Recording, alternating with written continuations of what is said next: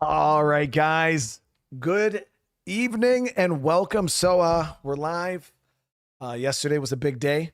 We got to I released the gameplay episode for State of Decay 3, and I gotta say, I want to first off say thank you so much. The reception for that video was absolutely bonkers. We're like not even a day in, we're almost up to like 200,000 views. We got like over 10,000 likes, like 2,000, over like 2,200 comments. I've been reading comments all morning. A lot of you guys been asking a lot of good questions. I've seen a lot of concern when it comes to certain other things. And that's kind of my goal, is to kind of talk about a little bit of what was seen in the showcase. Cause when I did this showcase, when I built the gameplay for it, I didn't want to talk too much while I was playing. I wanted you guys to kind of experience the game. And then I figured we could talk about it afterwards. You know what I mean? So that's kind of why I structured it like I did. So I'm going to kind of open up with just discussing one of the major things I've seen people talking about, which is something I can't address. There will be, I'm working with the team right now, and there'll be more stuff in the future for you guys, a lot more information, a lot of good stuff that you guys are asking for. People want to see base building. People want to hear about crafting and things like that. So be patient. Like I said, those systems are still very much being balanced and tweaked. And what's the point of me making a video saying, hey, this is how this skill works, and then they change it the next week, and then I'm like, hey, actually they changed how that skill worked. So again, it's one of those situations where just be a little patient, and you guys are going to get some good information. We want to see base building. I know. But I want to say again, thank you so much for all the love. You guys are the best community on the internet. The amount of love and support you guys showed the team last night was absolutely astronomical. And I just want to say thank you so much. So first things first, guys, I want to answer the number one biggest question and concern that I seen in the comment section. And I'm going to literally skip ahead really quick because I want to talk about this really quick.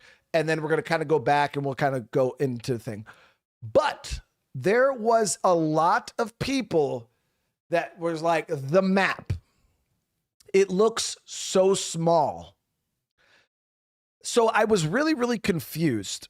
I was really, really confused when people said that, because I'm like, are y'all looking at the same video? So I think what happened, guys, is when you look at this image, you're like, oh, the map doesn't look that big. All right. I think what is working against the map in this image is the icons are quite big. So when you use the State of Decay 2 mindset and you look at these icons, you're like, oh, it's not that big. But what you guys aren't understanding is this plague nest icon. Like this nest right here is this location right here with this. Let me right here with this. It's a huge airstrip. Okay. An actual airstrip with a bunch of hangars. And it's huge. And when you look at the map, obviously you can't really see the scale. But the icon literally is massive. You know what I mean? But the one thing I want you guys to take in I want you guys to understand is this town. I think I do a close up of the town here. Let me see if I can. I'm just going to play the video out so I can. And water is kind of low. Infestation. We got some stuff that we got to clear. There we go. All right. So for instance, this is where the base is down here. And this is the town that I go into. So I want you guys to kind of envision. I'm gonna play so this is the airstrip. As you can see, this is that plague nest area. It's massive. Like this area right here is humongous. Okay. Now, when I went into town, I started the video. I was driving like right here. And I cut out a lot of driving because I didn't think, like, I only had a set amount of time to make a video. I didn't want to fill the video with driving, but literally for me to drive from here to here is like minutes. All right. Yeah, you should definitely do that. Patrick, show a Meager Valley overlaid on the map for scale. 100%. If you could get me something like that, I will showcase that, because I definitely think that you guys need to see the difference. But I am telling you guys right now, this is the town that we're in. So you guys seen me here. I was kind of checking this building here. Then I drove up and around the corner, and I drove down to the swine and bovine over here. That was all just in this town. All right. And when I zoom out on the map, look how tiny this town is on the map. You know what I mean? It literally is a tiny little corner over here.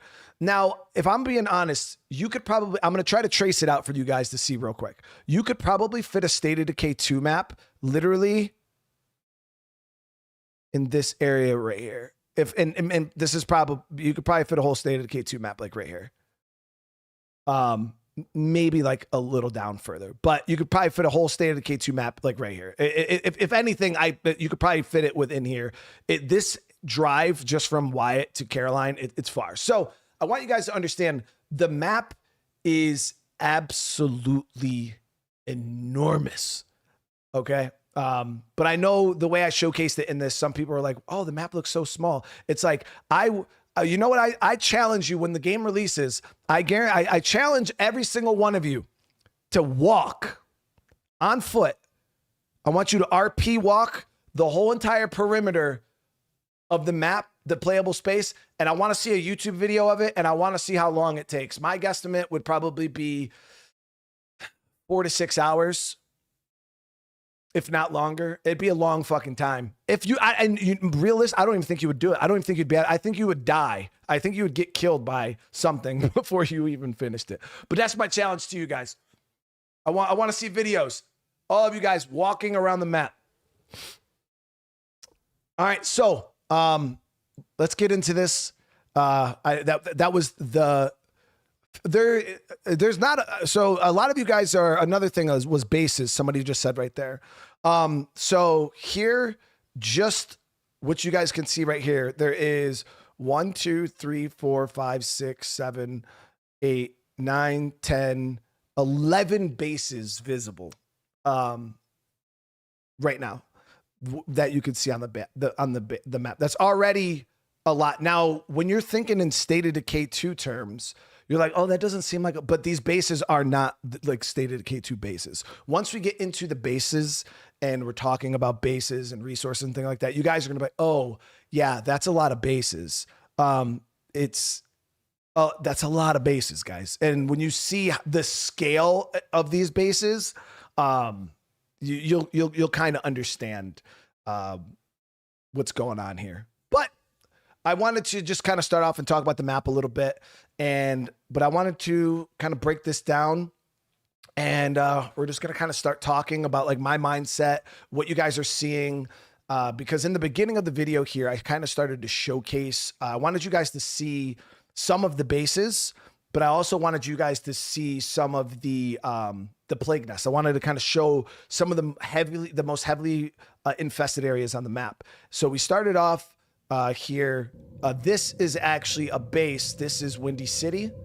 Now the cool thing is to claim some of the bases in State of Decay 3. As you guys know, you can have up to 3, and we will talk about this more, you know, when we're allowed to talk about base building, but you can have 3 bases at once. Now, some of the bases, to claim them, it's like clearing a plague nest. You could see here's the heart. You could see the nodes. They're all like, these bases are legitimate plague nests, and you have to go around and clear them out. So I kind of did like a little walk around Wind City. My bad. It's not, that's Chicago. Wind City, not Windy City. My bad. Wind City. This base is absolutely beautiful too, by the way, and it's super, super useful. But I wanted you guys kind of get an idea of the vibe of these places. This is another base that is fully infested. And this one looks like it's on a rooftop, right? I wonder what the name of that base is. But yeah, this is another place. You could see a node here. The heart's actually like up on the roof here. You can see it. This is where I fought the Juggernaut. This was the base that you seen off in the in the distance. And then yeah, I just kind of was showing like there's so many plague blisters here. Roof City's a good guess. Roof City's a good guess. So this is now the Plague Nest. This is the Aeronautical Museum. You can see it's an air museum. This place is pretty nasty. But you can kind of see like it's so good. There's like a plane in here that's just completely been taken over by the heart. This place looks really cool, and at night it's so beautiful.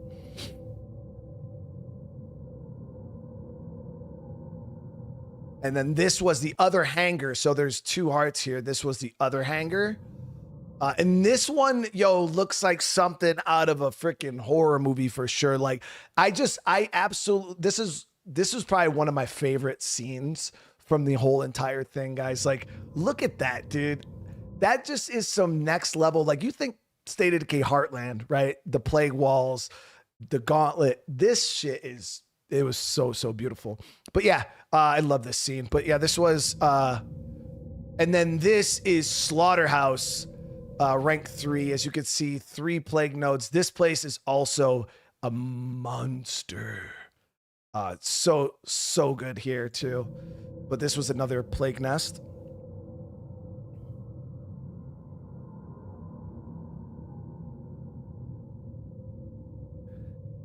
This is one of the fun ones.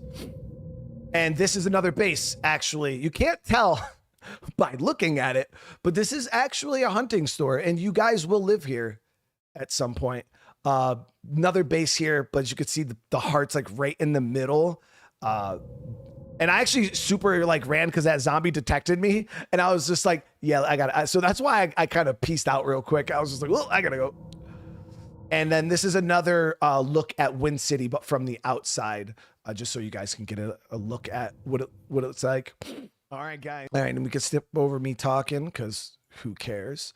But here we are. So this base here is the old fort. This is one of the bases that you guys will experience early game. But yeah, as you can see, I do have a couple facilities set up in here. We're not going to spend too much time talking about base stuff because I would like that to be its own thing.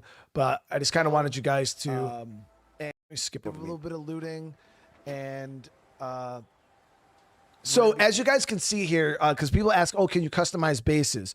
Bases in State of Decay 3 are very, you're going to be familiar. Make sure you guys are dropping. They're very familiar with what you experience in State of Decay 2 and so on. Comments, things you would like to see, things you loved, things you didn't like, everything. We want to hear everything. Yep. So sit back and enjoy, guys. Here we go. All right, guys. So yeah, so like the way bases are laid out is a lot like what you're used to. Customization and bases and stuff like that. There's a lot to go on there. I can talk all day just about that. We're not doing that today. That is the one thing we are not going to really talk about, only because obviously I can't talk about it yet. And there's going to be dedicated content to bases and things like that that will, trust me, be a lot better for you guys to take in, because then you'll get all the details. So why get half-assed details when you can get all the details? So, but I just wanted you guys to see bases are kind of structured a lot like they were in State of Decay 2, just with a bunch of new stuff. But I wanted to see if I had a... See, our numbers are not looking super great. Food's kind of low. I don't think... and water is kind of low. So I can see it from right there. So... the one thing that you will notice in the base here is the base actually has walls. And all I got to say is look at these walls. They kind of look like the walls kind of like from Daybreak, right? And we'll leave it like that. You know what I mean? Those walls look pretty interesting. And we'll keep that there. Boom. And then that was another question. That was another question that a lot of people kept asking was the UI. The UI, the UI, the UI. Guys, the UI is placeholder. I should have now after putting the video out, I'm like, I should have said that. I thought my alpha breakdown in the beginning of the video was descriptive enough, but it is placeholder. When the devs are making a video game, right? They're not going to go out and spend a bunch of time making the UI look super good while we're just testing the game. All that we need is to know how much health we have and how much stamina we have. It doesn't got to look pretty. Okay. all of the UI while you're testing the game does not need to look pretty. It just has to be functional. So that's what the developers have here. They threw something together and they made it functional so we can play the game, test the game, and get what we need done. But yeah, at the end of the day, the UI is just placeholder. I've seen so many people, oh, the UI looks so bad. It's just placeholder. All right. We're gonna do usually UI, UX, things like that. Those are some of the last things that get worked on. And we're gonna be preparing for to take on a infestation. We got some stuff that we got to clear out right here in our area. We have an infestation here, as you guys can see.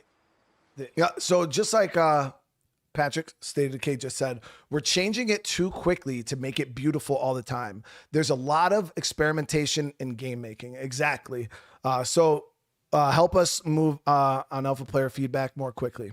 Exactly. So if they were to sit here, let's just, for an example, let's just say they added they spent a bunch of time making a meter right here that showed, every time your survivor ate, and it just it filled up with these super cool decorative cookies or something like that. It was a beautiful cookie meter. Say we got our community cookie meter finally, and they spent a bunch of time developing it. And then they start doing the alpha test and the beta test. And then all of a sudden people are like, dude, why the fuck did you make a cookie meter, bro? You should have made a cake meter. Obviously cake is better.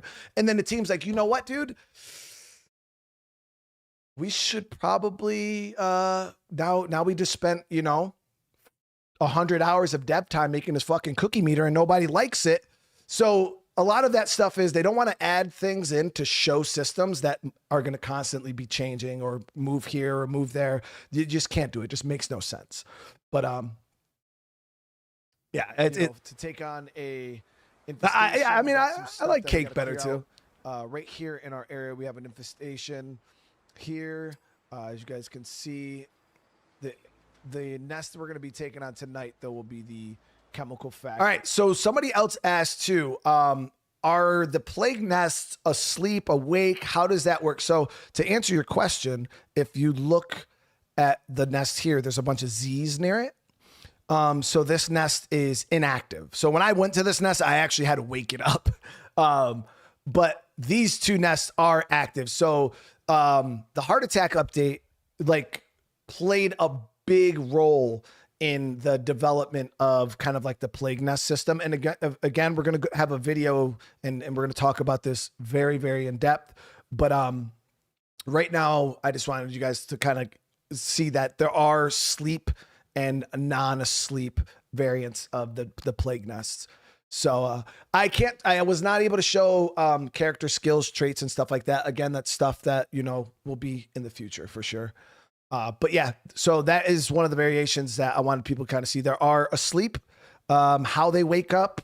You'll kind of have to see how that works. But I think the heart attack update on steroids, and that is kind of what the Plague Wars system is. It's pretty dope. But we have a lot of, we're going to take this vehicle here. It's not in the greatest shape. I got some parts on me. We'll get this fixed up. You're actually able to use parts in this too. Others can use parts. You can use. Okay, so able to use parts in this in 3 to repair cars too. There's actually multiple uses for multiple different items. You can make toolkits still. You can use parts. You can use duct tape. There's a lot of things you can use to repair vehicles. Same thing with. So I go into detail here. I start talking about how you repair vehicles. So in State of Decay 2. The only way to repair vehicles was with a vehicle toolkit. That was the only thing you could use. In State of Decay 3, there is actually multiple ways to repair the vehicles. Obviously, you got duct tape, you have parts, and you can craft toolkits also. And the really cool thing is things like duct tape can even be used as a healing item. So when I was getting into there's multi-use items in this game, where the resource management, it's so fun because especially early game, I know you guys love early game when you're sitting there damn, I don't really have any good healing items. I only got some duct tape. Do I, if my guy gets, ripped up by a feral, am I going to use the duct tape to heal? Am I going to use the duct tape to help, fix my car? Am I going to use, so you're going to be doing a lot of resource juggling, which is, it's so, so good. But yeah, there's a lot of things, like gas for vehicles, for instance. I didn't even showcase this in this. And maybe one day, if Patrick is nice enough, he will allow us to showcase the multi-use of like gas and ethanol. It's really, really cool. Like, you can use it as a weapon in a shitty situation. It's really, really cool. But there's so many little details that have been made in this game that I didn't even, like, when I tell you guys, I didn't even scratch the surface with this video. I was like, I want to get the most important stuff out, but there is so many little details that are in this game right now that you guys don't even understand how ridiculous it is. But yeah, again, I was just talking about like, there's multi-use crafting items. Not only do they have multi-uses, but they also have multi-use in crafting too. Healing items, like there's a lot of resources in this game have multi-use, and they're also used in crafting. So resource management is good. But we're gonna head up to this town, and then again, we're gonna try to just get a little bit of food and water. This is very early, like right in the start, so we don't have much. 11 bullets and a baseball bat. So I'll see you guys when we get up there. All right, so again, this is when I first pulled up to the town here. Like I was trying to explain to you guys the scale. It's super, super, super big. All right, so we are in town here. I actually don't know this area too well, so... Seconds! Now, I don't know if it was here. Might be a good spot to check for some food. All right, so we're gonna definitely have some company. Yep, we got a shambler here. Oh, and a big vehicle, nice. So that showcased one of the one zombie types, which are the slow shamblers. And if you guys watched my zombie video explanation where I kind of explained the different types, this is like the lowest tier zombie you'll run into in the game.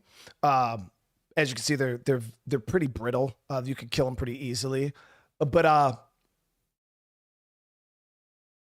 somebody asked a really good. So what about late game? I feel like this is going to get boring in the late game. Do they have a plan to make? So in what way are you saying it gets boring? Because I mean, you haven't even seen anything about late game. I don't know where your assumption is coming from. Because right now all you've seen was a little bit of combat and some plague nests. You don't even know what the end game is.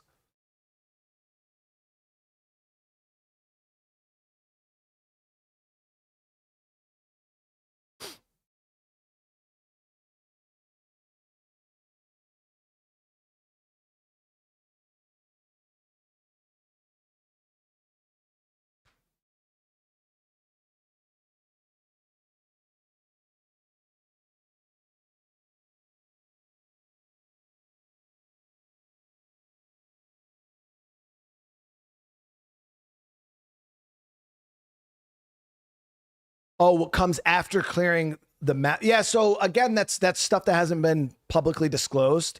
Like what happens after you kill the plague nest? Where does the game go from there? That is something that I'm not allowed to talk about. That's still stuff that's being developed and worked on. That is not something we'll be able to talk about. That's not something, honestly, I couldn't even give you guys the answer because again, that's not something that I know a whole lot about even right now.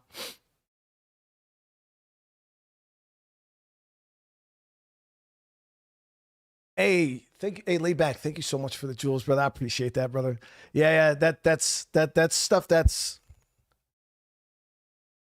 beyond just, I want you guys to understand that this showcase here was more of a like combat focus. It was kind of just trying to show the game, try to show a little bit of looting, scavenging, and mainly combat. It was kind of to complement the trailer, and there will be more details and things that come later, but that was kind of the focus of this. This was to kind of show you guys that the combat sequences and the things that you've seen in the trailer are, what does it look like in the actual game? And that's kind of what this was here. I know there's still a ton of questions that have not been answered. The purpose of this showcase wasn't to answer all the questions you guys have about it's more or less like it was designed to make you guys have an idea, but not to fully understand State of Decay 3 after this video. Just like, yep, I got it now. I understand everything. Like, that wasn't the point of this. We would need a lot more videos. But yeah, it was just a little, it was just a little something, you know, a little sneak peek. Exactly.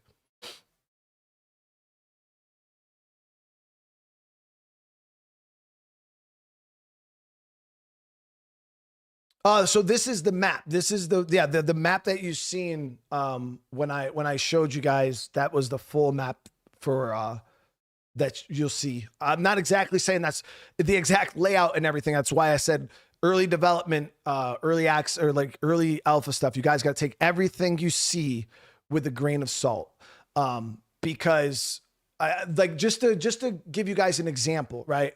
Let's just say this building here and how they have this town laid out. You know what? Like, say everything looks like shamblers for the most part. Say that this is just an example, but say they're like, you know what? This vehicle here, we actually don't like the way that looks. We're gonna take that out. We're gonna add a couple different cars. Let's actually get rid of this fence. Let's change this fence up. Let's actually just move this whole building. Let's put a different building. Like, so when what you guys are seeing right now, everything is subject to change. Like, they can move things around. They can change things. They could take stuff out. They could put stuff in. That's kind of why we were trying to let you guys know, like, hey, this is early alpha.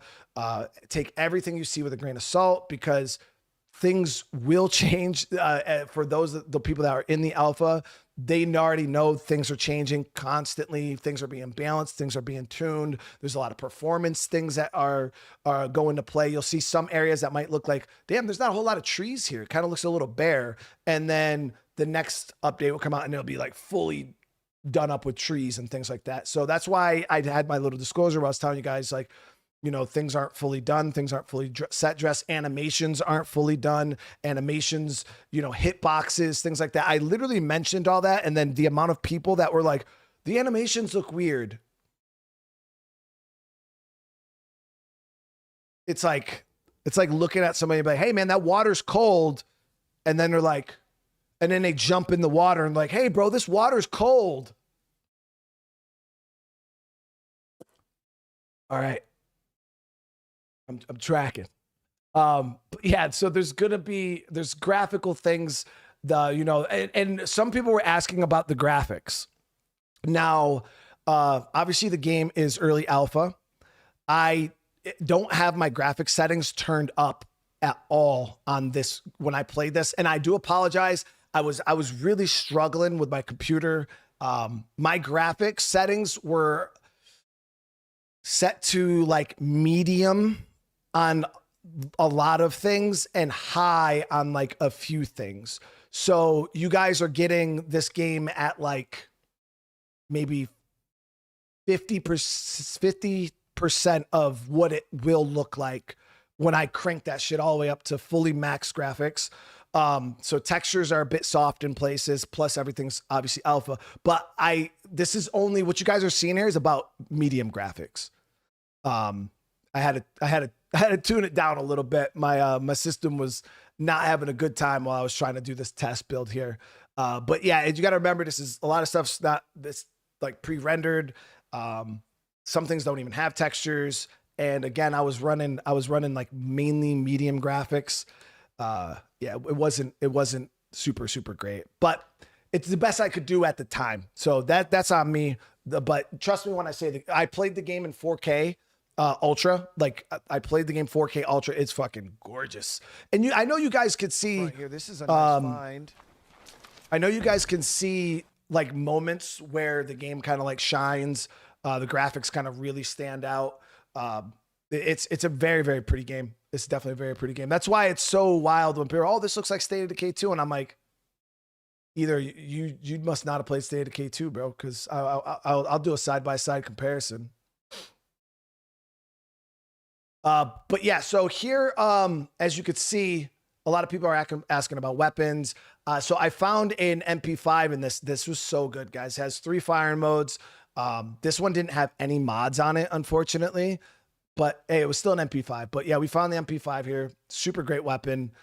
This actually was one of the reasons why I was able to take on the infestation. But yeah, I got a little bit of a weapon. Kind of gives you an idea. Now, one thing the reason why I stopped here is I wanted to point out storage. So if you guys remember, and this is an unupgraded vehicle. Okay, so this here is just stock storage for the vehicle. And one of the things I wanted you guys to see was the player inventory too. One of the things I kept telling you guys before is they made State of Decay 3 looting and inventory so much less. It's nowhere near as tedious as the previous games. And I love it. Some people might think it might be a little on the OP side because you can carry a lot of stuff. But in my opinion, it is so nice.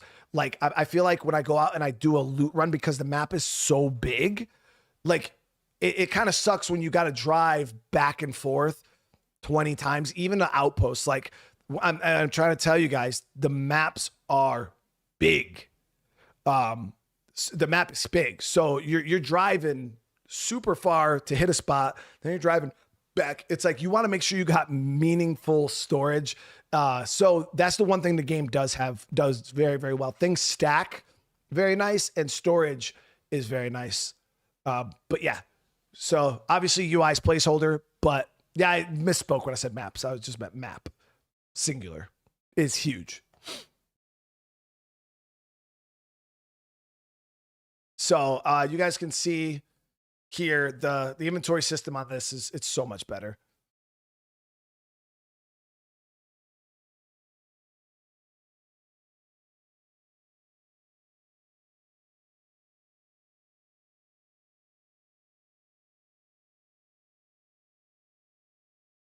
Can I talk about car modding? That's not been something that's been discussed yet, and it's still a system that is being worked on. So as of right now, car modding, weapon modding is something that we won't be talking about. So the inventory system, when I say it's better, it's just bigger. One of the things that State of Decay 2 struggled with was inventory size. Like you couldn't hold a lot of stuff. And it was pretty tedious, like going back and forth, but it didn't really matter because the maps in State of Decay 2 were so small. And the outposts were literally pretty much wherever you needed them to be. It was really, really easy to just kind of run loot. The only thing that was kind of tedious was rucksacks. Now, one of the things you guys would notice is when I do loot a ruck of food, it no longer shows up on your back. Now that it's kind of funny because Patrick will be interested for this. So I am team no ruck. Like, I think not having a rucksack on my back and just being able to see my backpack the whole time, I'm team no ruck. Now we have other people in the player council that are team ruck. So I want to see W's in the chat if you guys are team no ruck.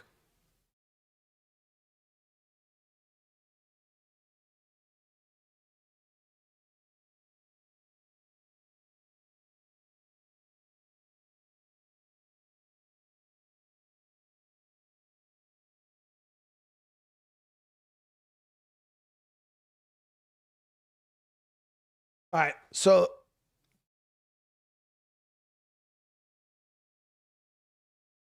damn, there's a lot of L's, dude. All right, hold on. Okay, hold on. We got to do this a different way. Yeah, we're gonna do this a different way.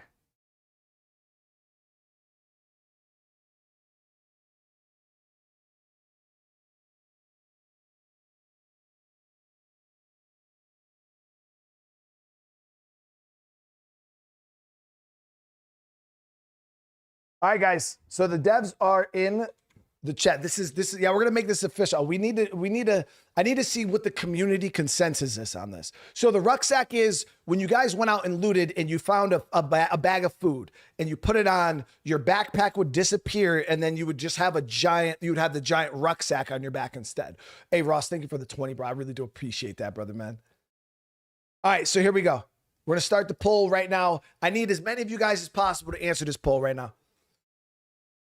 So do you want to see the rucksack on your back? Yes or no?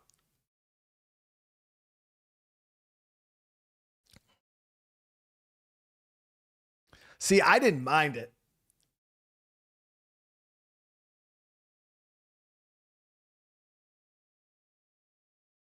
Hey, Balti, thank you for the super chat, brother, man.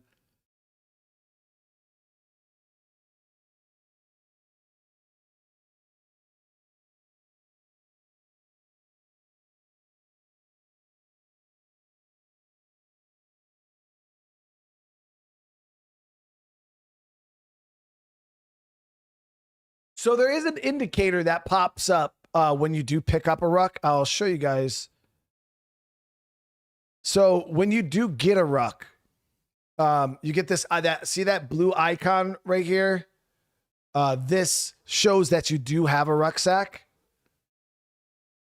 on you. So it's not like you just don't know you have a ruck, but you do have the indicator.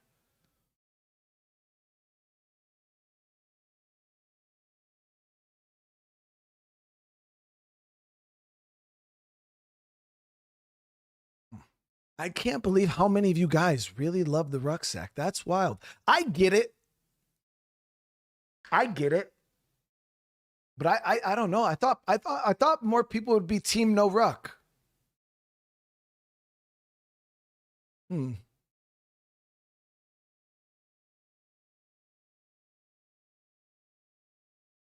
indicator should be on your back.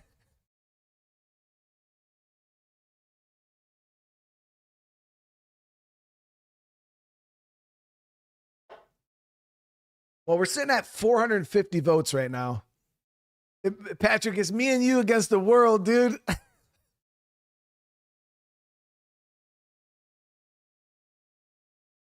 All right, so what if you had like a super dope backpack, though, guys? Like a super dope backpack. You still would want the ruck?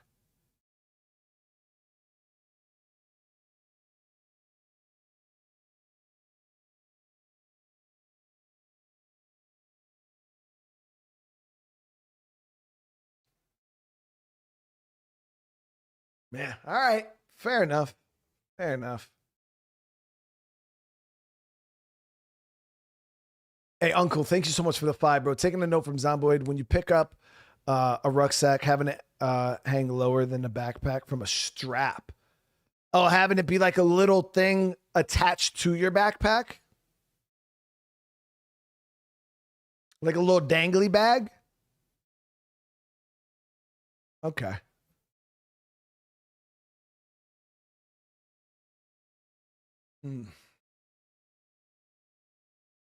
You guys surprised me with that, honestly. You guys surprised me. So one of the things that I wanted to point out here was obviously you guys remember Doug. Doug is the real hero.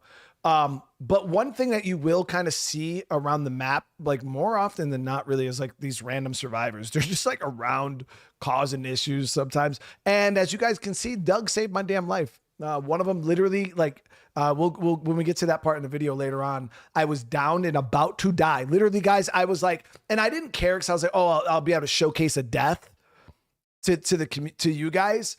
So I literally just accepted that fact at that point that Juggernaut was literally about to stomp me. And I was just like, here it is.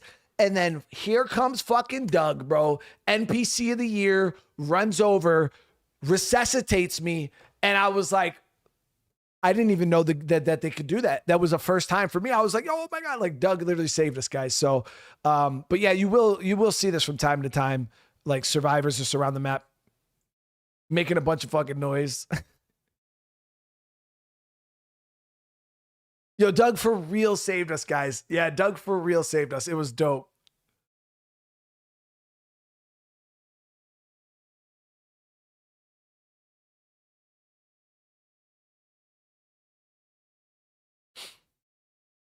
So this was one of the cool things. So this is a runner. These are very durable. These zombies here. They definitely on higher difficulties don't die with single shots to the head, but its execution was so great. Loved it. And you probably guys remember seeing we need a spreadsheet, honestly, to even explain to you guys. There's another survivor in the back there. But there is so many executions in this game. It's actually kind of wild. Like, during my playtest, I was just discovering new ones like over and over and over again. I was like, what the fuck? Like, there's so many executions. But yeah, so this, I wanted to go in here because it was swine and bovine, and these were in State of Decay 1 and 2. And I think one of the things you guys will appreciate is, again, I'm gonna be honest with you guys. I've worked, there's people in the chat right now. You know, Armigel, there's a lot of people who are in the alpha, including myself. And some people might be like, oh, bro, you're just glazing. Or like I played the game. One thing I will give you guys the benefit of the doubt is sitting here watching somebody play the game is one thing. Playing it yourself is a completely different beast. And I'm telling you, when you have that controller in your hand, okay, and you're going through these melee combat and you're feeling that feedback and you feel the weight behind the swings, because that's one thing that just does not really come across the video is like when you're hitting these zombies, sometimes the hitbox animations are a little weird. I'll give you guys that. Sometimes, you know, it doesn't seem like it's fully hitting, but a lot of the times, like when you get those full swings in, it feels so good. Like the weight behind the melee is so fun. And I will give you guys the benefit of the doubt, but I'm going to tell you guys right now, I have not. Glock, Army, Paul, Gruesome. There's so many people in this chat right now that have played this game, and I'm not paying them a cent to say anything good. I have not met a single person yet that has played State of Decay 3, okay, and will not, and that will say that it's not 10 times better than State of Decay 2. In its current form. Like the alpha version of State of Decay 3 right now is already a better game than State of Decay 2. Everything about it is better.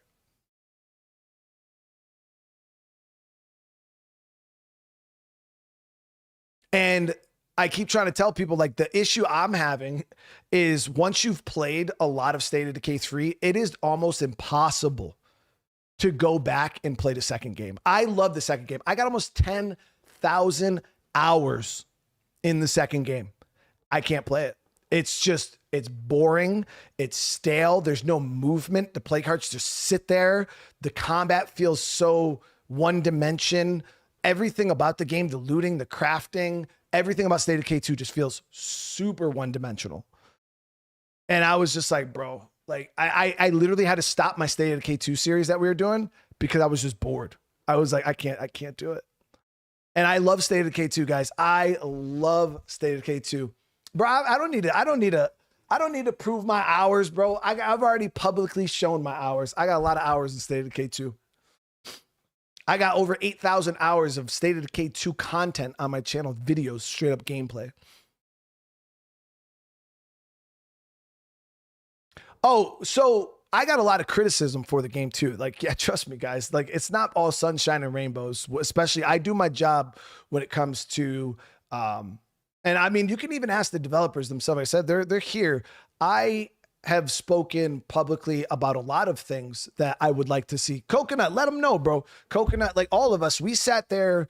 The team obviously flew us out there, and it's not just then. Like, there's been multiple cases where we'll sit down and we'll talk to the team, and I'll be like, "Hey, man, I'm not a fan of this, or I think that this isn't super fun, or I think this doesn't feel good," and I am very, very vocal. I don't sugarcoat anything. I just tell them how it is. And that's the greatest thing about the team is they're very receptive on the feedback. Like that they wouldn't have brought us on and they wouldn't do things like this if they didn't want to hear the bad things. And that's why, like, I know some of you guys are in the chat and people are like, oh, like it looks so bad, or this looks bad, or that, or this and this and that. Like, I'm not sitting here saying like, don't speak your truth, because honestly, if like people are like, hey man, I think this looks really bad, And then enough people say this looks bad and people don't like it. Maybe the devs are like, hey man, I guess people don't really like this, so let's change it. So that's why it's okay to give your feedback. Now, I think when people are overcritical and they're like, oh man, the graphics look like shit and this looks horrible. And then you literally see the giant early alpha gameplay tag. And I sit here and I tell you, yeah, the game is running on medium graphics, 1440 resolution, not even 4K. And people are, and people don't want to listen to, or, oh, the UI looks like shit. And you're like, well, the UI is placeholder. And like, no, UI looks like shit. Like people just don't, those are the people I don't listen to. Those are the people that we just say, all right, go over there, bro. Cause you're not bringing anything constructive to this conversation. You're just talking shit. Like, but yeah, we want to hear the bad things, guys, for sure. We want to hear the things you don't like, the things you do like, but at the same time, we want it to be constructive and not just, just people saying shit to say shit.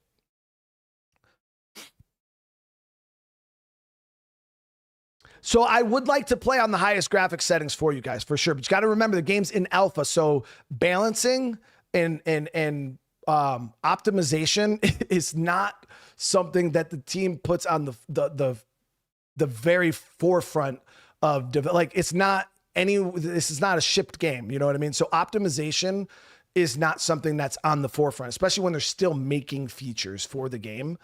So the game's it's not designed, it's not supposed to run great. It's not for public consumption. You know what I mean? So at the end of the day, you're going to run into frame drops. You're going to run in, it is what it is until, the game goes beta, and that's when they'll really start working on honing in on performance issues. But yeah, early on in development, the last thing on their mind is, oh, like, how will this run right now? Like they don't care how it runs right now.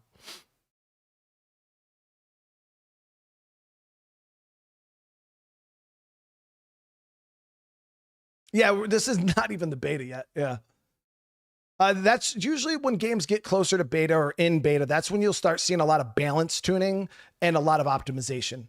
Because that's when they do like they'll get a very, very high sample of players into it, and they'll get a lot of people playing, and then they'll start to see big numbers. Like, okay, we can see everybody's hardware. We got people on console now playing. Also, that's when they can actually get a good kind of idea of what performance looks like, and that's when you start seeing them really tweak balance and performance. But you're not going to see that this early. You're not going to see this. All right, let me see here.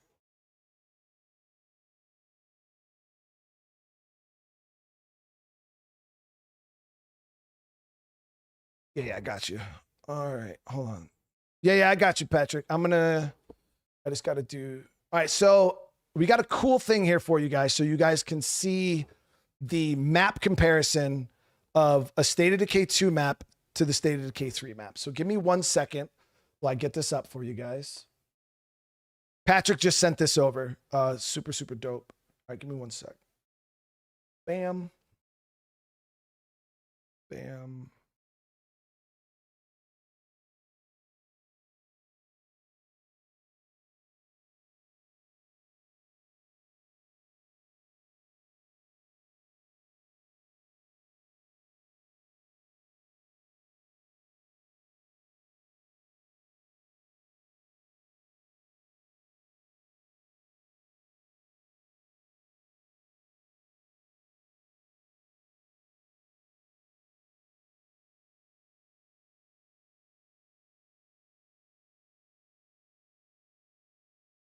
All right, I think that's good. So I'm gonna flick this up real quick for you guys to see.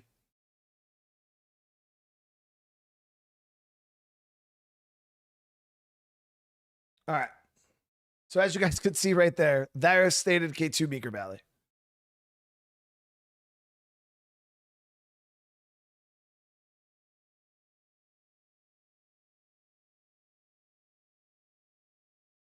So now I kind of give you guys an idea of the scale of the map. All right.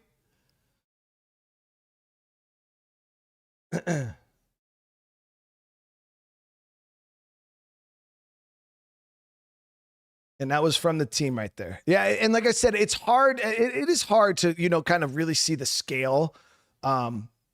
That's why I was like, everybody was sitting there talking about the map size, and I'm like, what? Wait, what is going on here? And then, but then I got it. I was like, oh, maybe it's the scale. Maybe it's the size of the icons. But yeah, you guys can see the map's big. The map is super big. Hey, Dr. Aegon, thank you so much for the 6, bro. I appreciate the super chat, man. I appreciate the super chat. So the team has already said on release, 1 big map.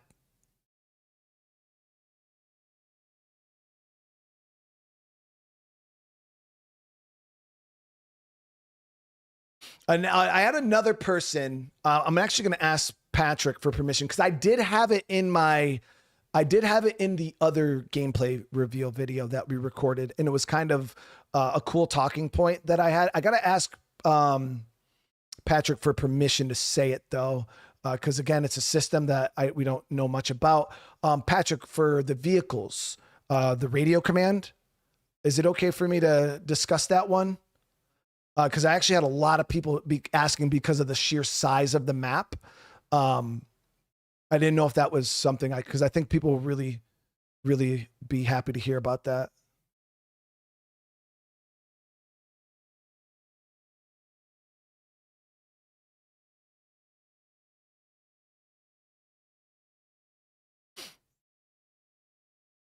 Oh, okay. I appreciate it.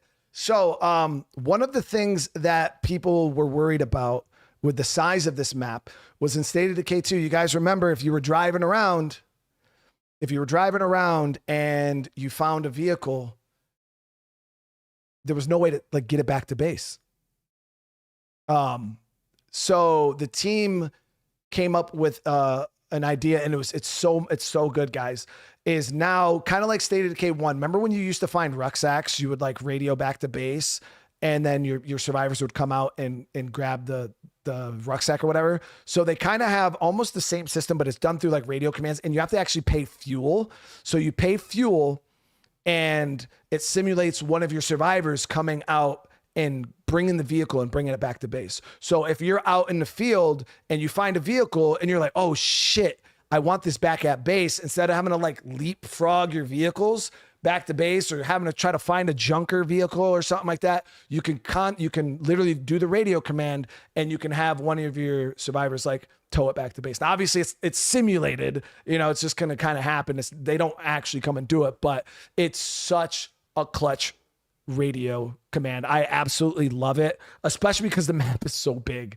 You're going to be up north, you'll find a freaking truck or something. You're like, oh shit, yeah, I want to get this truck back to base.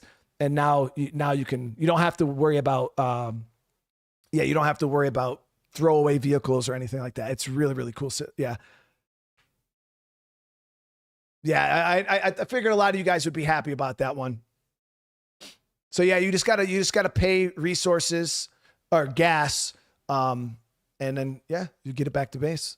So one of the things I wanted to kind of talk about here was this whole engagement here was me going up against what is now the new infestations in State of Decay 3.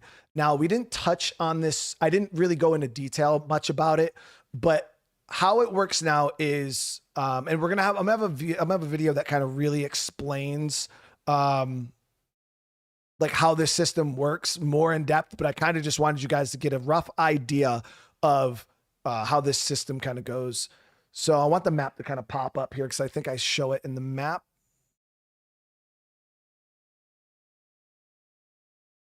Yep, right here.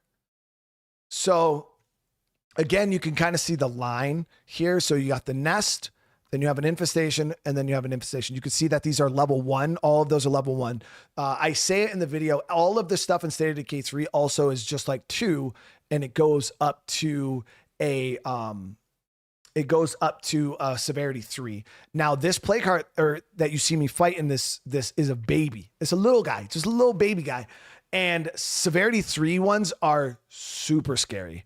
So we're going to go into detail on that system and how you can combat that system and, how you should approach it. But just understand that stage 3 infestations in State of Decay 3, scary stuff. You know, in 2, it was just a bunch of different zombies that kind of showed up. But now imagine like State of Decay 2 plague hearts, but they populate, like they spawned in the world. It's a dynamic thing. It's not just like, you know, Meager Valley starts. You have 19 plague hearts, and that's the plague hearts. You kill them, you clear the map, and that's it. These hearts, they will spawn. You'll push them back and clear them. They'll spawn, and they could spawn in different directions. They could spawn in different buildings. So it is very, very different than State of Decay 2. And that's why I was kind of telling you guys, like, after playing this and going back and playing State of Decay 2, it's like, it's so stale, guys. This, I was playing on Dread. Yeah, so this wasn't even the hardest difficulty. This was just Dread. And as you guys can see, I was kind of getting my ass handed to me a little bit. Lethal Zone is very dangerous. So I've seen a lot of people that, oh, I'm going into lethal day 1. Good luck with that. Good luck with that. I will, I'll send some roses. We'll see how that goes. Yeah, you want it harder until you try it. One day maybe we'll have a Lethal Zone showcase. It'll be a short showcase, but maybe we'll have a Lethal Zone. I don't even think we need to. No, you know what? No Lethal Zone showcase. You know what? I want y'all to go see it yourself. I want y'all to experience that. No, that's an L that you guys have to take for sure. That is an L y'all have to take. But yeah, so as you guys can see here, I just wanted to kind of go over how these spread. But yeah, plague hearts are now they're very dynamic. That plague heart system is dynamic. It's fun. That plague hearts change too. Like I said, it's not just like State of Decay 2. There was 1 level to plague hearts. You know what I mean? In this, there's 3 levels, and trust me, there's a very big difference between 1 and 3. Same thing with the nest. The nest that you guys seen me fight later on in this video was a stage 3 nest. That's why there was 3 hearts in it. So, yeah, there's a very, very big difference between low level stuff and high level stuff. So, but yeah, here we, high end PC to play. No, there's people that have medium range PCs that play this game perfectly fine. And it's going to be on consoles. Will there be difficulty sliders? Yes. Philip already said in his interview with Sunny that, you know, State of Decay 3 will not be any different when it comes to accessibility for difficulty. It'll be just like State of Decay 2, where you'll be able to fully customize the game, the sandbox, the difficulty, stuff like that. If you're somebody who wants easier combat, but you want the world to be harder to find loot and community stuff to be harder, like they already said that they're going to have that same system. That's kind of just their thing now, which is awesome.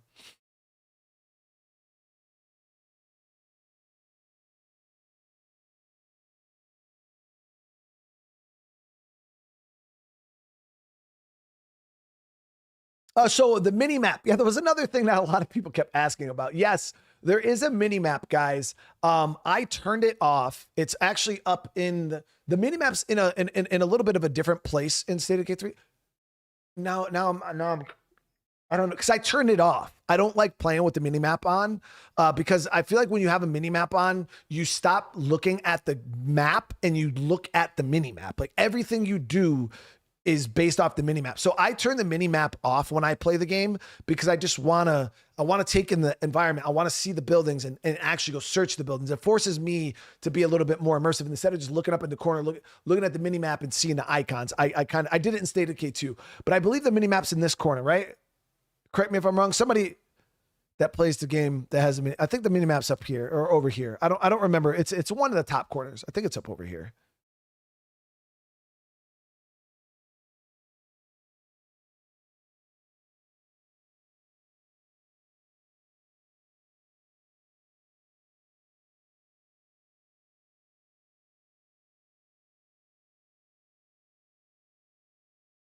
Holy shit. Official, brother. Thank you so much for the fucking 20 gifted, bro. That's absolutely ridiculously huge. Upper right. Okay, yeah. So mini map's up here, guys. I just turned it off. And realistic, I probably should have turned it back on. Does the rain affect zombies hearing? So Philip already talked about it in his in his interview. And as you guys can see, like the rain doesn't affect like the zombies. It's just a visual atmospheric thing right now. It does affect cars. Like when you're driving, you'll feel the roads being a lot more slippery. But there's no like audio effect on the zombies or anything like that when it's raining. But official, seriously, brother, thank you so much for the 20, bro. That's huge. And official with the 50, bro. Semper Fi, brother. Holy shit, man. Out here showing mad love. Everybody who's received the membership too, welcome to the fam.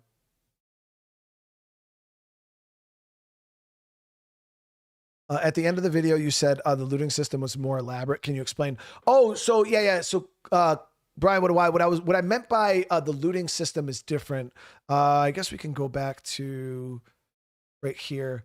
When I guess elaborate might be a big word for it. So what I meant by is like in State of Decay 2, looting, it's even in 1, looting was you didn't really have to put much thought into searching the buildings because as soon as you walked into the building, it told you how many containers there was. So you already knew how many containers there were. And it told you, and then they were like these big, glowy containers. Like they stood out very, very easy. So in State of Decay 3, they went for more of an immersive looting. So when you go into a building, you don't know how many containers are in this building.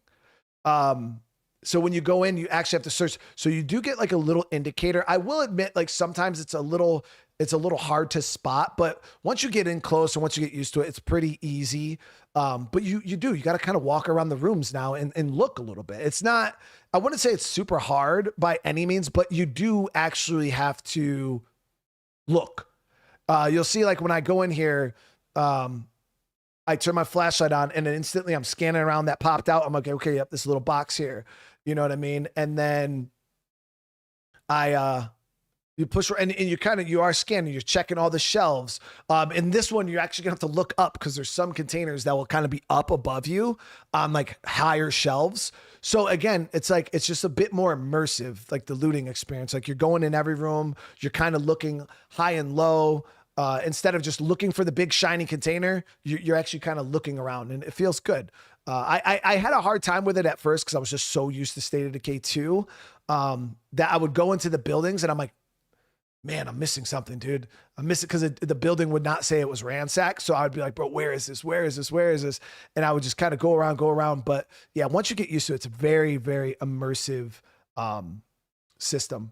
So that somebody asked a good question that I don't know the answer to. So as of right now, when you loot, there's no fast search and there's no search crash. But as you can notice, looting is already quite fast. It's not like in State of Decay 2, like where you almost already fast search. There are quote unquote search crashes in the game still. I didn't showcase it in this because I did find one. Actually, hold on. I got you guys. So there are still loot hazards. Oh, where the hell is it? I walked past one here. Yep, right here. So I'm going to pause it as soon as we get up here. Are they going to add loot animations? I don't know. I'll leave that to Patrick. Patrick, are you guys planning on adding loot animations?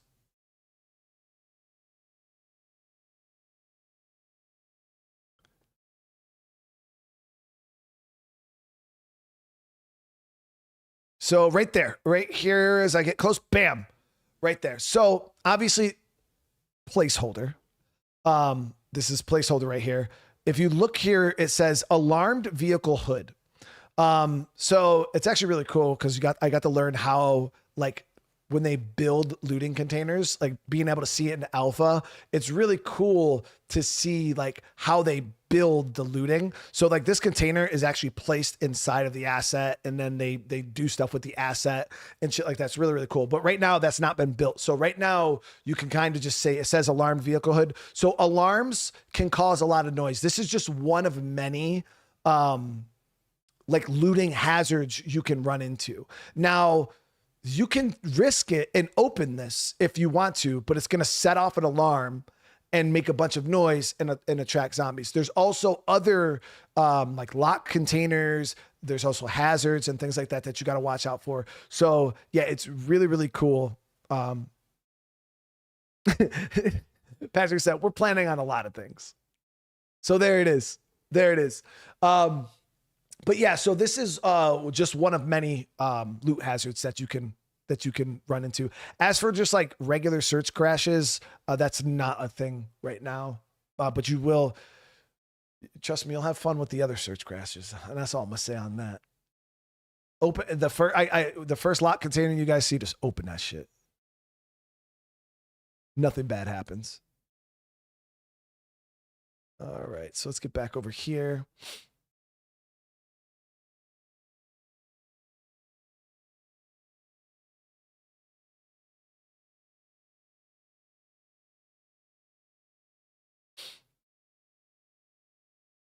On your gameplay watermark, it says standard difficulty. Is that, yeah, the watermark was definitely bugged. Cause even when I put it on lethal, it still said standard. So yeah, I don't know why it just wasn't, updating with the actual difficulty I was playing on. So, but yeah, I was playing on, Dread Zone. This whole entire playthrough here was on Dread, guys.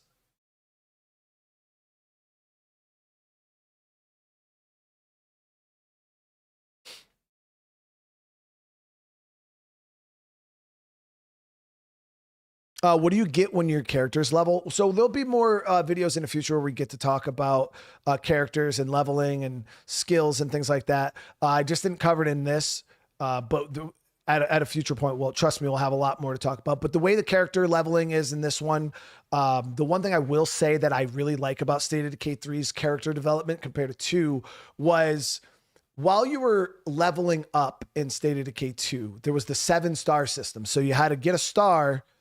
You had to get 7 stars, and then once you maxed out on the 7th star, then you would be able to specialize. And the problem with that system was, it was like those first 7 stars, like a lot of time invested into those, that you didn't feel any gain. Like some skills would give you like a little bit of extra health or a little bit extra stamina, but that was really it. Like as you were leveling those stars, you really didn't see any change in your character. In State of Decay 3, the way they have the character leveling is it's a lot more like you will when you level and you'll probably seen the pop-up when you get a quote-unquote skill star, you feel the impact of that level up immediately. Like, you know what I mean? Like you benefit from it immediately. And I think that's why I like this system a lot more. Yeah, you could toss, you could do it in State of Decay 2 through also, where you could throw shit behind you. Lee, I'm glad you enjoyed the video, dude. Yes, Dr. Agon, the area does continue to get, like, as the plague spreads, it gets pretty bad, man. Yeah, the whole, because now this plague system is very dynamic. It moves all over the map. So like this area right here, a lot of the map becomes this. If you just let it grow out of control, it could get really stupid, like really, really stupid. Scary, scary, stupid. But right there, you guys see, I just cleared that out. That was just a little baby plague heart. Still quite a few zombies that showed up to that. A lot of runners, things like that. But we got some decent loot. We got a repair kit, gas can, some ammo. It was pretty decent. What happens if you don't fight the plague back? You ended up with I think you guys probably seen the blockade thing that pops up when I was at the plague nest. But again, we'll go into more detail about that stuff at another time.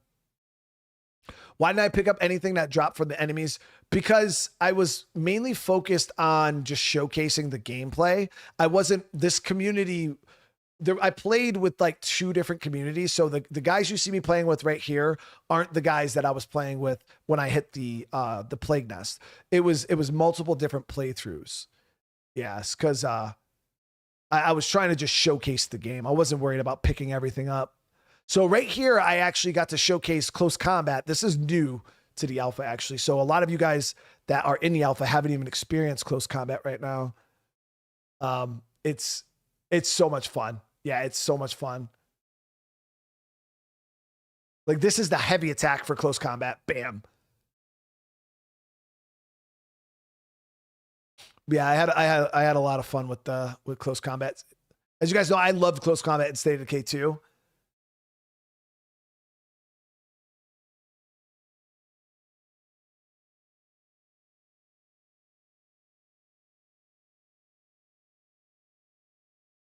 So the one piece of feedback that I gave the team,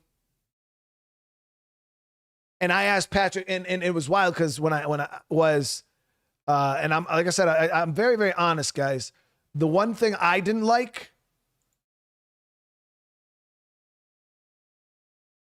was the hit marker. As soon as I had the hit marker, I was like, yo, Patrick, I was like, is there a setting to turn this fucking hit marker off? Because I like the immersion. I like making my screen very minimalist. So the first thing I was like, bro, can we turn the hit marker off? Like, I was like, that was one of the first things I asked. And I also seen a lot of other people asking in the comments about the hit marker. Because I know a lot of you guys were like, bro, what the fuck is this hit marker? I've already put that in my feedback. I know I've seen other people put it in their feedback. I know the team is tracking. But yeah, I definitely wanted there to be no hit marker too. So understand, because I see some of you guys being like, oh, the fucking hit marker. That, yeah, I wasn't a fan of it either. But it serves a purpose when you're testing because you want to know if you're hitting or not. You know what I mean?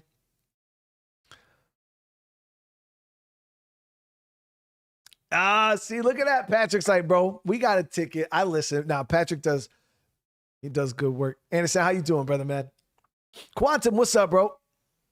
So, yeah. So this was a nice, and guys, I love this atmosphere. So people were asking, you know, what happens if you just kind of let the play go? So this isn't necessarily what happened, but this is what the map starts to look like.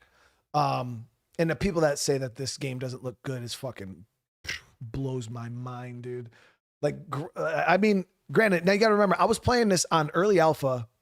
Okay, guys, on medium graphics.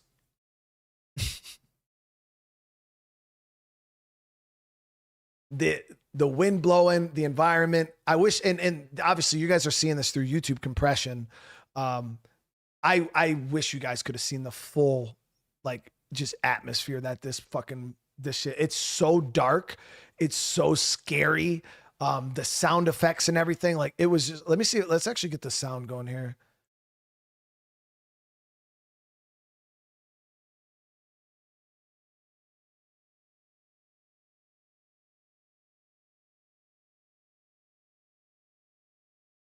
I mean, even here, like, this is actually one of the, I didn't even realize this when I was here, but just the lighting right here, guys.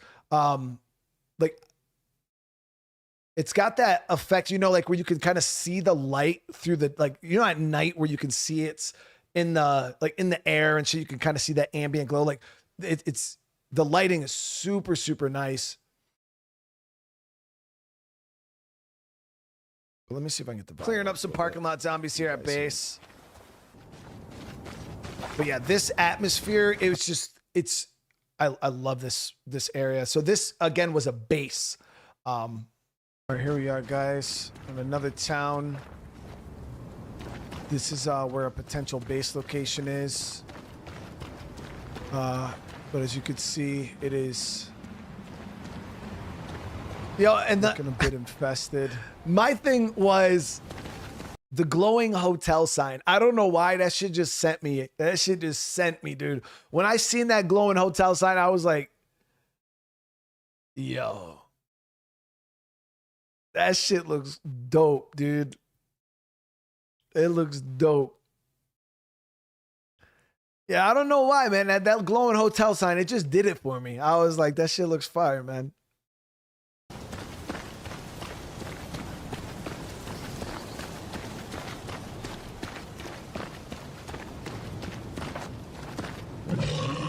And then I heard that juggernaut, and I was just like, oh, shit.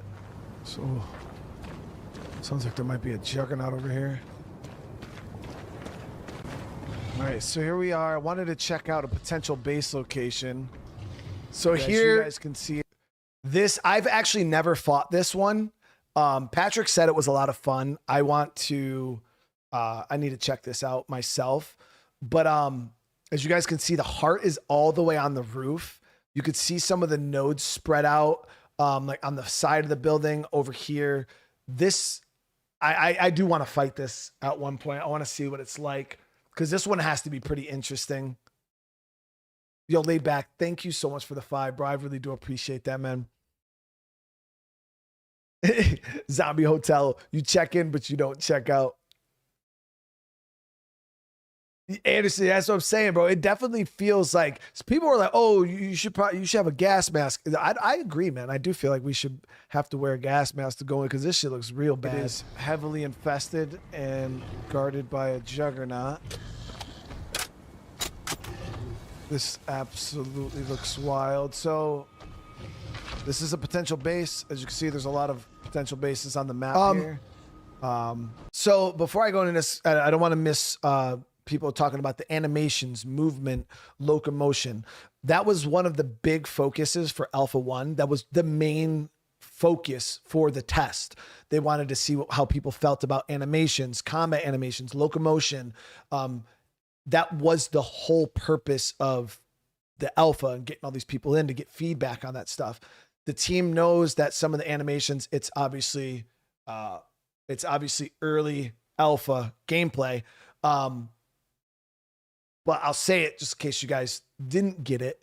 A lot of those animations are still being tweaked and worked on, because that's what the whole point of the testing is. Just so you guys know. So what you guys see here is still early alpha gameplay. Things are still being tweaked. I literally said it in the beginning of the video. Like, you're gonna see weird things with. Hold on. Let's let Brian do the talking, because I know I said it. All right, guys, welcome. Here we are. So this is like some world premiere State of Decay 3 gameplay. I hope you guys enjoy this. I want to first off say thank you so much to the team for allowing me to show this to you guys. This is a really cool time. This is legitimate gameplay. This is not trailers. This is not anything. This is the real deal. So I want you guys to sit back and enjoy a little bit of a gameplay showcase here. Listen to this guy. I will say though, the game is very early alpha still. So there's going to be bugs, there's going to be glitches, there's going to be graphical things, there's going to be things that aren't fully set dressed. You're going to see hitbox animation stuff. Like there's going to be things here and there.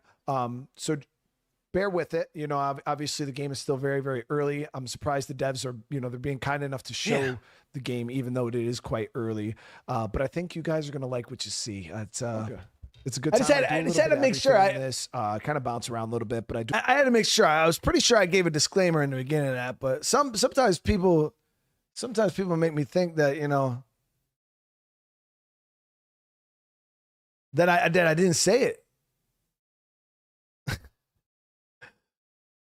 They definitely skipped chat. I'm gonna tell you right now, this is what happened. All the people that you see commenting stuff like that, this is exactly what happened, right? The video started. They were like this. I guarantee you. Watch. I'm a viewer that just clicked on this video. Oh shit, that looks really cool, man. Okay, hype. That looks pretty scary. Hold on, you ready, guys? Hold on. No. Look, watch. Oh, that looks cool. Yeah, that looks cool.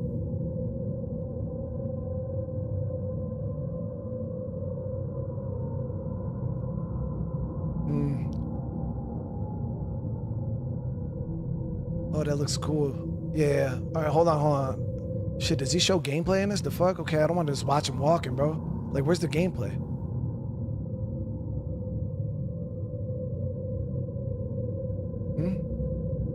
Okay, yeah, that looks cool. All right, but where's the gameplay? All right, that looks pretty cool.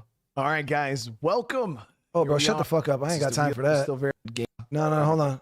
Where's the gameplay? Clear out. Oh, here we go. A little bit of looting, and that's how people watch the fucking video, bro. I guarantee it. And then they got the nerve to be like, man, this shit look janky as fuck, bro. Why does shit look so bad? Why does shit look weird, bro?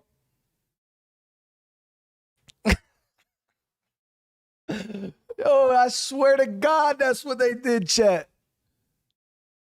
I swear that's what they did. And y'all know, and I know damn well you in the chat right now, you're like, yeah, you know what, bro? I did do that. Stop it. Stop it, dude. That's crazy. But it's all right. I get it. I get it.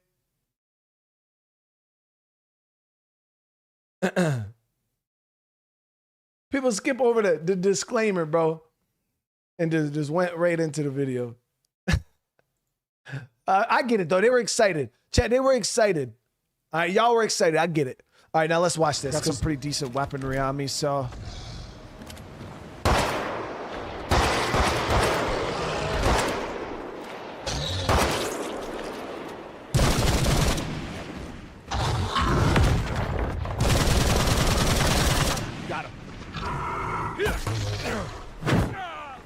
Don't got. All right, so I'm gonna be dead ass honest with you guys. Right here, okay, right here, the this is the Juggernaut. So those of you guys that are in alpha, you guys haven't fought this Juggernaut yet. This Juggernaut is obviously still in development. They're super cool. You guys seen how I staggered them? So I'm gonna be honest with you guys. This is not my first time with this Juggernaut. I actually have footage of my first time fighting this new Juggernaut. We didn't end up using that gameplay footage. Patrick knows, but yo, this shit caught me so off guard because originally the Juggernauts, as I told you, the alpha is constantly changing, and they're adding new features like all the fucking time. So like from one update to the next update, I go into it and then I fight in the Juggernaut, and then all of a sudden he starts doing new shit. And I'm like, it caught me so off guard. Like I said, I didn't release the footage of that, but there was footage of when I first seen this Juggernaut. Shit blew me away. But yeah, when you it fooled me. Like you go in and you think you got them from State of Decay 2, and then they kind of like brush you off. It was so cool. So let's let this roll up. Got him. Yeah, the guns sound so heavy. They're so. I love the gun sounds in this.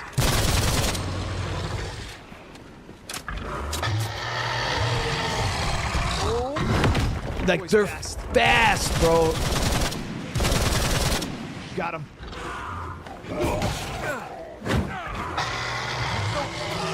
Oh, so that's their rage mode. That's. Oh, we're gonna die. We're gonna die. We're gonna die. I haven't lived through hell to die like this.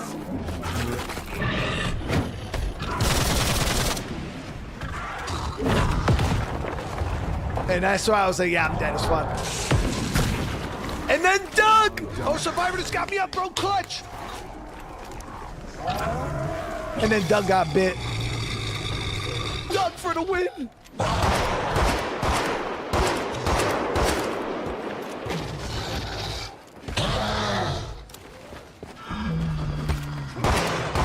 Got it. All right, Doug, we gotta go, bro. I'm sorry. And then I peaced out. But listen, Doug, listen, chat. I know y'all, oh, you're fucking savage, bro. How you gonna leave Doug like that? Listen, Doug held the line, chat. I had 9 HP. I had 9 HP. So Doug held the line so we could get out of here safely. Yo, he will forever be remembered. Now, I'm gonna be honest with you guys. I have like a lot of hours in this game, and I've never had that happen. So this was State of Decay at its finest. Like Patrick, like have you ever had a situation like that happened? Like it was so just dynamic. Like this was State of Decay at its finest. You can't script this shit. You can't make this shit up. This just happened organically while I was playing the game. I literally was gonna die, and then Doug just came out of fucking nowhere, bro. Like, and just saved my ass.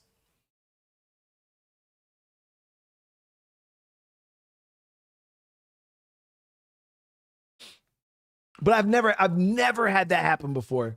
So it was super cool though. But yeah, he just came. He was like, "Yo, I got you, bro."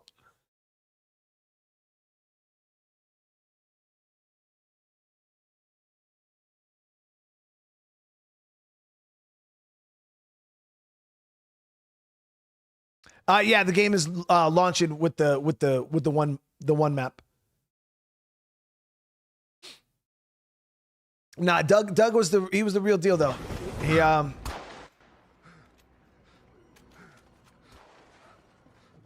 He saved my life.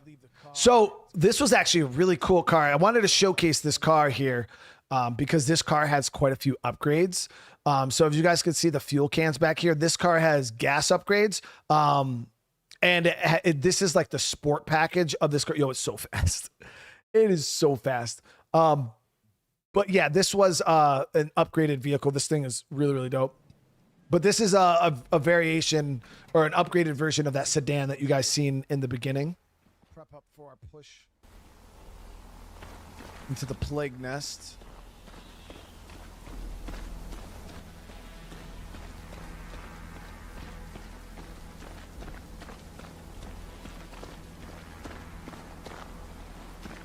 Can I tell you guys about the type of cars?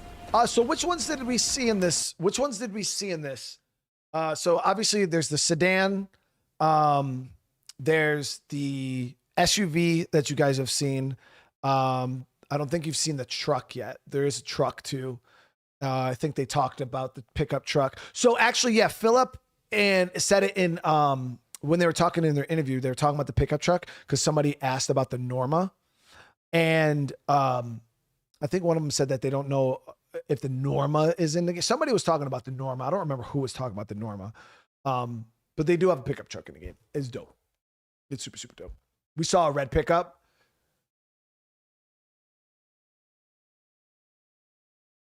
Oh yeah. So yeah, my pickup truck. Oh yeah, I did. And you know what? It's crazy. I'm such an idiot. I picked that pickup truck on purpose because people were asking about the Norma. Yeah, I know. So this truck here is actually a Norma. Like the back of it says Norma. All right, yeah. So we're back in here. And this one is actually shotgun. That one actually has the performance upgrades too. So it's fast. Yep, we got a. And I think I added. I think that one had a cargo upgrade. I don't remember. Big vehicle, nice. Let's get back to this.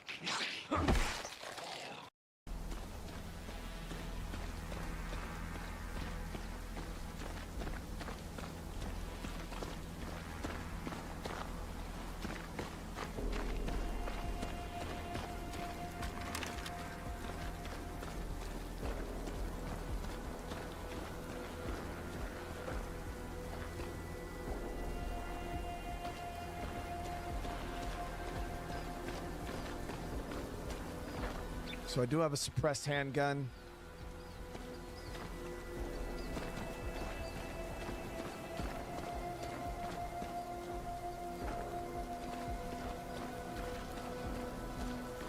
Our survivor here is a newer survivor. Yeah, so outpost, base, things like that. I haven't been able to talk about yet. We'll be talking about those in the future. He is a stealth character. So that right there is one of many stealth executions. This one is pretty cool. It's very fast. The one thing I would tell you guys though is stealth character.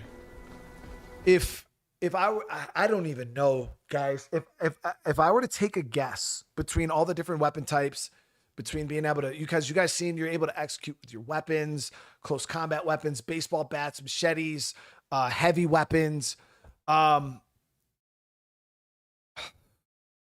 I don't even know how many different executions are in this game. Patrick, if you were off the top of your head, dude, just to throw out a random number of how many different executions are in State of Decay 3? Like ballpark it, dude. Guys, there's so many. Like, I really don't think you guys understand how many. I want to see Patrick's ballpark because I want to see if it's because I don't want to.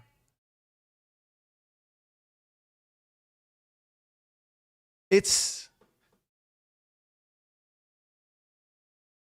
Oh, he had to go? Okay. So if I were to ballpark it, I'd probably say 20 different like if not, there is so many executions in this game. And I keep seeing there's so many. Damn, okay, we got 2 bloaters in the parking lot. Now, for them, what we can do, there's the market right there. All right, so one quick thing, because I see this comment so much, and I'm just gonna assume that you guys haven't played State of Decay 2, because this is a big, and I'm only bringing it up because I've seen a lot of people say this. People are like, "Oh, bro, this is State of Decay 2 with mods. Nothing has changed." I've played State of Decay 2 with mods, a lot of mods. I just played State of Decay 2 with mods 2 months ago on my channel. This game is nothing like State of Decay 2. Like, they're the same. They're State of Decay games. They play similar because they're all State of Decay games, but this game is a lot different. Like, just in the scene alone, you know what I mean? Let me know if you can throw distraction items like bottles in State of Decay 2. Distract zombies, and because that's in State of Decay 2. You know, rain is in State of Decay 2. But yeah, there's it's a very different game, trust me. I mean, obviously it's a State of Decay game. You're going to see familiarity between the games because it's obviously just like you can go look at any Assassin's Creed game, just like you can go look at any Fallout game, Elder Scrolls. Like, you can see similarities. You can see similarities in the games because, I mean, how many different ways can you dress up fighting zombies? You know what I mean? It's obviously going to look the same, which is what we want, because the last thing I would want them to do is turn State of Decay into something that it's not. So obviously I would hope that when you look at State of Decay 3, you can see the franchise. That's what all of us State of Decay 2 fans want, or State of Decay fans want, is we want continuity between the franchise, the games. But trust me when I say, a lot of people right now are in the comments saying, "Oh, this game, it just looks like State of Decay 2 with better graphics." Well, first off, let me just say, State of Decay 2 has nothing like Plague Nests. It has nothing like all of the freaks and how they function. State of Decay 2 doesn't even come close to it. The dynamic Plague War system, the base system, like you can have 3 bases with oodles of survivors. State of Decay 2 doesn't have that. You can't have more than 1 base in State of Decay 2. The way that this plague system is so dynamic with the growth, the spread, the way you have to fight them and take them on, the nest and things like that, State of Decay 2 doesn't even come close to that. And this is just the stuff that you guys have seen. Now, the stuff you guys have seen and that I've actually been able to talk about and showcase is about 30% of what is in this game. Like, you guys have not seen anything with bases other than, you know, that you can have 3 of them. You guys haven't seen any crafting, customization. You guys have not seen any missions, no story stuff. So, and you guys haven't even seen the map, like most of the map. You know what I mean? So people are sitting here looking at like a 30% of the game, maybe 30% of the game, and being like, "Oh, this is just a copy of State of Decay 2." And then sitting here trying to say, like, it's like, bro, what? What are you looking at? And at that point, I'm just like, you know what, bro, you must not have played State of Decay 2, because I played a lot of State of Decay 2, and I can tell you right now, this shit is way different.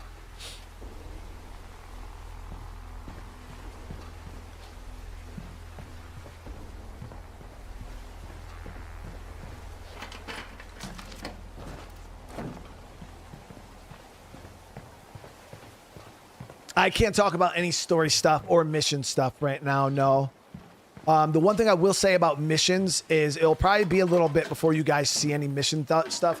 And I only bring this up because once the developers kind of explained it to me, I was like, oh, that makes a lot of sense.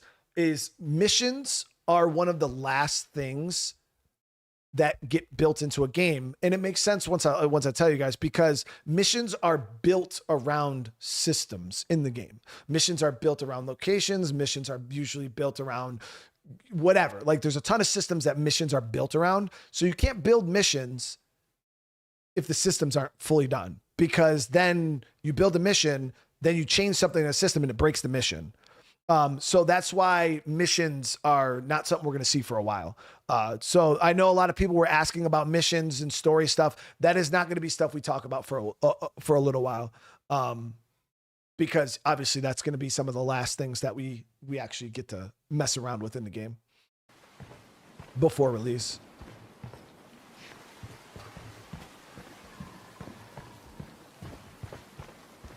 But people keep asking about the AI. So get some food. I mean, the AI in just in this video, as you guys seen, has already been 100 times more useful than right now. the AI in State of Decay 2. I got saved by an AI in this. Well, They don't do that in 2. I would like to just get rid of them. Having them hanging around town like this is not a good idea. Yeah, my graphics here were So probably we're about 50, across the 60%. I had it turned down quite a bit. We can get him to turn around. Yes, there's easier difficulties in this for sure.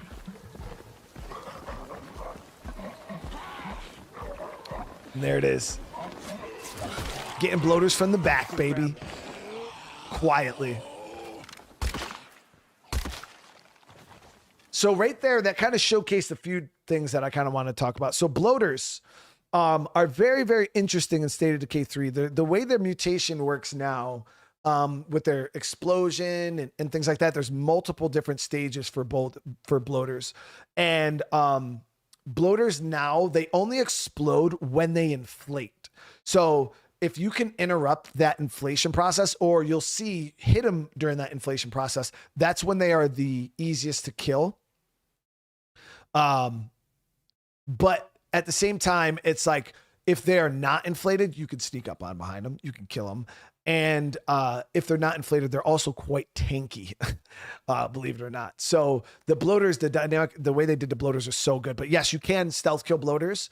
And also, if you've seen that zombie when it came at me, I ended up shooting it twice because, again, lower caliber weapons, they made calibers really matter in State of Decay 3. And I'm telling you guys right now, it's so good. And I just want you to know, Van, I'm not ignoring you, bro. You're just asking a question that I can't answer. You're asking about performance on an early alpha.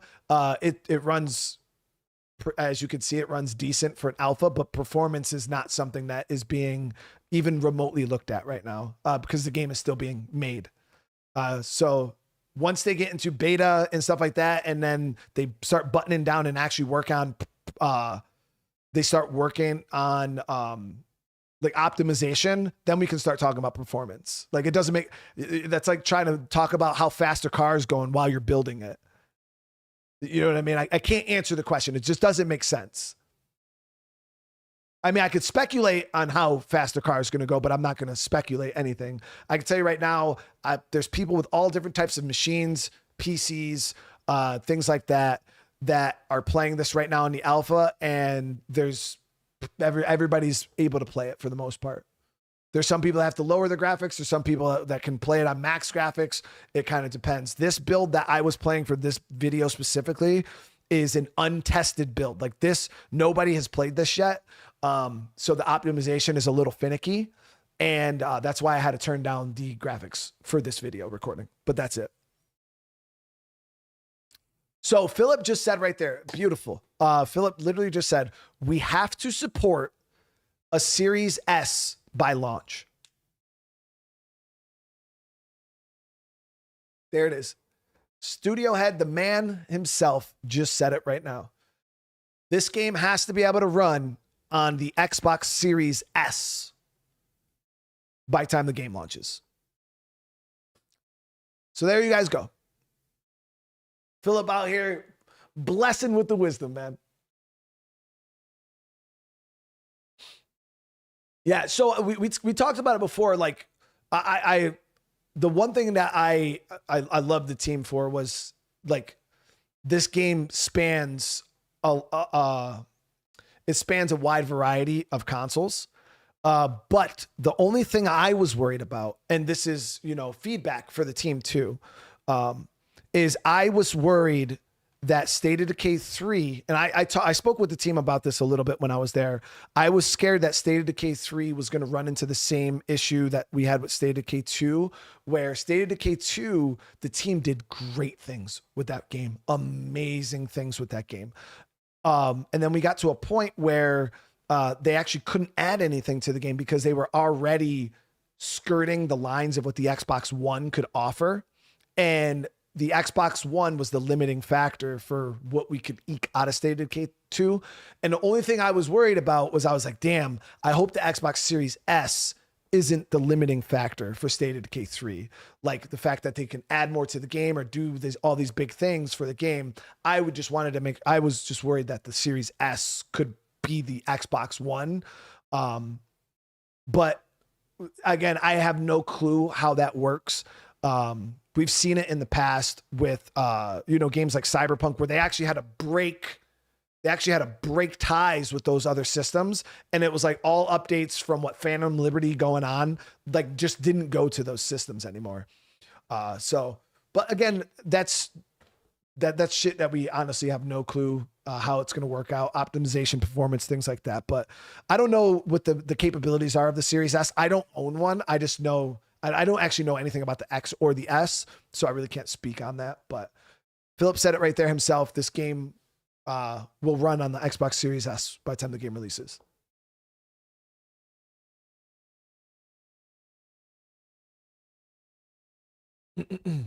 I also seen a gifted GeForce. Thank you so much for the gifted membership. I really do appreciate that, brother. And if I did miss any super chats or members milestones, I do apologize. Chat was whipping. It was whipping by there for a bit, so it's kind of hard to keep up with. So Zappy asked, can we have more than 12 survivors in one base? So as for like the actual base layout, how many survivors you can have, I can't go into detail about that yet, but trust me, there's stuff in the works that's going to give you guys answer a lot of these base questions for you guys in the future. But just know in State of Decay 3, you can have a lot more survivors than State of Decay 2. State of Decay 2 had a Will. Thank you so much for the gift, bro. I appreciate that. And Anderson, thank you so much for the gifted membership, man. I appreciate you, brother. In State of Decay 2, the hard cap for survivors was 12. In State of Decay 3, you can have a lot more than 12 survivors. Put it that way.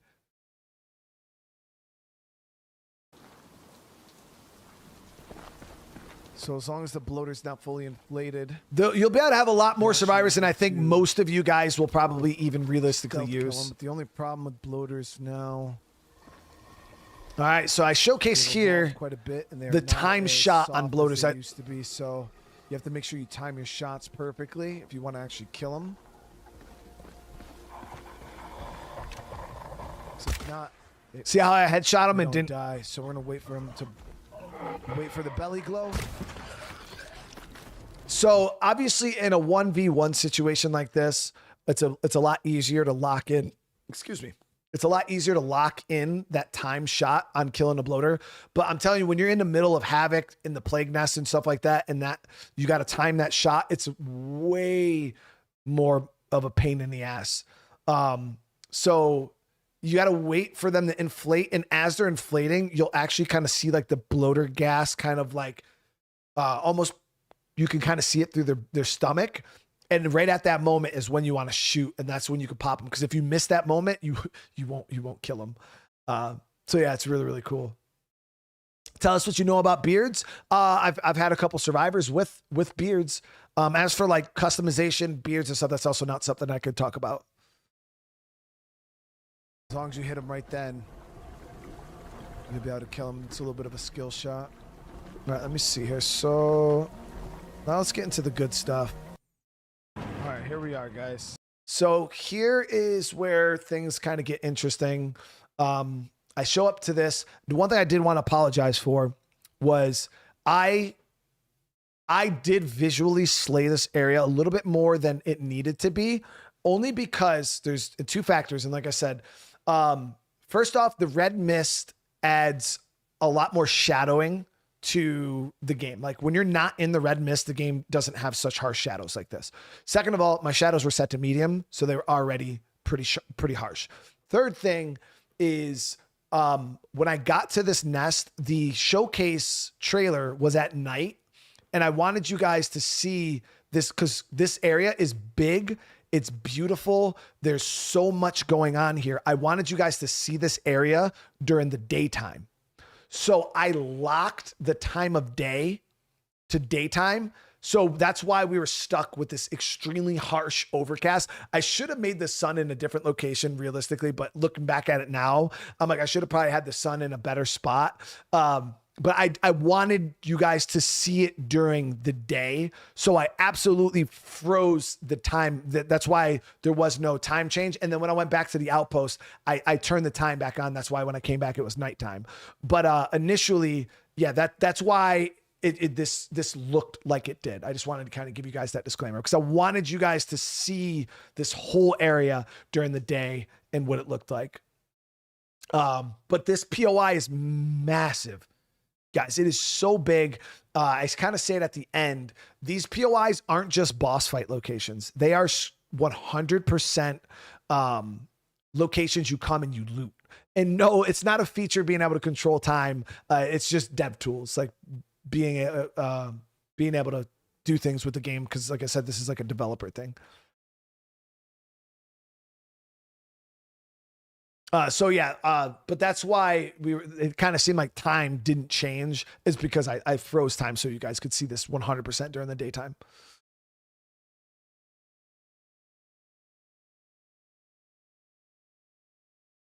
Dono, I appreciate that, man.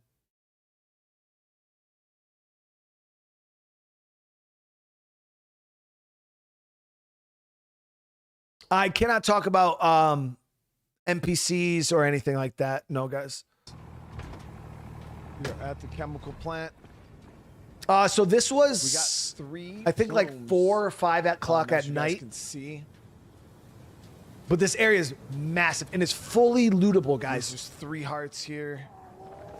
Oh, we got a couple zombies coming. So that actually is an armored zone. So yeah, what I was getting at with that is if you want to early game come up here and go stealth and just sneak around and loot, these areas are fully lootable. Yeah, fully lootable. Zombie.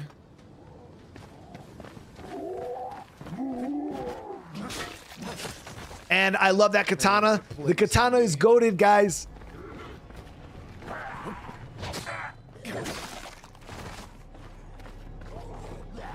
And a runner.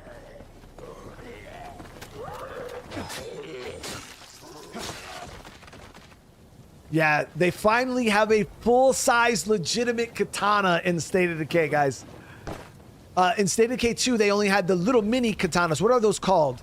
I forgot. I love this. Slide. Yeah, you can do that in State of Decay 2, guys, right? Yeah, it sounds like a Sorry, I'm being petty.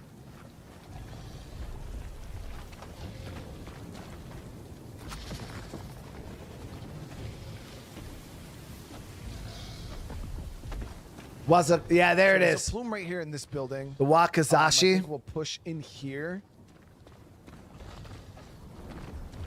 I'm gonna put Juggernaut in the building. That's great. Maybe we'll circle around and see if we can get a better angle on it. I love that backpack too. That's actually my favorite backpack in the game.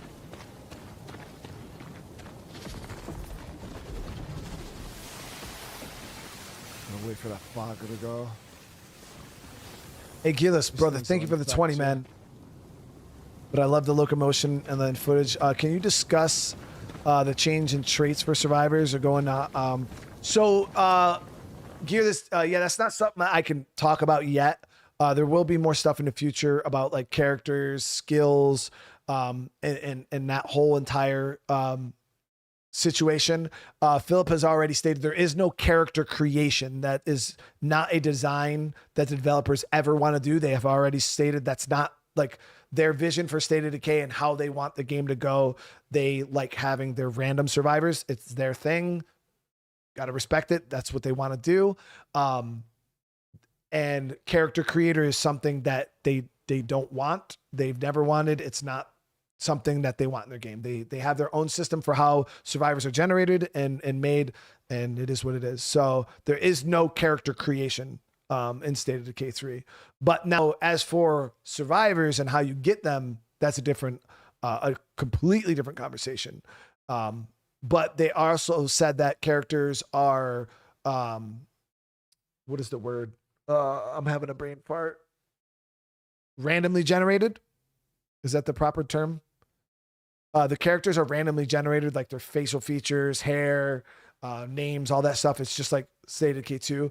But in this, they're randomly generated. Anderson, thank you so much for the super chat, bro. Any Brian Menard Easter eggs in the game? No. I did have an Easter egg in State of Decay 2. Yeah, they put a nickname in State of Decay 2. No, State of Decay 3, no.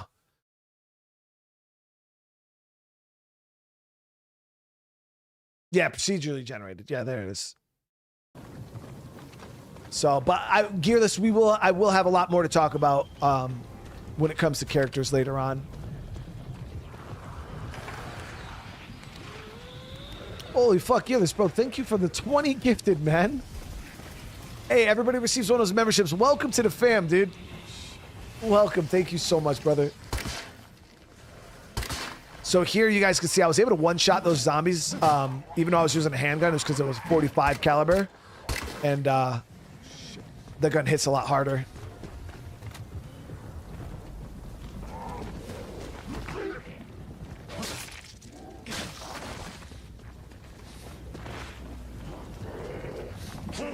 Oh, shoot. I love this execution. Got him.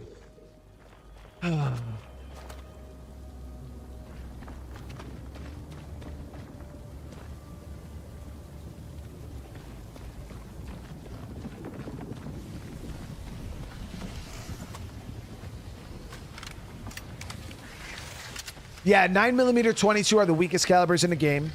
Obviously 22 is the weakest.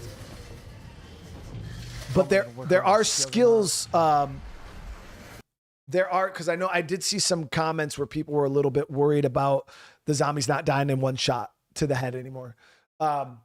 So I'm going to explain the system to you guys a little bit without going into super detail about it. So the whole idea of zombies not dying with one shot to the head, some people might like the idea. Some people might not like the idea. Scylla sent me a gift. Scylla, thank you so much for the gifts. Those gifts don't show up very well on here. They like pop up and then they like go away. Scylla, thank you so much though. But the zombies, the one issue that State of Decay 2 had was calibers, was an issue. And we all know that calibers and gun variants in State of Decay 2 was practically pointless. There was no difference between a 22 and a 7.62 other than fighting juggernauts and like plague hearts and stuff like that. But when it came to the actual zombies and enemies that you fought most of the time, the calibers were absolutely pointless. And I know that was something myself and a lot of other players were advocating for such a long time, was we wanted to see calibers matter. We wanted to see there be some kind of variance between a 22 and a 7.62, because realistically, a lot of that shit just sat in your locker. It's like, why would I ever use a 7.62? The ammo's expensive to craft, and I would just rather craft a bunch of 7.62. So that led to mainly 9mm and 22 being the most used calibers in State of Decay 2. I think you guys could probably agree with that. There was probably some of you guys that might have used like 45 and things like that. But 22, 9mm by far were the most used calibers in State of Decay 2, hands down, because they were the cheapest to craft and you got the most per craft. Now, in State of Decay 3, the zombies, now if you're playing on a lower difficulty, i.e. green zone, standard zone, those difficulties, regardless, you will still be able to one-shot zombies in the head with 22 or 9mm. So if you're playing on standard zone, and you shoot a zombie in the head with a 22, it's still going to die. Okay. Once you go up to like Dread Zone and up, the zombies do get significantly harder to kill. So even the zombies I'm fighting in Dread Zone, as you can see, they don't die in one hit. To all my Lethal Zone players, that's why I keep telling you guys, be careful. Because people are like, oh man, I wish Lethal Zone was harder, bro. This is not State of Decay 2. Okay. This is not State of Decay 2. This game is very, very different. It is hard. Okay. Lethal Zone is going to whoop every single one of your guys' ass. I don't give a shit how good you think you are at this game. I would bet thousands of dollars your first time playing Lethal, especially if you never played this game before, you are going to go in this game and your ass is getting beat. I don't give a shit what you think. Ass beat. Ass is, you are not built different. I promise you, ass is getting beat. I don't give a shit who you are, bro. This game is hard. Okay? Now, for a lot of Lethal Zone players, that should put a smile on your face, because that was one of the problems with State of Decay 2 and Lethal, was it did get kind of easy. I promise, shit, I don't promise, I guarantee you. So I don't like to gloat, or you guys know me, I don't gloat. I don't think I'm the best fucking person at State of Decay by any means. But I like to think that I can hold my own in State of Decay. If you guys have watched me play Lethal Zone and State of Decay 2, I think I do a relatively good job. Okay? I have not been able to beat Lethal Zone in State of Decay 3. Not once. Now, there are other people on the console that have, because there are some traits and skills in Lethal that are pretty OP that you can kind of cheese the game with. I don't use cheese. I try to avoid it for the most part. But I'm telling you, right, I have not beat Lethal Zone.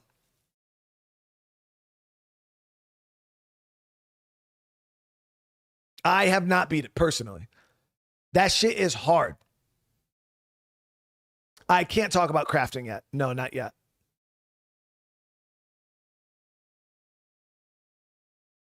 So it's tough. It is really, really tough. And I think because like the way this nest system and things are designed, the damage received is so high in Lethal. There is certain attacks like that the Feral does. I'll show you guys we'll skip ahead real quick to give you guys an idea.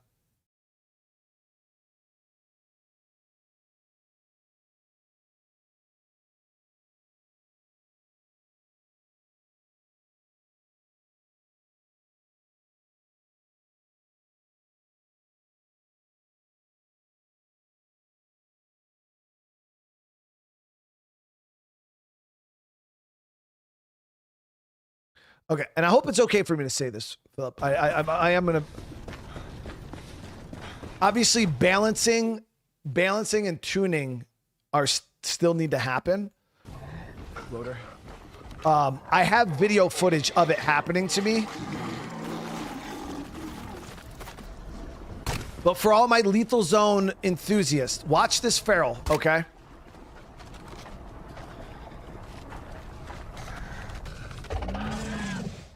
So that leap attack that you just seen that Feral do right there on Lethal Zone, if your survivor has like about 100, it has lower, like your health is not very high, that leap attack will one-shot you. It will straight drop your survivor down into the fight, or like you fight for your life in a single motherfucking hit.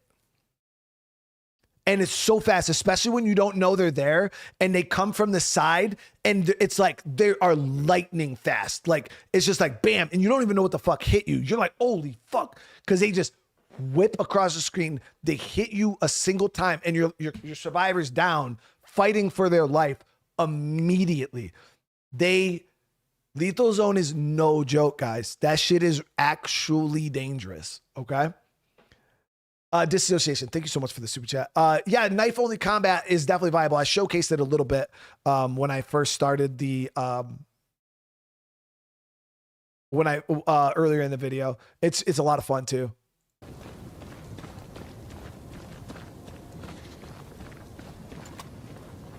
Yeah, when you're buffed up, if your survivors are strong, you can survive the attack for sure. And it doesn't outright kill you. I'm not talking like it just hits you and you die, but it will down you. instantly. So yeah, I have not used the crossbows in the game.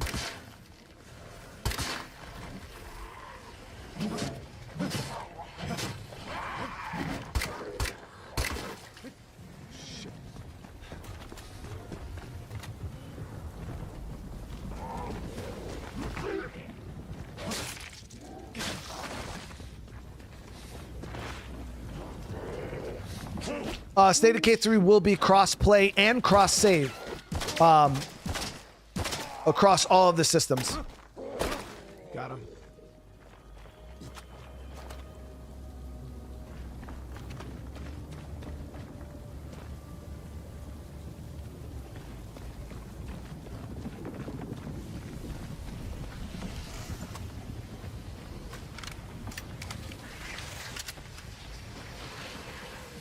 So yeah, this is one of 3.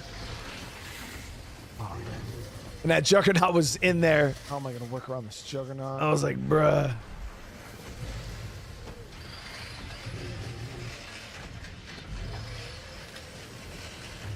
Might try to lure him out on the other side. And I'm gonna have to pop this. I'm gonna walk into it.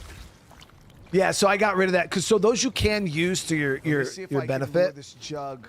But you can also walk into them and they fuck you up pretty bad.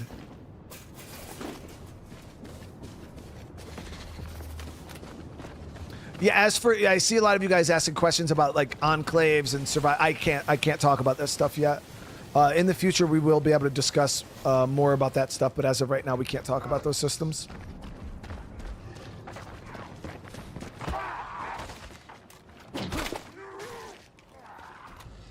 So we've seen, what, 3 different downed rifle executions? As you guys can see. We're getting him off that building. That's just with the rifle on down enemy. I think there's like 3 or 4 different executions. Chaos Theory, thank you so much for the 3 months, bro. I appreciate that, dude.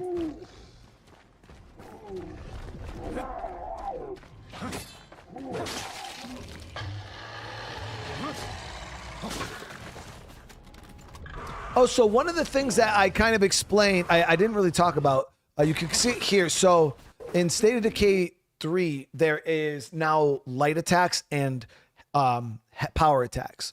So like your light attacks are like the ones you see in State of Decay 2, but now there's an additional button input where your character actually does like a heavy attack. And I'll break it down here. So I'll just say it out loud. So light attack, heavy attack. Light attack, heavy attack. Like that was me hitting the 2 different inputs right there.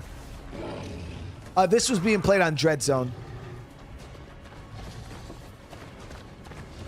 All right, for now, we know that there's 1 heart in here. Let's go scout the other side real quick. And you can weave that too. So you can do like light attack, light attack, heavy attack, light attack. Like you can kind of come up with your own combos because each swing has a different speed to it.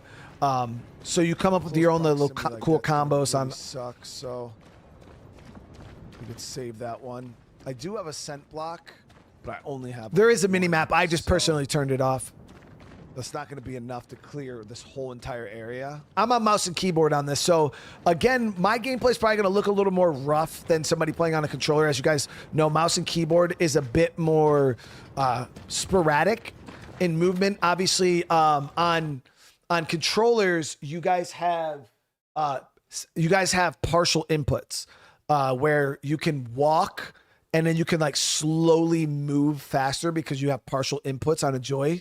I don't have that on mouse and keyboard. So when I walk, I just walk full blown sprint. So that's why some of the animations that you see me doing look kind of weird because yeah, it's all or nothing on mouse and keyboard compared to you guys playing on controllers. You guys have like partial inputs and stuff like that. I actually remember moving around in State of Decay 3. I used my controller on one of those scenes where I was walking past the base, and I used the controller to kind of get a slow walk, and it felt so smooth. I was like, damn, this looks really it does feel really smooth on a controller. So those controller people will probably you guys will probably really enjoy it.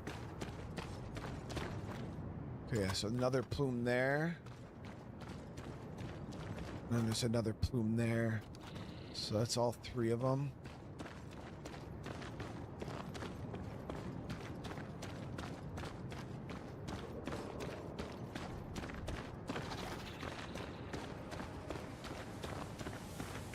So I can see a node through the window up top here. Let's see if we can get a bird's eye view of this. So this is what, yeah, I wanted to showcase this because this is where you guys get to see the verticality that State of Decay 3 introduced compared to 2. Absolutely love the verticality in this. No radio stations in this right now. Yeah, heavy attacks consume a lot more stamina, yep.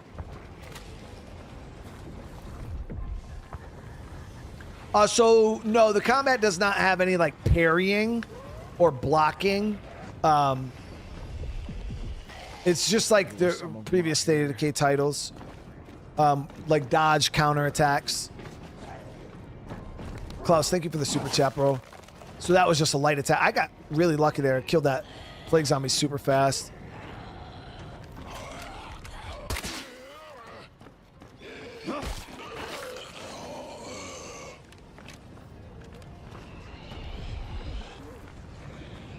So you guys see this truck loading area is chock full of loot and it's untouched. Fuel location. So I'm going to try to lure some of these guys out little by little. There's quite a few of them in here. I'm not trying to take them all on at once. It'll be a little messy.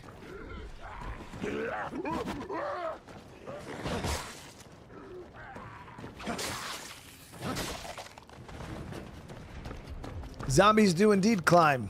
Yeah. You guys can see them climbing all over. Look at them climbing over there. Got a couple runners. They'll even climb up those things that I went up on the side there. The zombies will actually climb those and get on top of this roof.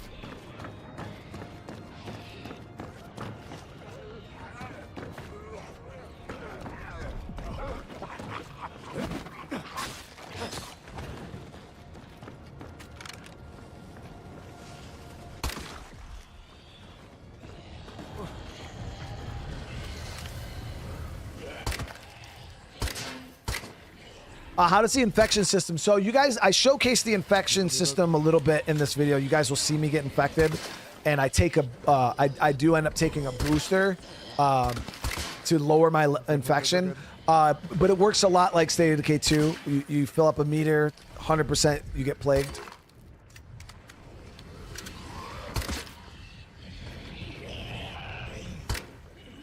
Oh, I did talk about the size of the map, MRD, earlier in this stream. I even brought up a map that showed Meager Valley inside of the map. I don't know the timestamp on that, but if you scroll back, I physically showed people the size of the map. It's massive. Area's relatively clear. Gearless, thank you for the 20, bro. Firecrackers. All right, so we just gotta path out the ant prepper, mate.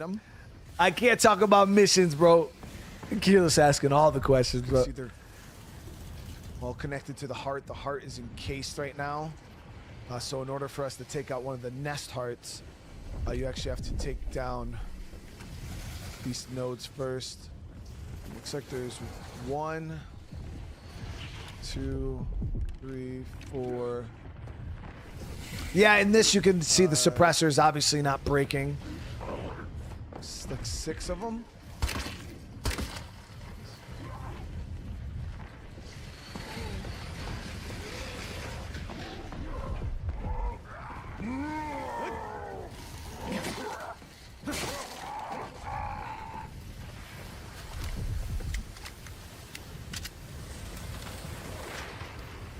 Did I compose the music, or is it?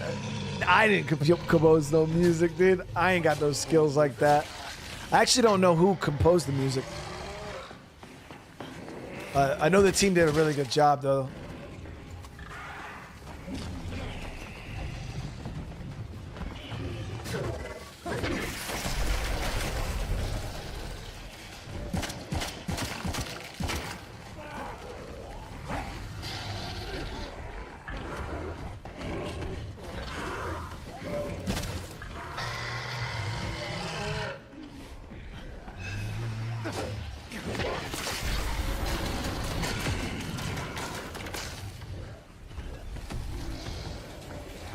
Yeah, so here, I think I did a pretty decent job explaining how like the nodes work.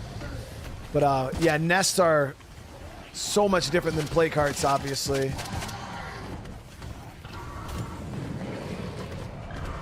They spawn a lot of nasty shit.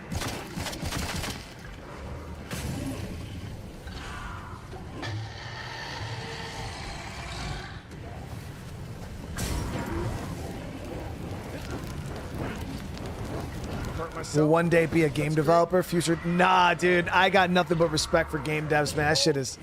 That shit ain't for me, bro. No.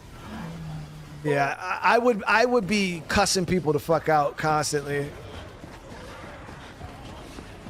Cause like the entitlement really bothers me, and yeah, I'd be cussing people. I'd be a horrible game dev, dude. Todd, thank you so much for the 15, bro. Time attack. Seriously, I appreciate that, bro. All right, I gotta go back to my truck and grab some first aid.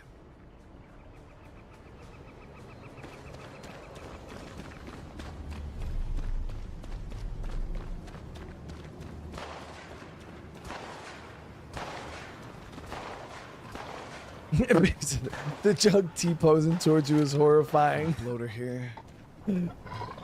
There's another stealth kill animation. So I think this is the second. That one's really cool. Yeah, so I think that's the second different stealth kill animation you guys seen on the bloater, right?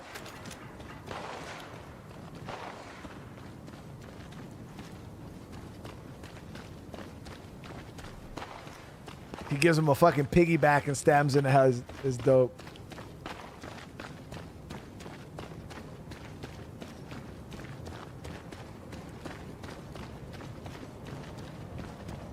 When is the next invites? I'm gonna grab some first aid. I'm not exactly sure when they're doing. I know the tests are next month, so All right, so probably let's get between healed up. now and then. I actually don't know though. Didn't mean to use two of those. All right, so we got a handful of the nodes down.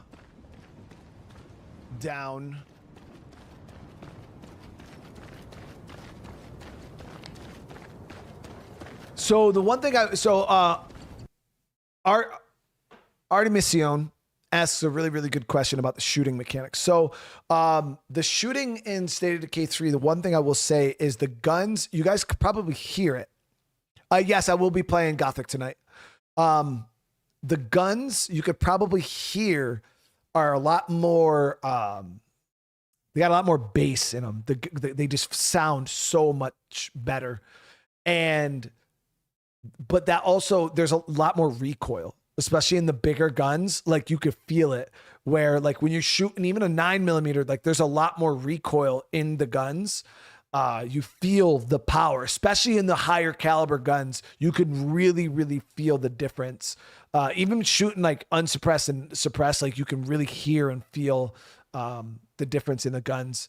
Yeah, it's really good. I've enjoyed the shooting a lot. It's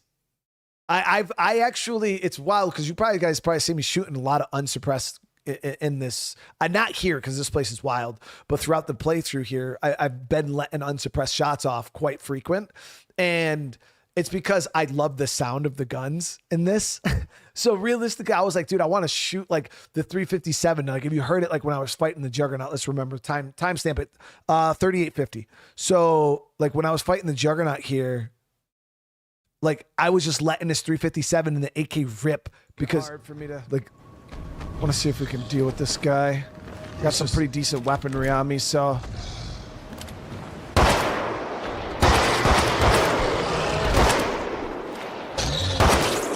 But there's a lot of recoil.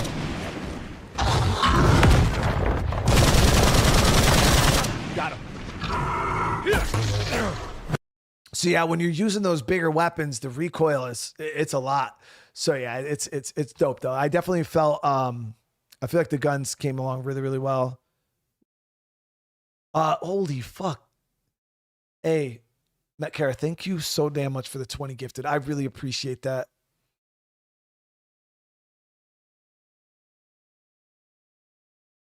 I really appreciate that. Everybody receives a membership. Hey, welcome to the fam. So Artie also asks, I see you really specifically shooting legs and stuff. How accurate do you have to be? Will the game even be playable if you don't use those tactics? For sure. This is State of Decay. The great thing about State of Decay is there's multiple different ways that you can approach situations. There's no like one way to do things. Now, when I was shooting the legs of the zombies out, specifically plague zombies, because they're quite tanky. And I was getting lucky in this where it was only taking me like one shot with the shotgun to drop them down, then I could execute them instead of wasting 2 shotgun shells. Or if you got close enough, you could just hit them with all like, but I was, and I was also just kind of showing off the dismemberment. Like I wasn't doing it because it was a good thing to do. I literally was just doing it because I wanted to showcase dismemberment. I wanted you guys to see you like that you could shoot off limbs and then execute zombies on the ground. That was mainly why I was doing that. Not because it was like, required. You know what I mean?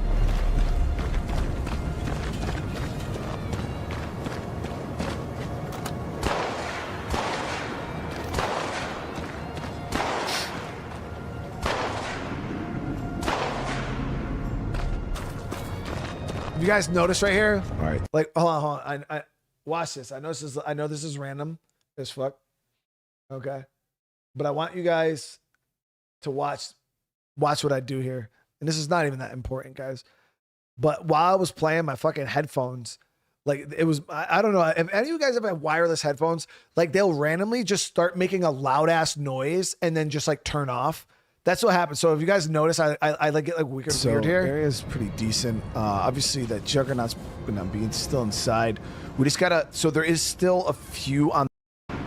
Like I walked in and I was like, wait, I can't hear anything. So, and it was making a loud ass noise. So I had to turn my headphones off and then reset them. All right. So area is pretty decent. Obviously that Juggernaut's being still inside. We just gotta, so there is still a few on the ground level. I was like, God damn, this shit is loud as fuck. Oh man, you can see the zombies piling up over there. It was so loud.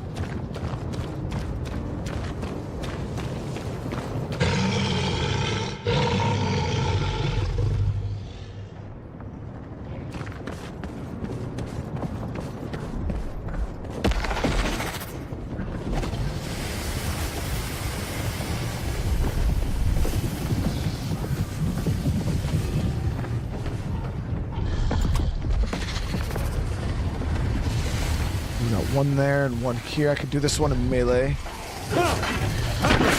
There's still primary melee weapon finishers. As of right now, I can't talk about that. Like skills and melee finishers. Holy shit!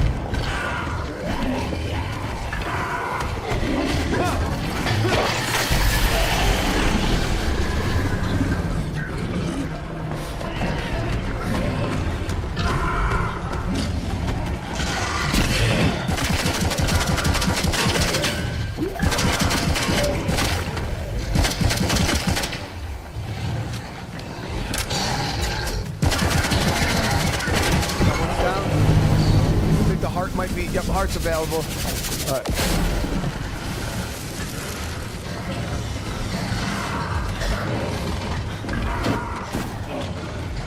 The jug hit me so hard.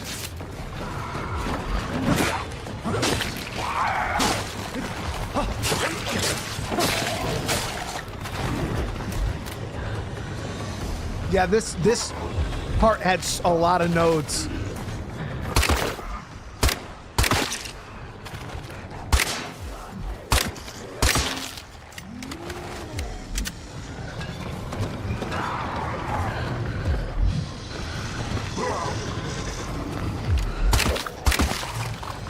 Yo, Showtime, thank you so much for the gift, bro. I appreciate it, man.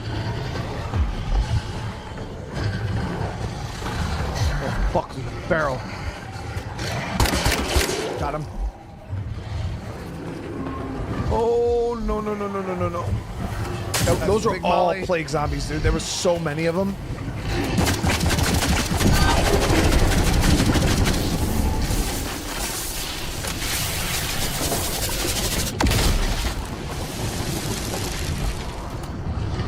Floater.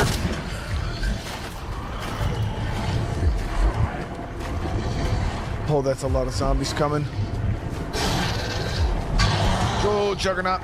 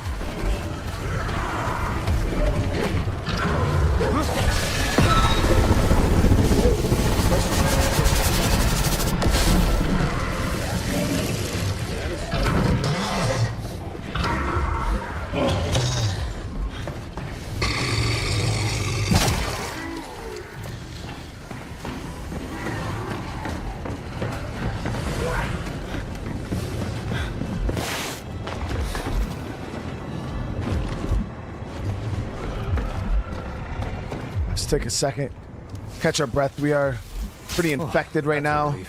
I'll use one of our boosters, bring our infection level down. Didn't do much, but... Feral. Yo, Showtime. Seriously, thank you for the 10, bro. All right, my ammo is not looking super great. Thank you for the 10. Do we have anything on hostile enclaves? So enclaves, stuff like that, I cannot talk about, unfortunately. That will be something that we discuss later on in the future. Enclaves, hostiles, all that stuff is not... right now, we're mainly focused on the zombie threat, plague nests, things like that. Bases, customization, survivors...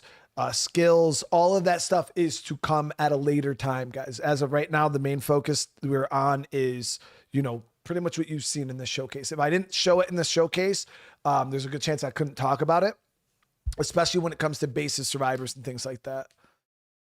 But yeah. Well, Joey, the thing is depending on what system you have, this State of Decay 3 is going to Xbox. It's going to be PlayStation, and Steam. It's on all the systems.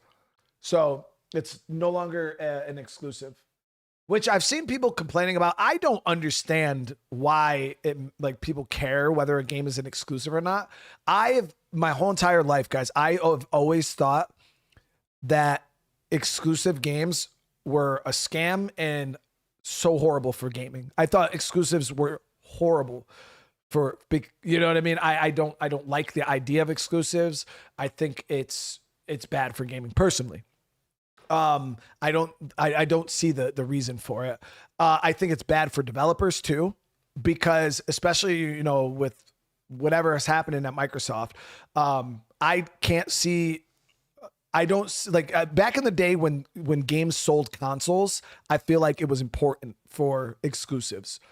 Now, the issue nowadays, consoles are so expensive and we're already so deep into this console generation that people are kind of, if whatever they have at this point. Nobody's really selling consoles anymore. Games aren't really selling consoles. If you're an Xbox guy, you already have your Xbox. If you're a PlayStation guy, you already have your PlayStation. If you're a PC guy, you already have your PC. If you're a guy that has a bunch of money and can afford all the consoles, you already have all of them. But we're at a stage, I believe, in this console generation where people are really not, they're not going out in mass to buy an Xbox to play State of Decay 3. That's just my opinion. I could be very, very wrong, but that's just my opinion. So at the end of the day, if I'm Undead Labs and I need to make money, would you rather sell, let's just say, 500,000 copies on Xbox? And you're not going to sell that many copies on Xbox because of Game Pass. So automatically, you're not going to sell that many copies of the game because Game Pass is going to have it for free. So then the only other place they have to sell copies of the game is Steam. So say they sell 500,000 Steam copies and then a whole bunch of Game Pass copies. Wouldn't you rather open up PlayStation and sell an additional 1 million copies to PlayStation? Like, it's just better for the developers at the end of the day. So that's my take on it. I mean, I don't, people could look at it however you want. You're not the developer. Obviously, they decided to do the same thing. At the end of the day, selling more copies of the game is more important. And I promise you, I say this for a reason. Yeah, look at God of War. What about God of War and Spider-Man? If they would have put those on, yeah, look at God of War and Spider-Man. If they would have put them on Xbox, they would have sold 1 million more copies. What are you trying to prove? If they would have put, and if that wasn't the case, then why did Spider-Man sell an additional 300,000 to 400,000 copies when it went to PC?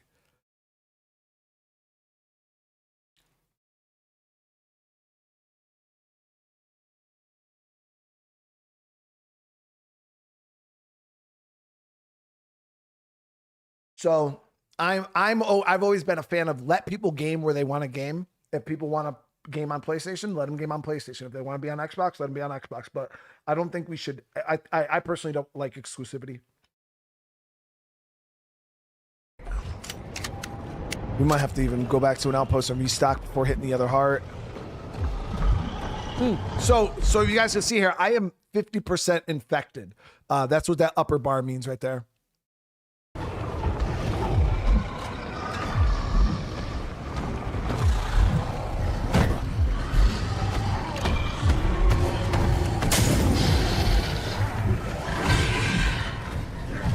Oh.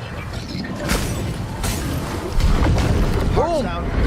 There she goes. Barrels the yo Matt, thank you so much for the 5. Good grab. Yo Matt, I appreciate that, bro.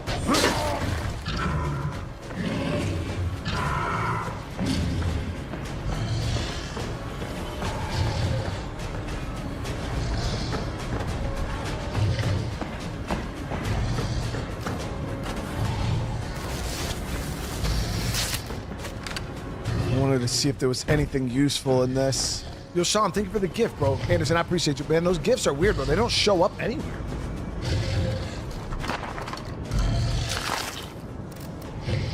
Modified G36.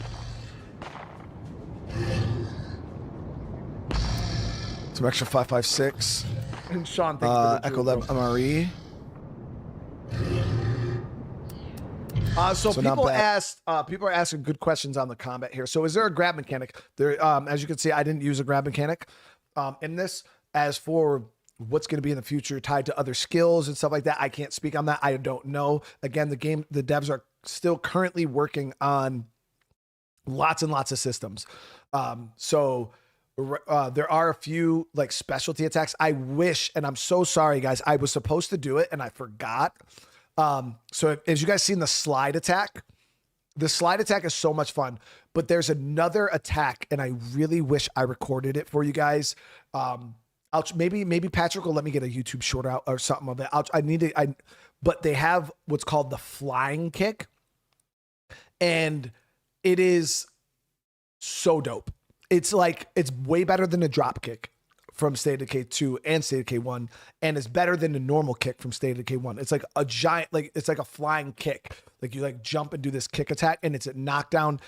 The flying kick is so dope. I don't know which one I like more, honestly. I think the slide is super fun, but the flying kick is just, you guys are gonna fucking love it. But I didn't showcase it in this, and I do apologize for that because I was supposed to. It was on my list of things to add, and then I just didn't do it.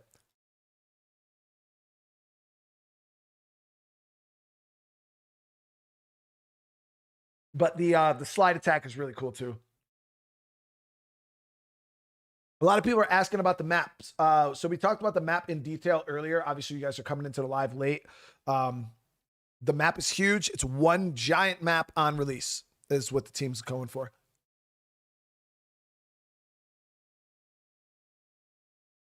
And we got an Echo Booster, full infection, cure, and resist. Wow, this is really good.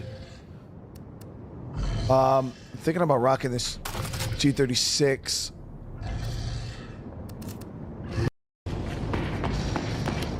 So there was one moment here too I wanted to showcase. Barrels the oh! So right here, guys, actually, this was actually not intended. I don't like when the devs added this, there's no way. Cause when I told Patrick I did it, he was like, yo, send me a video. So if you guys notice how I use the slide here, I actually, instead of I used it to get under an area that you were supposed to crouch. So I was running from these zombies. I got into this office and then I used the slide here. That's not even intended, guys. The slide is an attack. And I used it to like traverse, to get up on the wall. Or underneath that. I thought it was cool. More later. He's outside.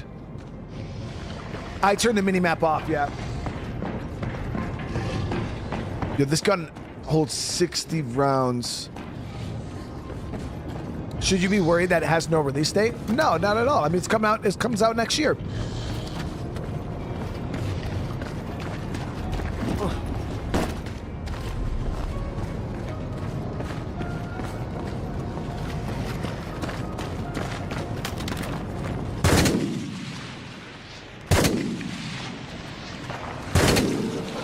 got him.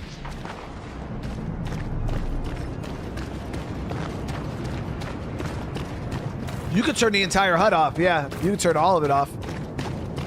That's what I did in the beginning of the video. When you see me, 2 more of those to do.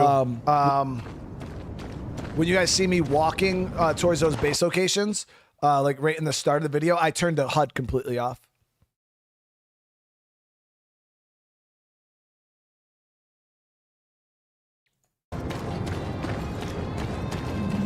Was there any change for the 2-handed heavy weapon wielders? So they still have heavy weapons in the game. Honestly, I don't know why. I would have used them in this, Ruben, but I found the katana, and the katana is absolutely disgusting. I love the katana so much. But yes, there are heavy weapons in the game, and the heavy weapons are really good. Yeah, they're really, really good, especially with like certain skills, like powerhouse and stuff like that. They are chef's kiss. Like heavy weapons are so good. But yeah, you've seen some of the heavy weapons in the trailer, in the showcase. I didn't use the heavy weapon, unfortunately, in this because, again, I went with the katana. Let me see what kind of work we could do on this one in here. I only have 1 Molotov, though.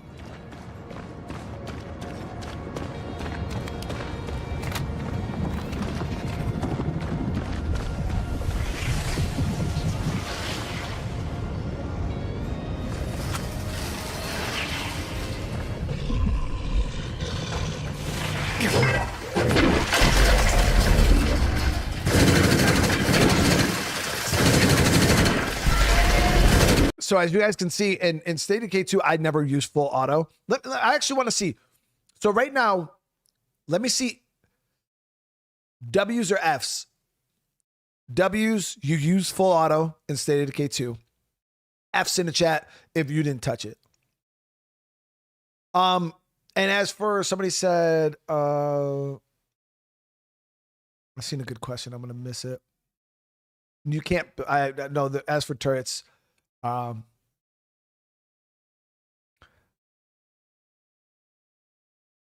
Oh, somebody asked about the bounty broker. The team's not ready to talk about the bounty broker right now.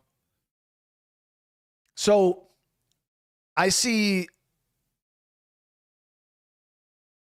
a fair bit of Fs. It seems like more people than not. Because my whole situation with full auto was it was a waste of ammo, personally.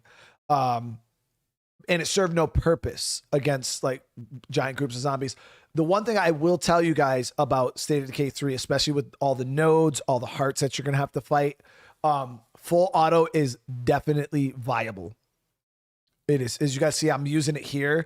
And I wouldn't consider, would you guys consider this a waste of ammo? I think the way I went about this was quite conservative.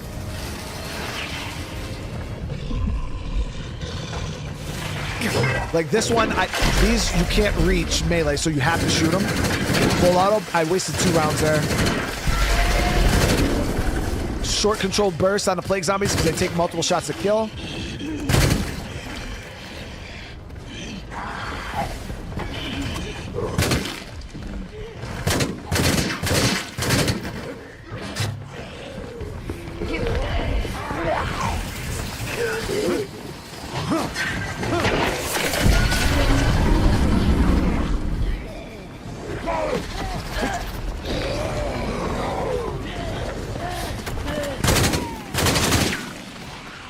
This is some Days Gone shit right there. I was dumping, bro. So I ain't gonna lie. Okay, watching that back, I'm like, damn, I was really dumping. Like, damn, I was dumping. The fuck?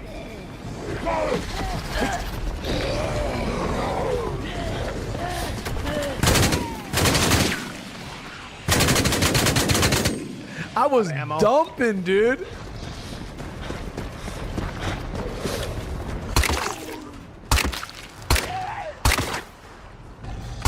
Juggernaut's coming.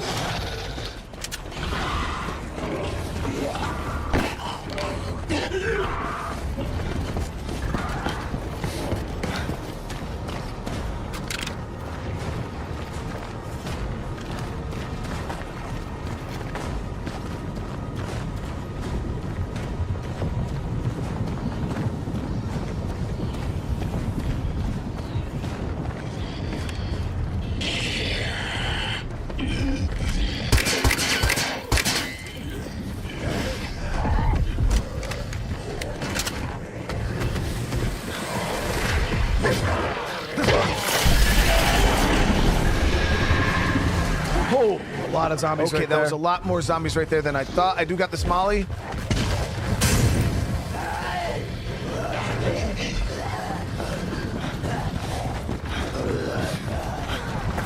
Crippling, thank you so much.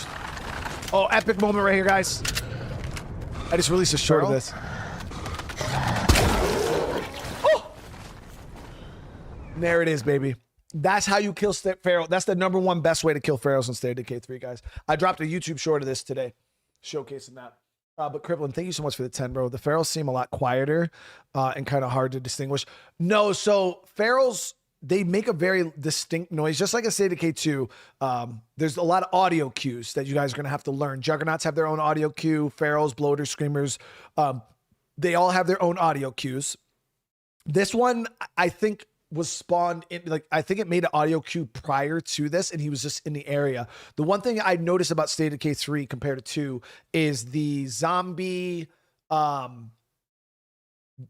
zombie, not even just freaks, the zombie persistence, let's just say. And I don't, again, this is just what I've witnessed playing so far, is the zombie persistence in an area is so much different than 2, where you used to be able to, the cheese tactic, where you would go, you would aggro up on a bunch of zombies, you would jump in your car, drive away, and then come back and everything would be despawned. That was a very viable strat in 2. It worked without fail. In 3, I've noticed I've aggroed up a bunch of zombies, I jump in my car, I leave, I come back, and all the zombies are still there. That's what I've witnessed so far in the game. And it's definitely changed how I play the game quite a bit. So there's a lot more distractions being used in the game now, a lot more herding zombies around, especially if you don't have the resources. So somebody pointed out in the comments earlier in the chat saying, it seems like ammo is super, super plentiful. This community was specially tailored for me to do this showcase. So I had way more ammo than most of you guys probably would. I had way more resources, heals, than most people would. Because again, this was just for showcase. So realistically, if this was my community, I would have been a lot more conservative, and I probably would not have had as much ammo that I had here, or it would have took me a long time to get to the ammo levels that I came here with. So again, yeah, you're not going to just be, it's not Days Gone. You're not just going to be blowing hundreds and hundreds of rounds. Like, the ammo resource cost across the game is still very much a thing. So when you do these plague nests, you're probably not going to be doing them as straightforward as I'm doing them here. You're probably going to be utilizing a combination of distraction items, trying to do stealth, planting explosives, things like that. Those are the things that you guys are going to utilize. This is a very straightforward, just hardcore hit on the nest. But I could obviously see a world where you guys are going to be a lot more conservative on your resources. You're going to be a lot more conservative on how you approach playing these. Again, there's multiple different ways you could play the game. There's multiple different ways that you could take on these nests. You could try to utilize verticality, lure zombies out in certain places, blow zombies up. Like, there's so many different things that you can do in order to, like, how you engage these. No, this is live right now, DeWitt.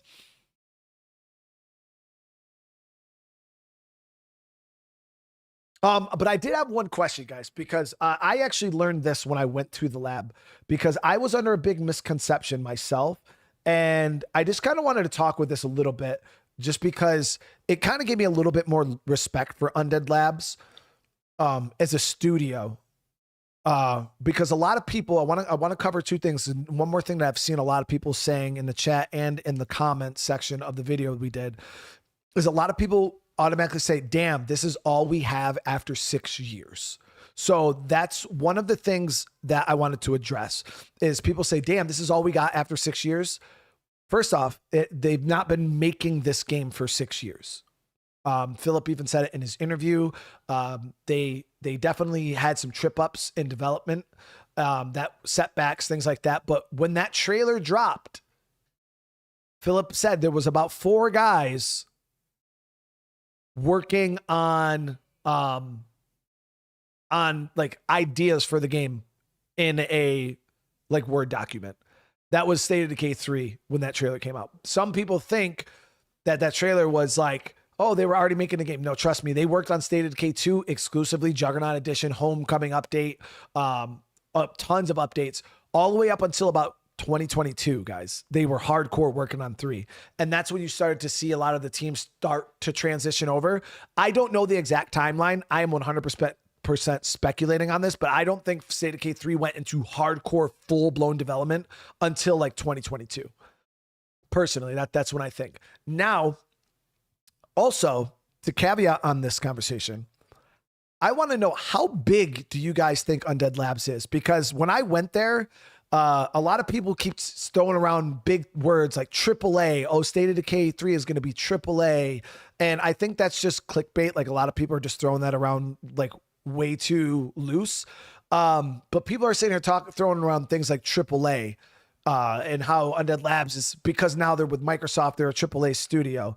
How big do you guys think Microsoft or Undead Labs is now? Like K Paso just said, Undead Labs is huge now.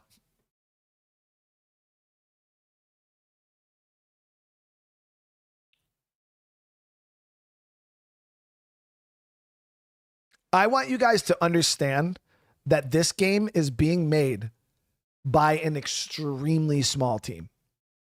It is nowhere near the amount of people that you think. Like, where some studios have like 20, 30 guys working on animations, Undead Labs might have like 3. So that's why when you look at what the team has done, especially over the short amount of time the team has been working on this, these guys are working on this game with, like, the lab is not, I thought the lab was big. I thought they had hundreds and hundreds of employees, especially with like 3. I thought they scaled up to super, super big. No, the lab is very small. The team is quite small. So when you hear people throwing around, like, they're not obviously indie, you know what I mean? But they are still a very humble, and not super big development studio. So when I went there and I started meeting the developers and I started meeting guys who are like doing these huge things, and it's like one guy doing this one thing. And I'm like, damn, bro, I literally asked him, I was like, wait. I was like, you're working on all of this? And he's like, yeah. And I was like, bro, like, handshake. I was like, mad respect, dude. You've done an amazing job. So I just wanted to kind of paint that picture. I'm not here advocating for the lab. They don't pay me to say nice things about them, but I just wanted to kind of give you guys an idea that this misconception that some news outlets and other content creators have kind of painted about Undead Labs and the size and scope and scale of State of Decay 3 kind of misconstrues the work that they've done. And it makes it seem almost like, oh, well, that's not that impressive. Like, this should be way more than what it is. This is not a game that they've dumped. Microsoft has dumped hundreds and hundreds of millions of dollars into and thrown a 1,000-person team at. Undead Labs still has 100% control. They built this game completely on their own. They have teams that they work with, like, collaborations and shit like that, like with Obsidian and Coalition and all that stuff. They do have those because that's kind of like the whole Microsoft Studio thing. But at the end of the day, like, Undead Labs is building this all themselves, and they are not the team you guys think they are. So there's a lot of speculation that has been thrown out there by news outlets and stuff about the scale of this game. And then when I got to there and I got to meet Philip and I got to meet the team and I started talking to him, I'm like, damn, bro, I had a completely different idea of what I thought you guys had here. And it gave me I at that point, I was like, I got nothing but respect for what you guys are doing. You guys are out here putting out, in my opinion, great work. And for how big the team is, like, the time frame starts to make a little bit more sense to you guys, especially with the aspirations, the goals that they have set for State of Decay 3, not just for launch, guys. Again, I want you guys to understand, State of Decay 3, they have big things planned for post-launch. So that's why I'm an advocate, because I love State of Decay. It is my favorite series. And after seeing that last video and how many of you guys love this studio, love this game, I got mad respect for all of you. Even those of you guys that have negative things to say about the game, honestly, like, as long as you're being constructive and you're being real and being honest with what you see and you're not just being a fucking toxic PLS, I got mad respect for that, because I know deep down you just want the game to be better. And I got respect for that. The team respects that. The team loves that. I love you guys. So whether you got good things to say, bad things to say, I seen a good combination of people that had negative things to say and positive things to say.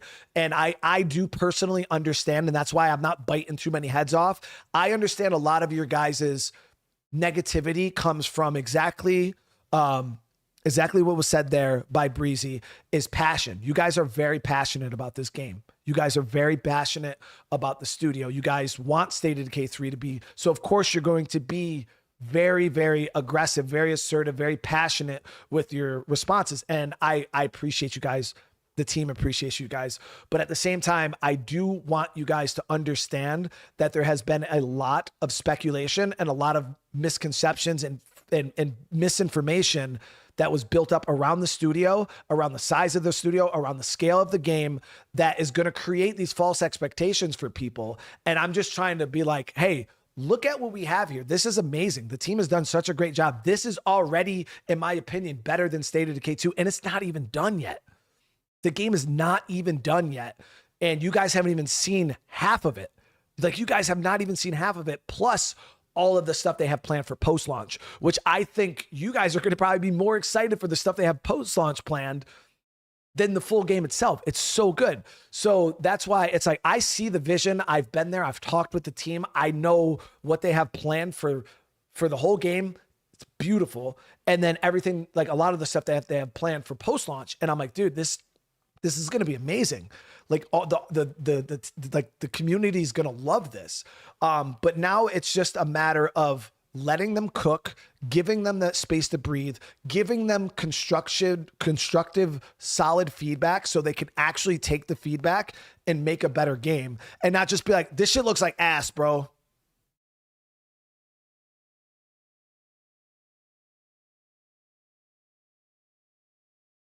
Real constructive, brother. You're making the world a better place, one fucking syllable at a time, dude.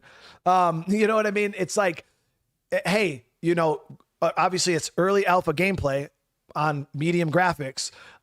You know what I mean? This is not the full scale of what the game actually looks like. But if you see something you don't like, yes, be vocal about it. But just an overall statement of, yeah, this looks like ass, bro. What looks bad? What don't you like? Okay, you know, is there something animation wise? Like, people are like, I don't really like the run animation. I feel like the run animation kind of looks weird. Okay, that's feedback. That's good feedback. That's something the team can take back and say, okay, let's look at the run animation. How can we tweak this? Does it look a little unnatural? Okay, just instead of like, yeah, the animations look like dog shit and y'all suck, and you should just go like, just give up. That's not constructive feedback. You know what I mean? Hey, Matt, thank you so much for the huge 50, bro. Jesus, man, you guys have been showing out. I appreciate the love and support, man. I don't care how big Under Labs is, unless, as a programmer, I've personally seen how much relatively small teams can accomplish. They're doing great work. Keep going, guys. We'll support you. You're doing great work. You are true. This game is not over yet. There it is, bro. I appreciate that, brother.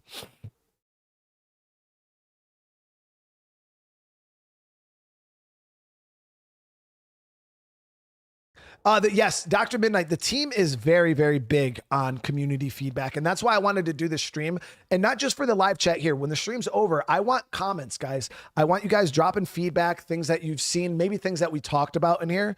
And I want you guys to go and leave some good feedback in the comment section, because the devs, it's such a like, it's raw. You know, you guys are giving your raw opinion. So you might not be in the alpha, but this is your chance to look at the game, see features, see things, and be like, yeah, I really didn't like the way that looked. What do you guys think about tweaking this? Now, it's hard because you guys are going to be in a weird position. And trust me, this is one of the weird things about being an alpha tester too, is it's really hard to give feedback sometimes, because yeah, this is only on medium graphics. Yeah, I was having a hard time with frame rates in the alpha, because this is an untested build. So the frame rates were kind of bad. I had to lower the settings to make this look as smooth for you guys as possible. So what you guys were seeing here was only this was only medium graphics. Yeah. through YouTube compression, medium graphics, it was. Now I got a pretty good PC, but again, they are still tweaking this build for alpha. I got to play it like way before it needs to be played.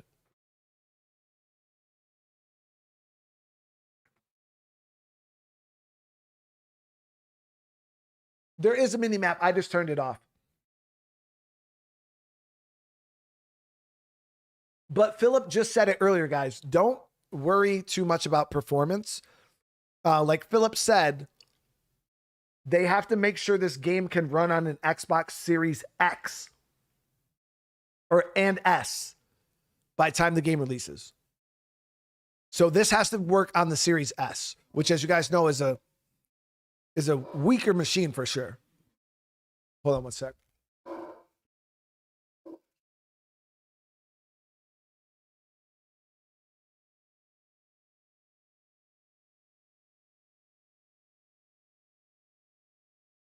So the one thing, so Brave asked a good question here, which you guys see in the UI already. As for backpacks, backpacks as of right now, in what I showed you guys, backpacks don't change. Like your inventory is your inventory. Backpacks are more of a cosmetic thing now. So you can kind of tweak your survivor, change up your backpack, change, you know what I mean? Like, that's obviously part of character customization that I can't really go into. But the one thing I will say, backpacks serve a more cosmetic point this time around, and you just have really good inventory in this game. I don't know if you guys seen the inventory in the beginning of the game, but you can hold quite a lot in State of Decay 3. I'll let you guys check it out. So this is the inventory. You have your primary weapon, you have your sidearm, you have a melee weapon, you also have your knife, which is on your back, like always. You have that slot under the pistol is for rucksacks. And then you have 12 inventory slots on top of carrying everything else. So it's 4 more inventory slots on a standard survivor than State of Decay 2.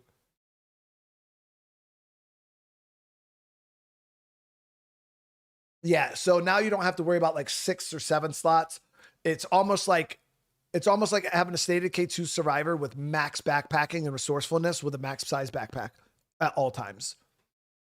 Then, if you look at the vehicle, this is a standard vehicle trunk without any upgrades, guys. So you got to remember there are cargo upgrades and stuff like that for vehicles, and they have huge, huge trunks.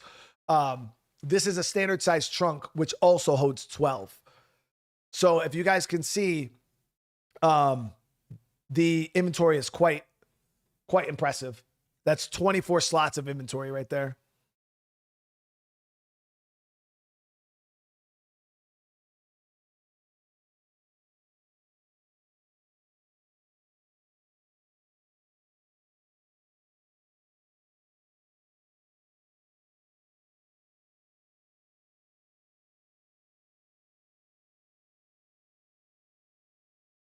So Zach, I'm interested. So I personally love the inventory changes. Again, I'm just one person though. I don't speak for the community. So my thing about State of Decay 2, especially, and I think the main thing is people are underestimating the size of the map. That's the one thing I have not noticed. As you guys can see, there's no weight mechanic here. Yeah, there's now obviously this is all placeholder and it's still early alpha. I don't know exactly what they plan to do for the rest of the inventory. There could very well be weight. As of right now, we're living the good life. The one thing I didn't like about State of Decay 2 was the back and forth. There was a lot of back and forth, but it didn't really matter because how outposts were designed in State of Decay 2 was a lot different. I obviously haven't talked about outposts all that much in State of Decay 3, but let me see here. Actually,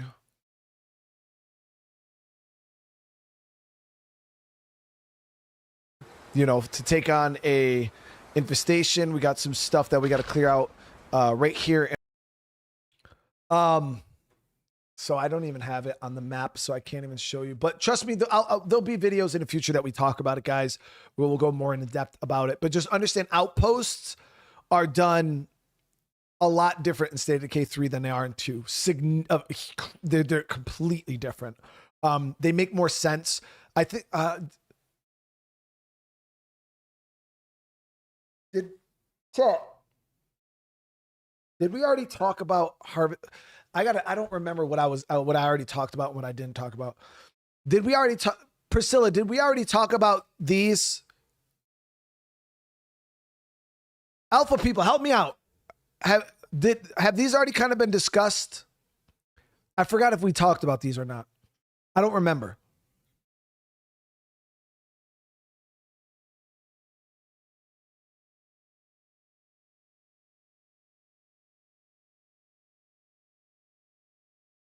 No, I don't think so. No, I'm not saying like, did we talk about these in this video? I'm saying like past live streams. Did I talk about these? Like,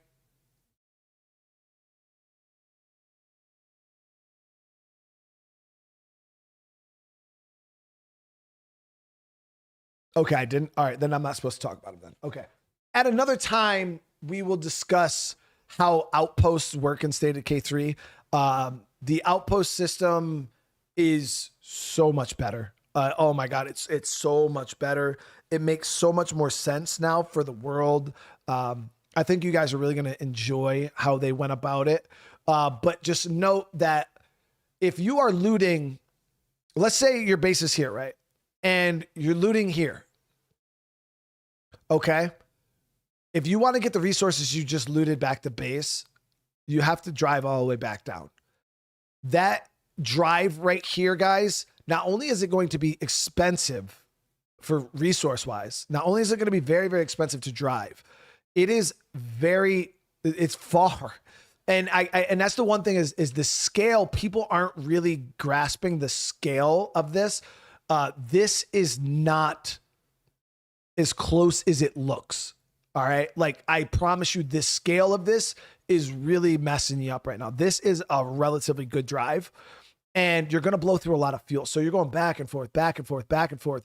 And because they made the map so big in State of Decay 3, there is, if you're doing a lot of that back and forth, it's tedious. So because of the inventory expansion, that's why I think it's such a good thing, is it cuts down on that back and forth quite a bit. Pitiful. Thank you so much for the 6, man. Knowing how the game works, I can already see thousands of hours of content here. Bravo, UL, for willing to share your progress. Keep up the great work. Now, the team's doing great work, guys. They really are. Yeah, team's doing great work. Show the map. All right. I'll hold on. Hold on. I'll show the map comparison one more time.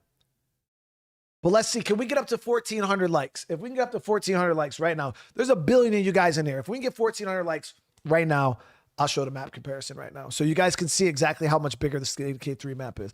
But I want to see the love, chat. I mean, you're already killing it with the love. We already got 1,300 likes, which is fucking stupendous. Can we get 1,400 likes? I appreciate y'all. That was pretty quick. Y'all got up to 1,383 like instantaneously. Mad love, dude. And Sean, thank you for the gift, bro. There it is. Well over 1,400 likes. I appreciate y'all. Thank you so much for freaking doing that, by the way. I do appreciate it. All right, I'll get the map comparison up right now. I gotta do this because I gotta make sure.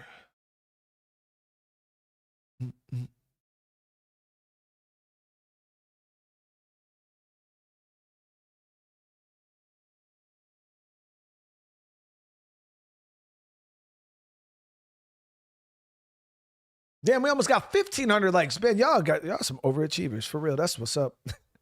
I appreciate it. For real. All right, here we go, guys. So this is the map comparison for State of Decay Studio. I need you guys screenshotting this shit, okay? Screenshot this. And anytime somebody says that the map's small, be like, bro. Because people really don't understand what they're truly saying. All right, here we go. This is Meeker Valley.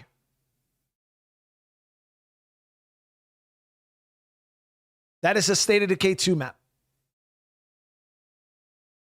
This is the State of Decay 3 map.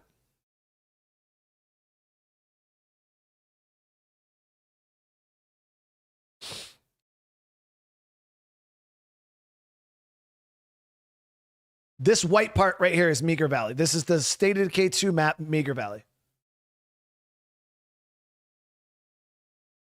And I try to tell, and I get why people, because the icons are so big on the map that it does kind of fuck up the scale. I can't scale it in. I can't zoom in because Patrick specifically said not to, because there's some things on here. But yeah, if you guys look, the Meager Valley map is, I try to tell you guys, it is a big fucking map, dude.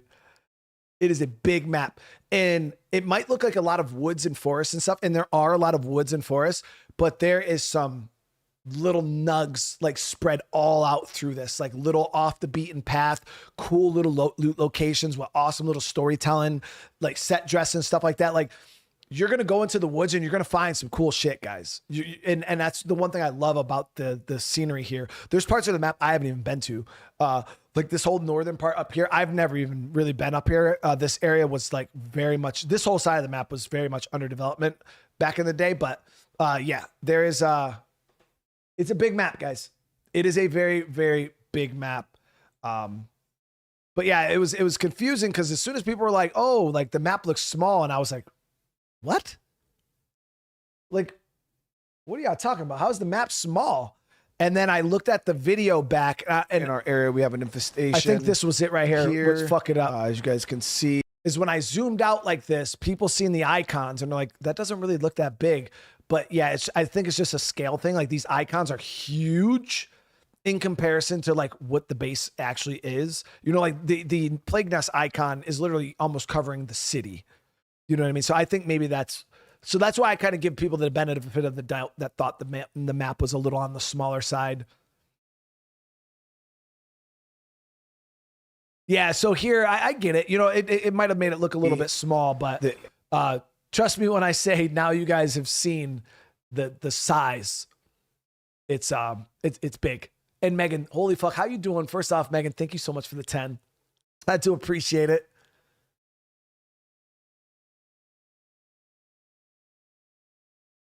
Is the instant finisher skill. So right now I've showcased a lot of the finishers that are in the game. If you're talking about standing executions, those are not in the game at the moment.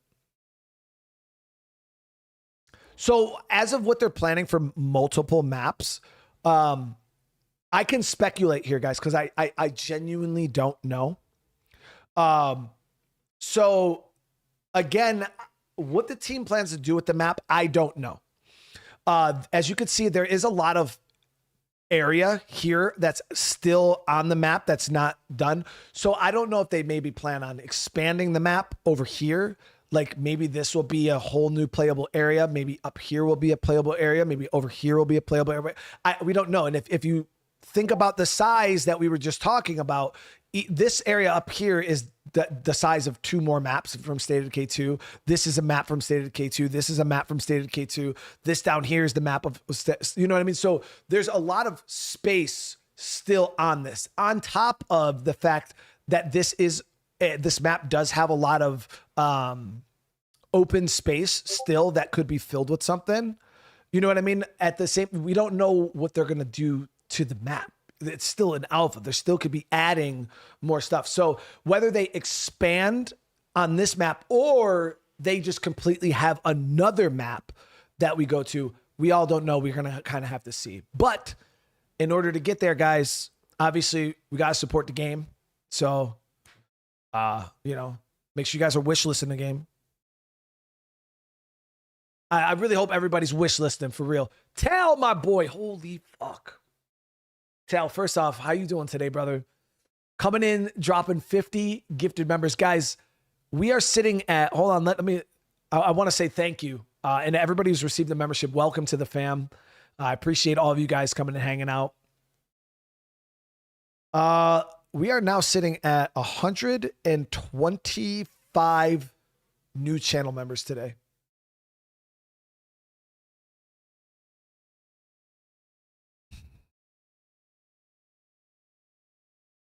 Are there any new survival mechanics? Depends on what you're referring to, because the only survival mechanics that I can think of would be hunger, thirst, and like weather related survival. Obviously State of Decay is still, it's a community driven eating, drinking. So like you have water, you have food, but your survivors just eat while they're at base, and it eats away at your community number. You don't have to physically switch to each survivor and make them eat an apple and drink a bottle of water. That would be crazy tedious. Crazy tedious. But so they kind of simulate all of your survivors eating and drinking. Especially with the amount of survivors you get in this game, that would be ridiculously. Could you imagine, chat? Let me see the W. Now, I'm not going to lie, and I'm not judging you guys for this. I am not judging you. So be honest with your answer here. Hey, Loner, thank you for the gifted, brother. But how many of you guys, let's just say you could have 30 survivors in State of Decay 3. I'm not confirming or denying whether you could have 30 or more or less. I'm just saying, let's just say you could have 30 survivors in State of Decay 3. How many of you guys, I want W's in the chat, if you would be happy as fuck to sit there and individually switch between all 30 of those survivors and feed them every single day. And let me see the L's in the chat if you're like me and I'm like, nah, I'm not fucking touching that, bro. That would make me hate the game. I would not like the game if I had to do that.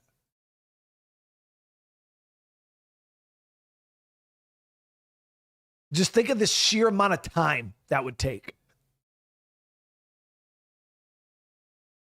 I'm talking you switch to the survivor, you have to go grab a piece of food, grab a drink with 30 survivors. Now, when you're playing a solo survival game and you're one person, that's not a big deal.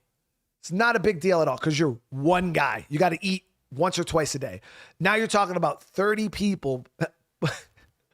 Okay, so... All right, so at least a lot of I do see some of you guys that are like, bro, I'm fucking down. Give me more. I respect. Hey, I'm just saying I personally would not like that person. That shit would that would put me off. Now, the one thing I know you guys seen, I'll showcase it here again. Now, unlike State of Decay 2. This game does actually have an eating and drinking mechanic. I know you guys seen that top tier eating animation. So as you guys can see, infestation, eat crap.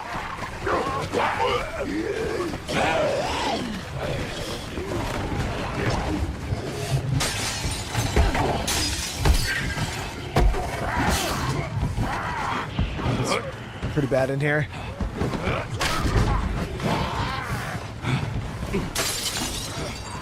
Letting that screamer go off and then hitting this is such a bad plan.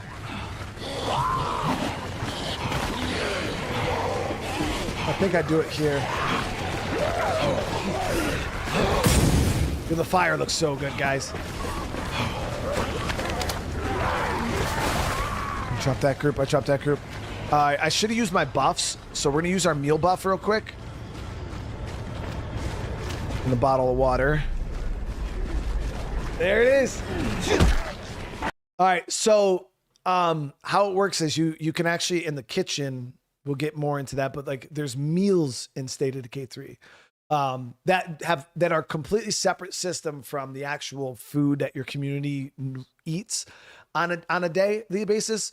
But they act as buffs. So you guys can see over here, now I have a meal buff and I drink a bottle of water and that gave me a stamina buff. So these are things that you guys are going to want to do prior to attacking. I was a fucking dumbass and I didn't use it beforehand, but you eat a meal and it boosts you get a meal buff from it. And then you drink a bottle of water. There's different items too that you can eat and drink all throughout the game, like multiple items, multiple different calibers of meals. They actually showcased a meal, a high-end meal here when I was doing the Plague Nest. So I think I scrolled over. Extra 556. Right there. So this is an Echo Lab MRE, a lasting stamina bonus plus fatigue resistance. Shelf-stable old world rations designed to give soldiers an entire day's worth of nutrition. So as you guys can see, this meal is big. Like this is one of the high-end meals in the game. I don't even think you can craft these. I think you can only loot them. But one thing I did want to point out, look at this right here. So does anybody notice anything different about salvaging in State of Decay 3? When you salvage in State of Decay 2, what did you receive? And what do you guys see here from salvaging in State of Decay 3?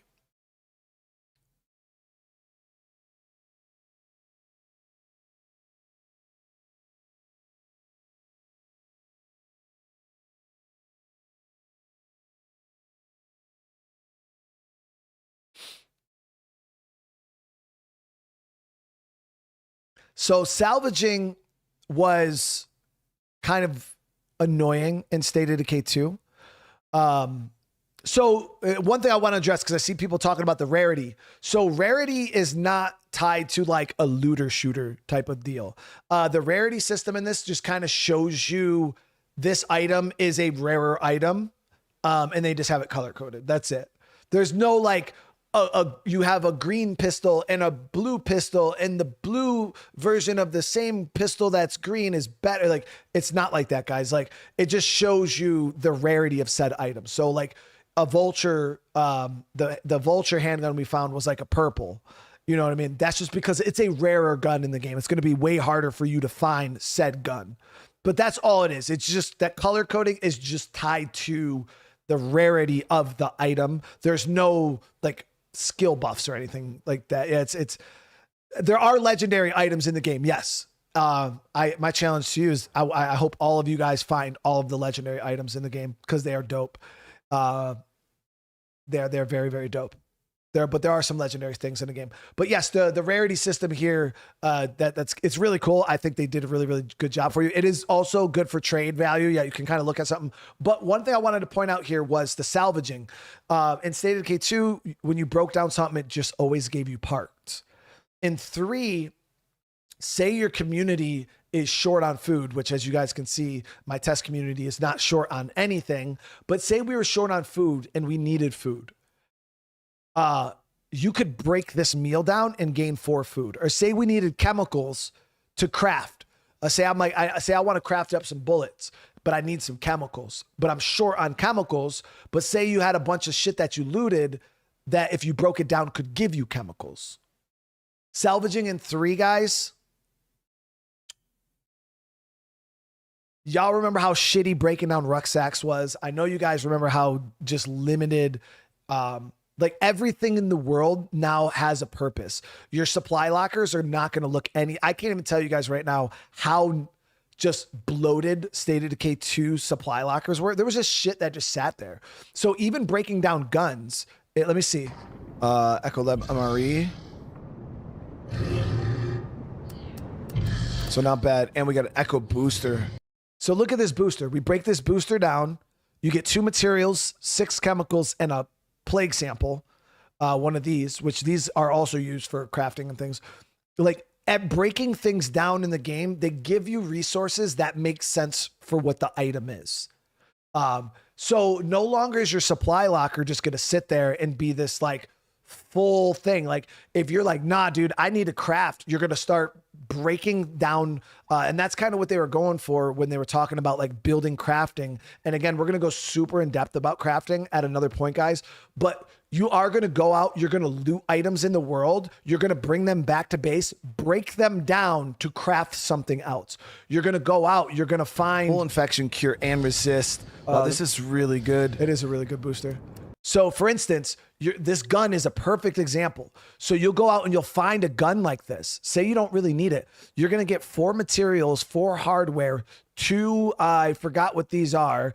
I think I find them earlier in the game so I can go look it up, but they're like rarer crafting materials and then a 1 like propellant or something like that. So this shit right here, like that's all what you get for breaking this gun down. And now you can take all of these resources and now you can go craft some other shit that you need to craft. So there's a lot of things in the game. And that's why I tried telling you guys, like, we haven't even scratched the surface with systems in this game. You guys do not even understand what all happens with bases and crafting and stuff like that. And not only are these items used for crafting, but but they're also used for upgrading your base and things like that. So there's so many uses for so many resources in the game.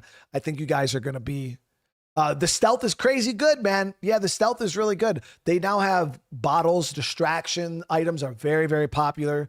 I kind of showcased it earlier in the playthrough where I was sneaking around these bloaters and I was kind of throwing bottles to distract them. But yes, the crafting system in 3 shits all over 2. And again, this is why I was telling you guys, it's so hard. Once you start playing 3 and you go back to 2, you're like, bro, this is so basic. Like it's so basic. But in this, I'm telling you, you guys are gonna be, I'm excited to see just how useful you guys make this shit. It's, breaking down rucksacks is a lot better. Oh yeah, breaking down everything is way better because that's the whole premise of the game. Like there's so much more crafting done in the game than there was in the previous titles.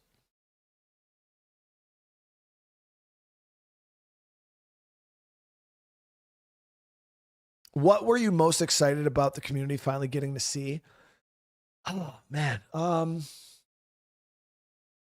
I think probably the scale of the plague nests, because I put out a video kind of talking about the plague nests, and I even the trailer. Let me see. Do you guys agree? So the trailer that you guys watched at the showcase. This is my opinion. I don't think that trailer really showed the scale of these plague nests.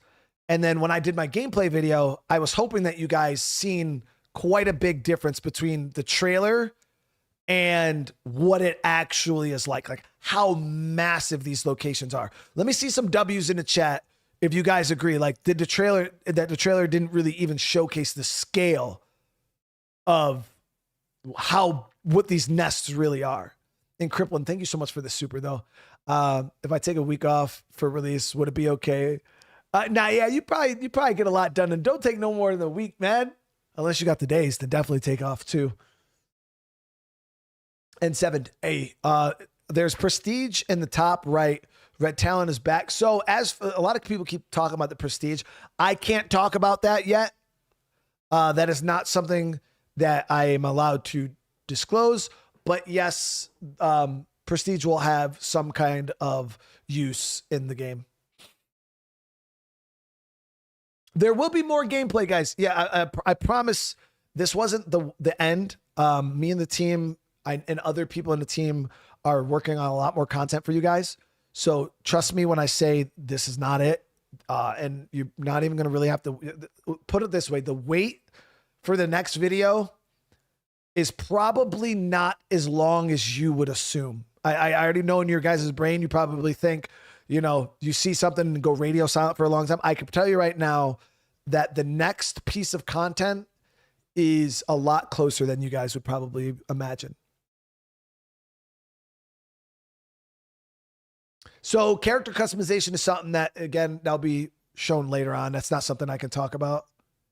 Hordes. So Klaus asked about hordes in the game. So I didn't do a good job really showcasing the sheer amount of, but put it this way, I've gone up against probably groups of 40 zombies I've run into in this game. Just like 40 easily. I think you kind of see it here a little bit when I run into this screamer.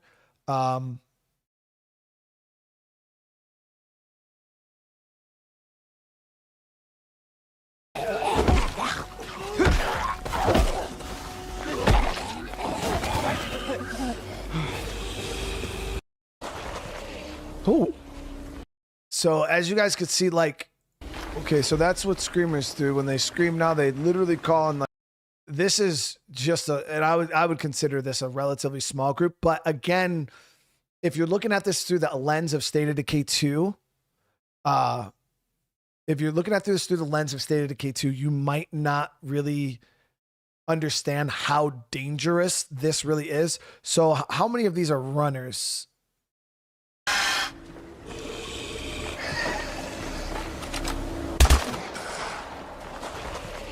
Oh. Okay, so that's what screamers do. When they scream now, there's at least 7 or 8 runners in this group. That is super crazy dangerous.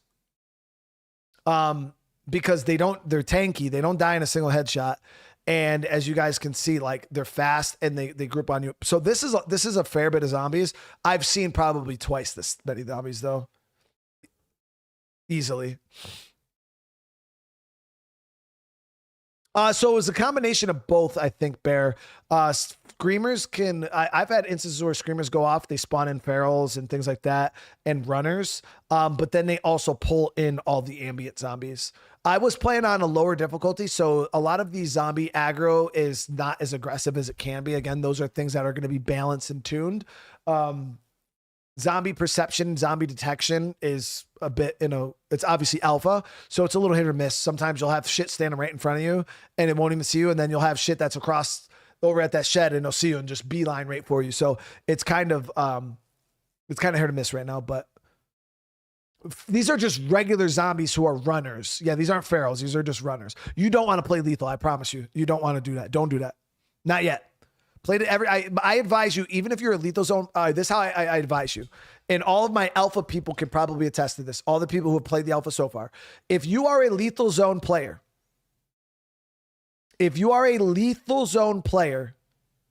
start State of Decay 3 on Dread Zone. If you really, I'd say start it on Dread. Day 1, Dread Zone.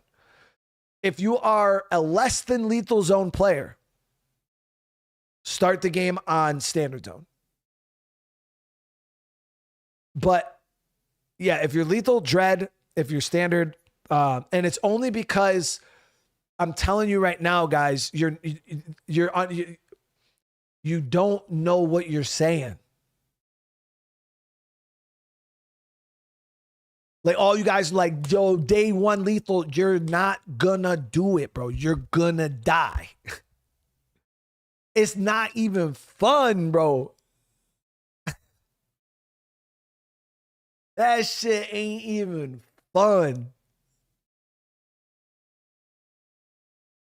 Yo, you could really go green zone. I'm not even lying, chat. Like green zone ain't as embarrassing as State of Decay 1 green zone or State of Decay 2 green zone.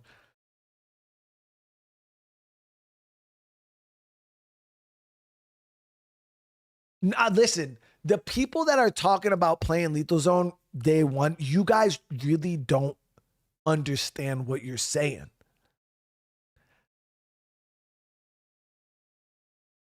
And it's not that, listen, hear me out. I think once we go more into discussions about the systems and how the game works, I think that might change your guys' outlook. So one little thing I'm going to say about this, because I'm not going to go too much into detail about this. These nests, this is a fresh game, okay? This nest is asleep. These 2 are awake. All right? I'm on Dread Zone. And just so you guys know, these are not all the plague nests in the game. These are just the ones that you can see. It's alpha. There is more plague nests than this. Okay?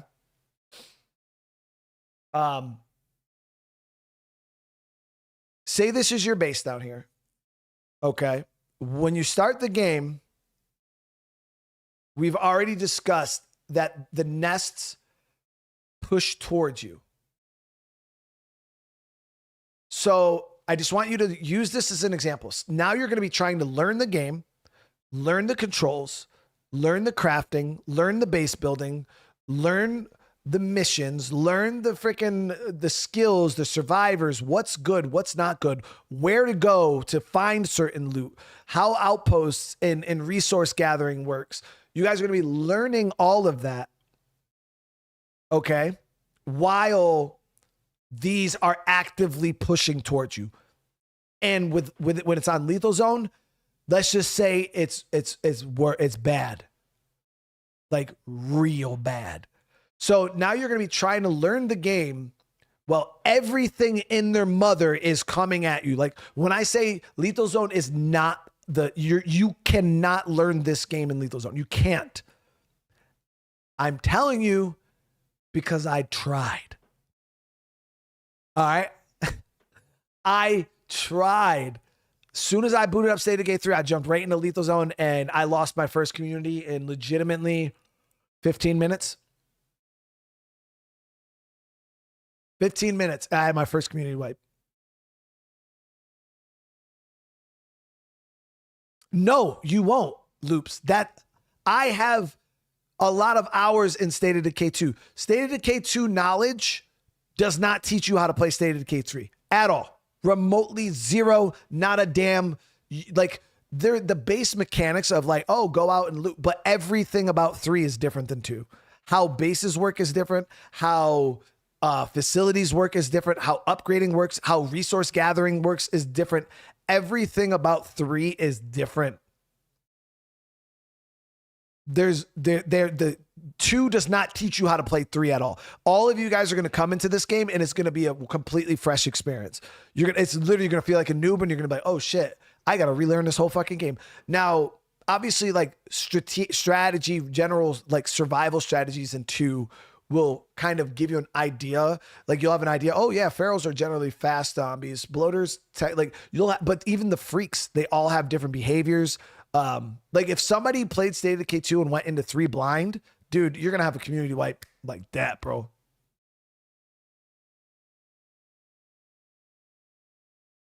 This is State of Decay 3 right here that we're showcasing. I do have Molotovs, a little bit of ammo. I don't even have any bandages with me if I'm being real.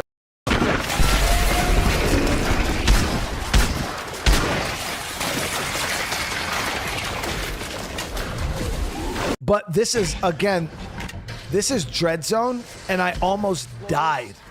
Barrels. So, all right, I just want to kind of showcase this little part here. So, again, this is just Dread Zone, and this already, in my opinion, looks like State of Decay 2 Lethal Zone. Maybe Nightmare. This does not look nothing like Dread Zone in SOD2. Floaters. Barrels.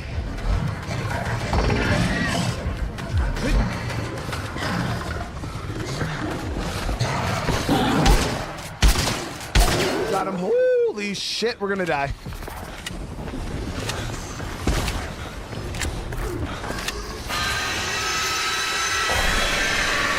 That was a feral really roar. Kill him.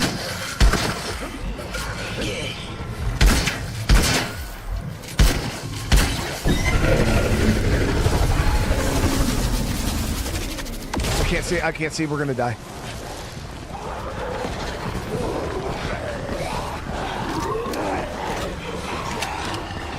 Ooh, loader. I don't know where I'm going, but we're going.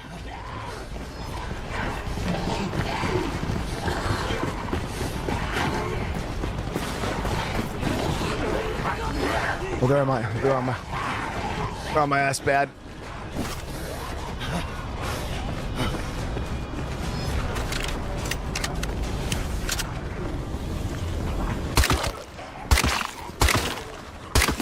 Okay, we're good.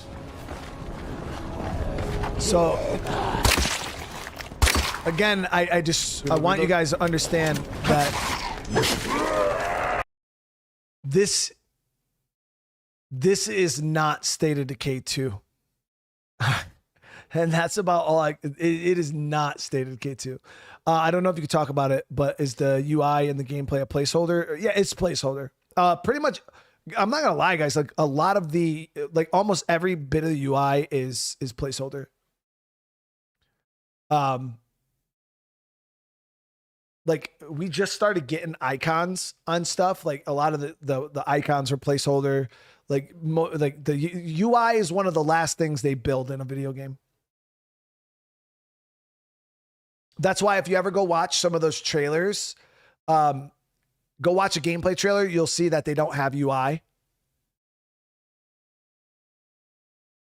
Like games that are in development. Do you guys ever notice that? How it's just clean, like no crosshairs, no UI, no nothing.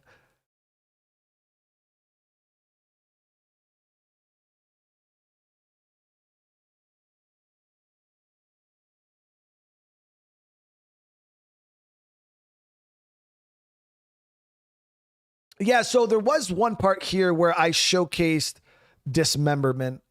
And that was the whole purpose. I just kind of wanted you guys to see what dismemberment was like.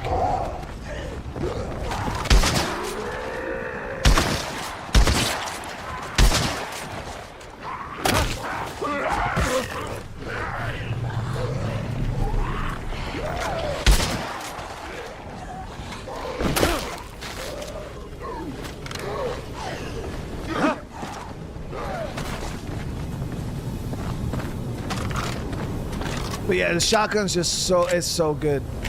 I absolutely love it. So that shotty's definitely going to call in. As you can see, some of these zombies are going to start strolling over here, which is fine because I don't mind thinning out the area a little bit.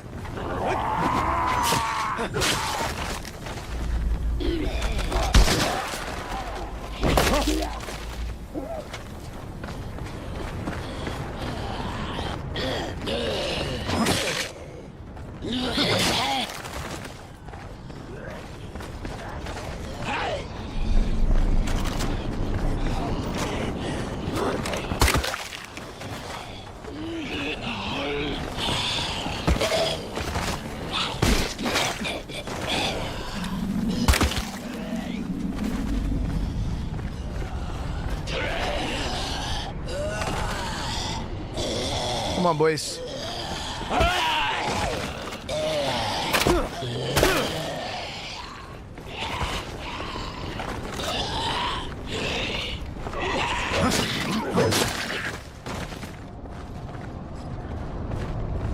So, and we got a katana, chat. Come on, we got a katana, dude.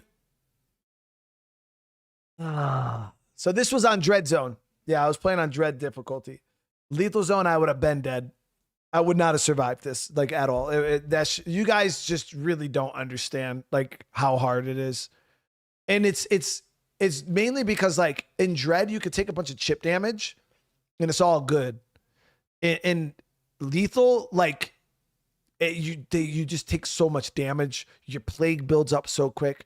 There's just so many fucking zombies, bro. And then if you think the zombies are tanky in Dread Zone, if some of you guys are like, man, I don't really know how I feel about that multi-shot to the head thing. Yo, Lethal Zone's gonna fuck you up, bro. Because the zombies are extra durable. Extra durable. They're fucking tough. They are tough, guys. Like, them shits are borderline Resident Evil zombies. So you run into a horde of like 30 zombies in Lethal Zone. That's just an automatic run. Or die. Shit. Not even 30, bro. 10. 7. Early game. Like, I'm talking early game. Fresh survivor. No kit. 5 to 7 zombies on Lethal Zone is a death sentence. You better run.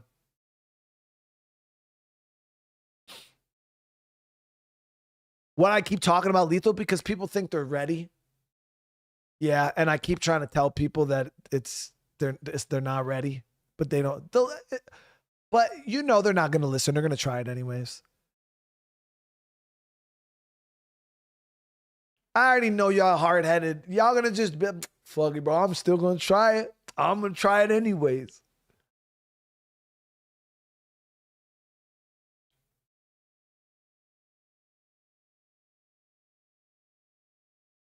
Shit's hard, dude.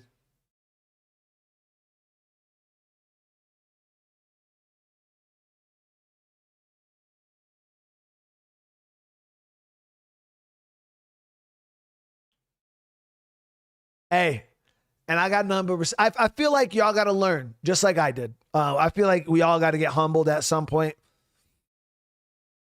But yeah, like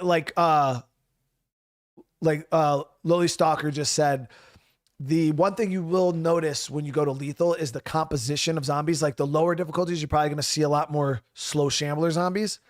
And then when you get to Lethal, every other damn near all the zombies might be runners.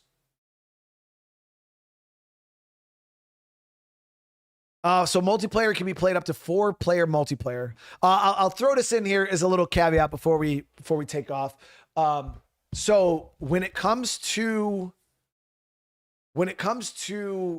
multiplayer, guys, and how the game works. So I have a lot of people for some reason asking me how multiplayer works in State of Decay 3. So one of the cool things I want you guys to understand, I want you to picture this. Let's just say there's you and 2 friends. Let's say there's 3 of you. 3 just makes a good example. Say there's you and 3 of your friends that you want to play State of Decay with. When you start the game, you'll have your one base or whatever. You guys will work together. You'll build up, recruit some survivors. The cool thing about State of Decay 3 is you can then say, hey, friend A, I want you. What we're going to do is we're all going to get together. Friend A, say this is your base down here. We're going to go up and we're going to clear out rooftop. We're going to go up here because this is a base, but it's infested. So we're going to go up. We're going to clear this base out so we can claim it. All right. So you and friend A and friend B get in your car. You drive up. You get to this location. I'll show you the location so you guys can see what it's going to look like. And then you guys show up, and this is that base. This is actually that base. This is not speculation, guys. This is the base. You guys now have to clear this. Okay? So you and your team, you push in. You got this jug here. You push into this. You guys work hard. You work together. You kill the plague heart in here. You clear the base. It is now clear. You all can move in. But the great thing about State of Decay 3 is you can have multiple bases. So friend A is now, you say, hey, friend A, this is now your base. You work on recruiting for it. So you go out, get survivors, build up the survivors in this base. Me and friend B are going to stay down in the other base for now. So friend A now has his own base he's working on, while friend B and the other guy are working in the other base. So now say you're like, you know what? Friend B now needs his own base. So what you guys do is you guys say, hey, you know what? We need power, a good way to get power in our base. Let's send friend B up and we'll have him at Wind City. So then you guys all gather up. You know, friend B comes from his base. You guys come from here. You guys meet up together. You guys all drive up here. You clear it out. And now you say, friend B, you go live up there. So now you have the original friend, you got friend A and friend B. All of you guys now have your own base. You have your own survivors you're managing. Now, granted, resource pools are combined. So you're not going to have your own separate resources, and supply lockers are combined. But you all are going to have your own base with your own survivors, with your own facilities. You can set house rules. Now you can trade survivors back and forth. Like say friend B here has a mechanic and you need a mechanic. He can actually take a survivor and move that survivor into your base. Like you can trade survivors. Like, hey man, I need your mechanic. Can I borrow him for a day? And then you can trade survivors. He could send your mechanic down. The mechanic could be at your base, working there, and then you can give him back. If you get him killed, your friend's probably going to be pretty pissed with you. But that's the thing. You guys can move your survivors around. There's a lot of shit that's going on with multiplayer. And that's why I keep telling you guys, this game is the real deal. I don't even like multiplayer, but this game made me like multiplayer. The multiplayer is really fucking cool. So that's why I keep trying to tell you guys, the scale of this shit is way bigger than a lot of you guys think.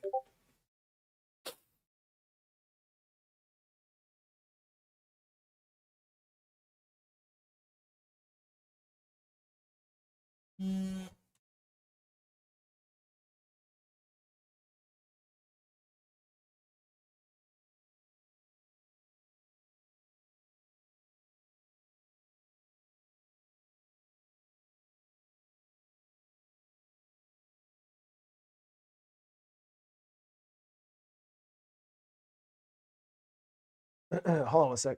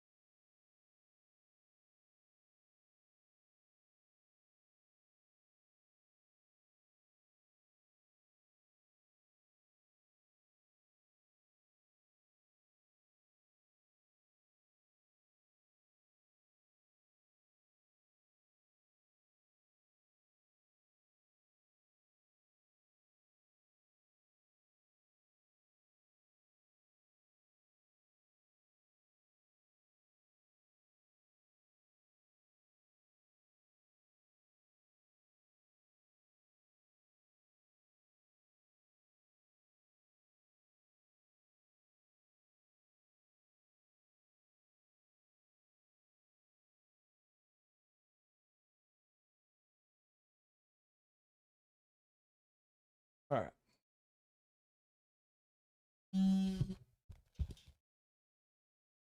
So,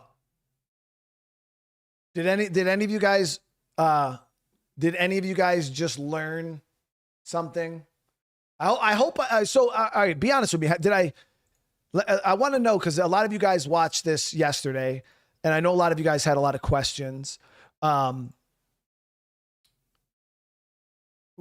Was there any concerns that you guys have? I want to see some W's in the chat. If I did kind of quell or clear up some of the misinterpretations or confusions or concerns that you guys might have. Let me see some W's if you guys got something out of this today.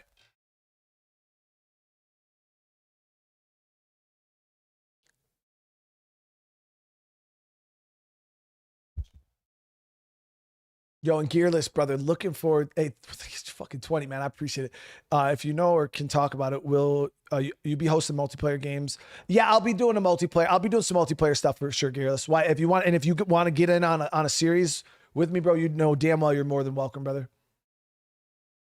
But yeah, I will be doing I will be hosting a multiplayer series on the channel. I might do more than one of them. But yeah, for sure. It's still 4-player co-op.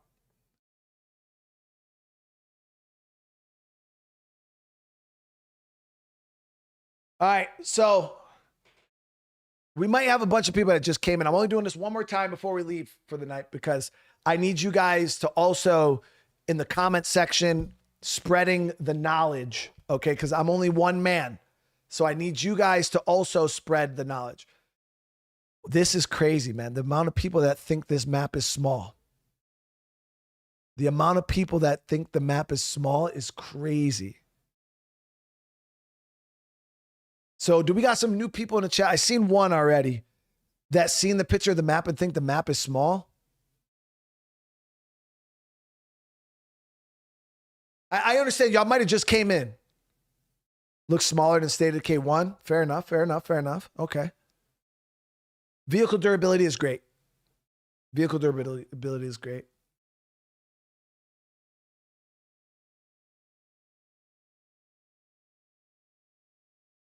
Not gonna lie, it looks small. And Peter, no hate, bro.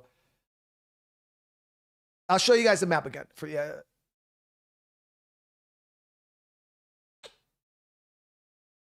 So the scale really isn't coming through on this image.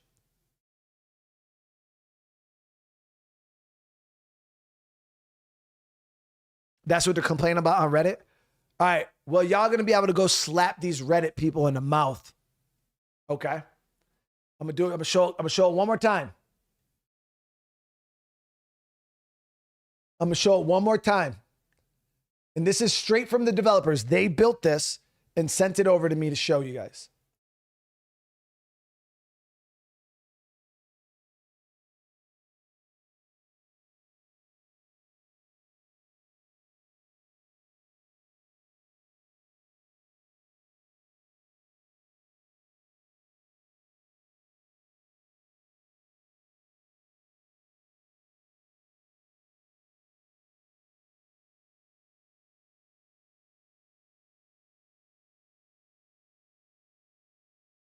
So this is the map of State of Decay 3.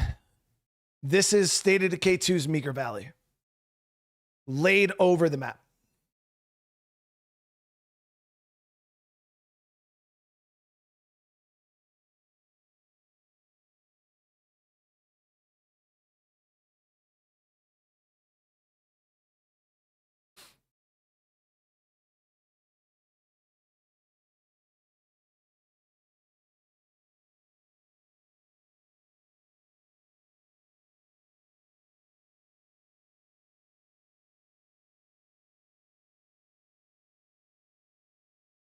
But I get the scale of the map did not look that great in the topographical thing that you guys seen.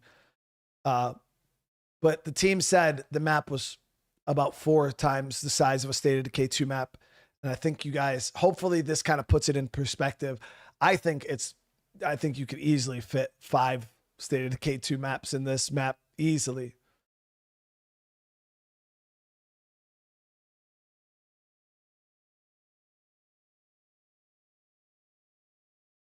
So all of you guys right now who are watching this, when you go into the comment section, if you see people saying the map's small, tell them they gotta just, they didn't watch. We all know if people are saying the map is small, they ain't watched the video. Y'all got information that everybody else doesn't have. Because people, people don't like to read. People don't like to pay attention. Y'all see it here first. This is legitimately the map. And the size difference. All right.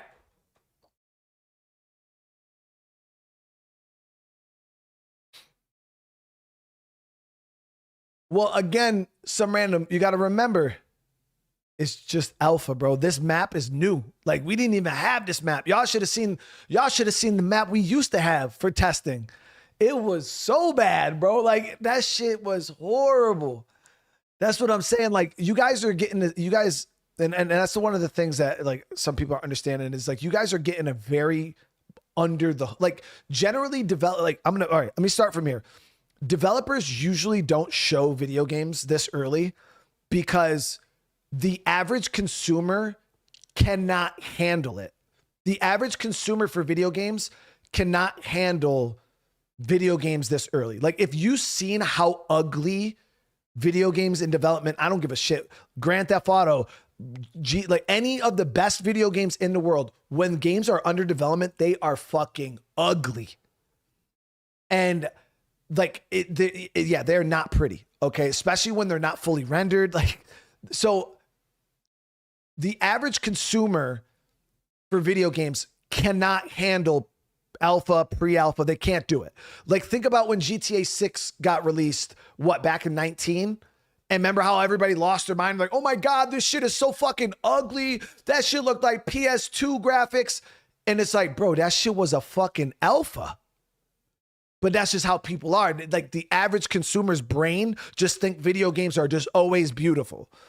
They're not. Like, when they take the hood off a vehicle to even make off a game to make changes and updates, it's not pretty. Like, the space in which developers make the games, you think they're making the game in 4K ultra graphics running at 120 FPS? Like, you think that's the development space no, their machines need to be able to work on the game, be able to do all the rendering and all this other shit, the design and stuff like that. Like, they need to be able to work. So video games are very, very ugly. All right. And you guys are getting a very rare look into a game that's pretty early on still. Now, when I say early, it's also, you guys got to remember, I'm not going to go too much into detail because I'm not really allowed to talk about it, but the team, the game that you're seeing right now isn't what the team is working on right now. The team is generally months ahead of what we're actually playing. So for instance, like, say I'm playing Alpha 1, the team's already working on Alpha 2. All right. And then say I'm playing Alpha 2, the team's already they're already months ahead of what we're playing on currently. So like, what you're seeing right now is just what the team is like used to be working on. So it's really, really weird. Like, game development, it's so weird. Like, once I got into this process and I started working with the team, I was like, man, this shit is crazy. Like, I learned so much about like what it takes to make games, the process of games. And I was just like, oh fuck, this is a demo for sure. This isn't even like, this is nothing, a complete game. It doesn't have anything. Like, realistically, the alpha people cannot even leave this part of the map. Like, this part of the map that the people in alpha right now, they can't leave this part of the map. It's just a piece of the map that they get to test the game in. Even right here in the in the playthrough, if I wanted to drive up here, I couldn't do it. Like, the map, like they're still working on stuff. So again, you guys are just, when I say you're just, oh, you can't see the screen. Let me see.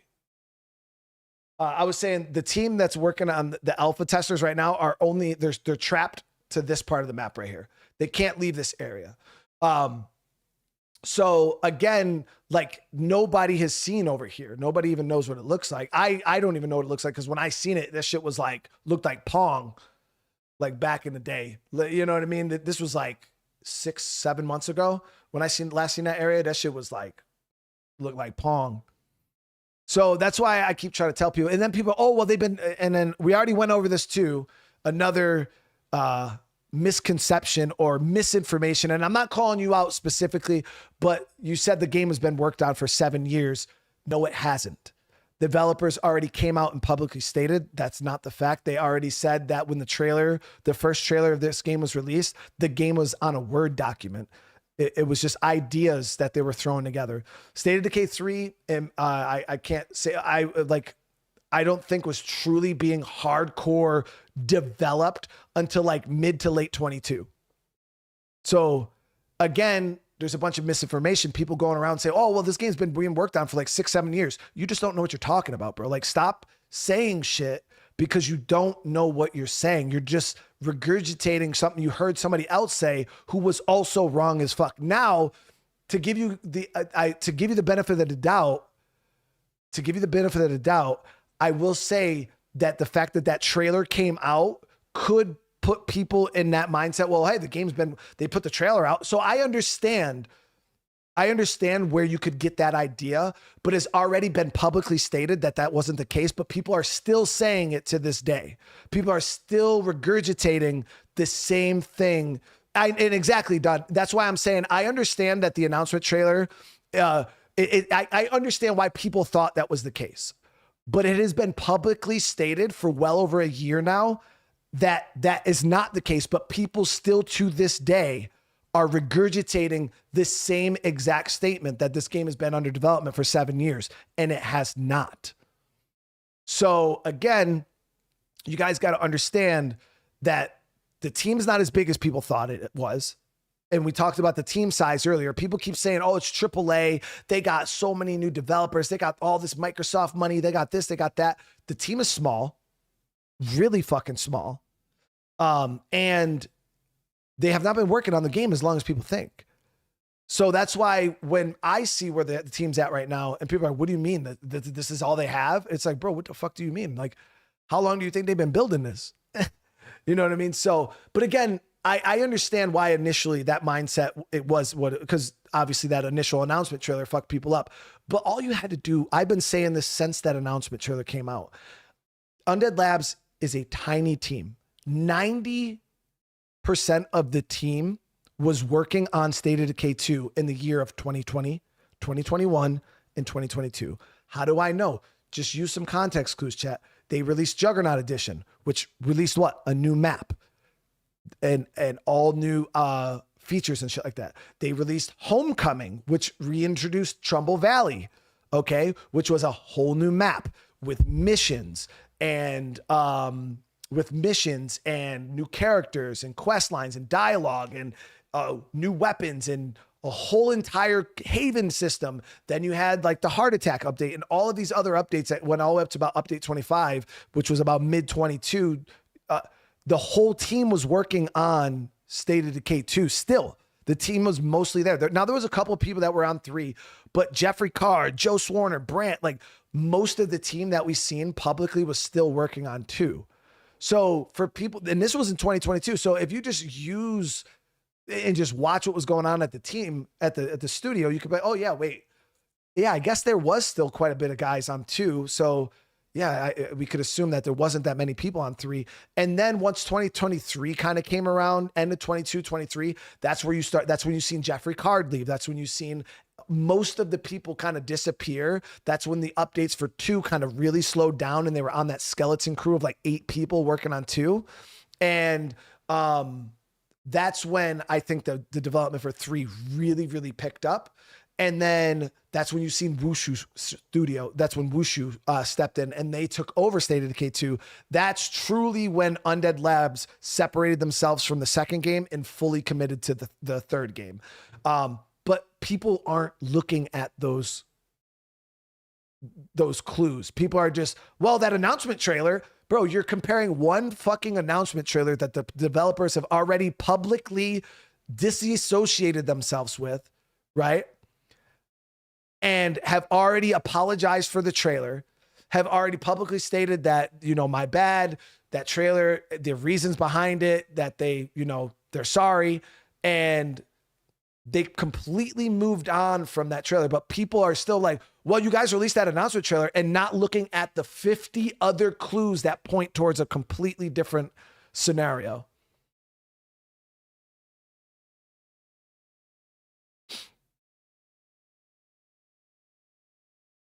I don't know how it's so difficult to understand. I don't get it, but it's to me, it's just fucking common sense. But it is what it is. Like, I mean, some people, they see something and they just latch onto that shit and can't let it go.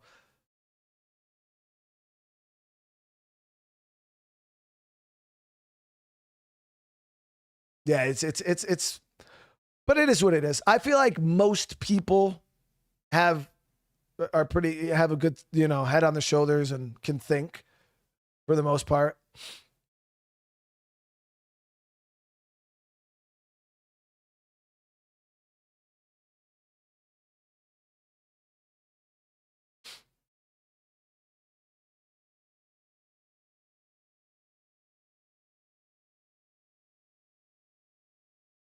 I can't talk about survivors specifically.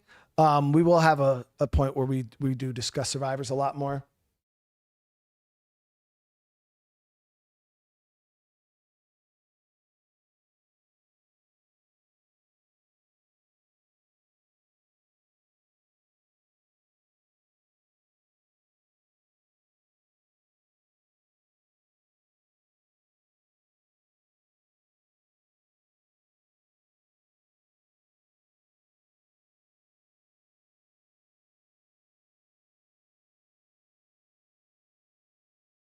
Will this be PS4 Pro or PS5 Pro? I don't know if it'll be enhanced. I don't know none of that. All I know is the game. All I know is the game was slated to be released on PS5. As for any more information than that, I have no clue. Tell it to us straight. How was Doug? Did you ever? So I ain't gonna lie, guys. Like when you guys see me run away from Doug, I never look back. Yeah, I just kept it moving. I just kept it moving. So at this point, everybody in chat has seen the original video for this, right? Let me see some Fs in the chat. If you haven't seen the original gameplay, I'm pretty sure at this point, every one of you guys should have seen the original video, right?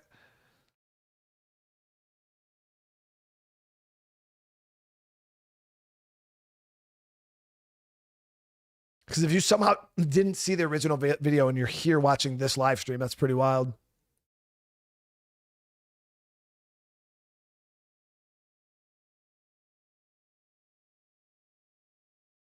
So there's actually a couple people. So make sure you guys, here, I'll drop it for you guys here. Make sure you guys go check out the video because it's the full gameplay. You can watch it from start to finish. You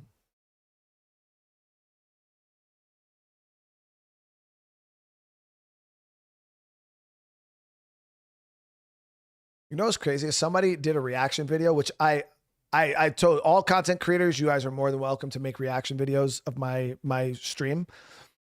The only thing though was this guy took my thumbnail, which was real gameplay footage. Okay.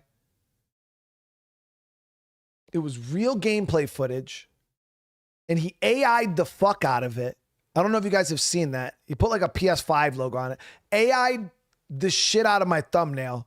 And then when he watched the trailer back, or when he watched the playthrough back, he covered me up like this with himself and then was just like, blah, blah, blah, blah, blah, blah. And I'm like, damn, bro, slayed me, dude. He did link the video, though. Mad respect, bro. That's all I asked for. But, bro, took my fucking thumbnail, dude. You can't take another man's thumbnail. Crazy work, bro. And then AI it? Bruh. AI'd the fuck out my thumbnail, dude. I was feeling some type of way about the thumbnail, bro.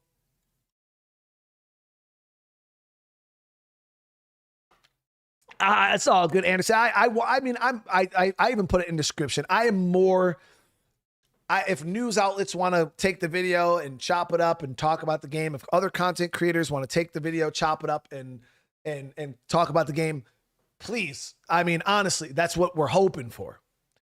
All I'm saying is don't take a man's thumbnail, bro, and then AI it. Bro, you could have at least came up with your own thumbnail. All right, let me post this original video in here for you guys.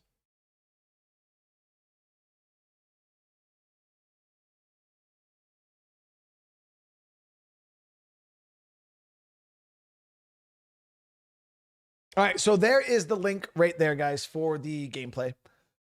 Make sure you guys go check that out. We're going to be ending this one here. I want to do another stream tonight. I got to kind of go see how timing. So it's already 8 o'clock at night. This went a little longer than I initially planned. But I do want to say thank you, though, so much for all the love and the support, guys. Absolutely are going wild with the amount of support that you guys have been showing these past couple videos. It's kind of unbelievable. I want to play some Gothic. The only thing, though, is I don't want to rush an episode of Gothic, so I got to go. I don't know. We might still do another stream tonight. I just got to go check with the fam, see how everything's going. But remember, check out the video if you guys haven't. Watch it a bunch of times. Scrub through it. Try to pick out every little detail. I love the amount of attention to detail that a lot of you guys are putting into that video.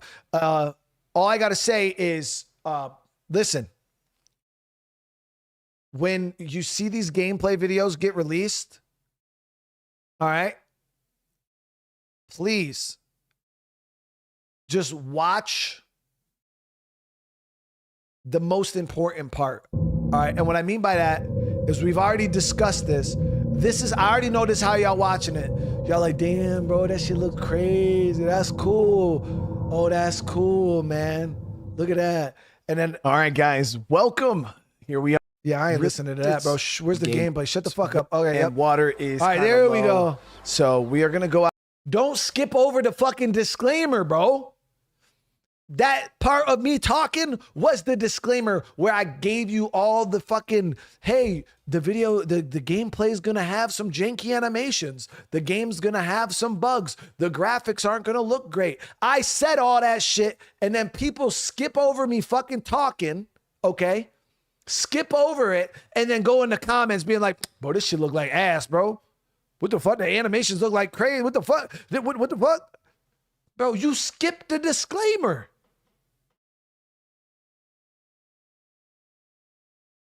So don't do that. Yeah, people are just like, bro, shut the fuck up, man. Let me watch the game. Skipping the disclaimer, bro. It's crazy. We gotta make those disclaimers mandatory.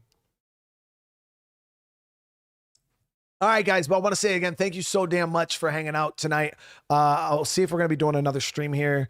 But if I don't, I will be back tomorrow. We will definitely be doing some Gothic tomorrow if we don't do it tonight.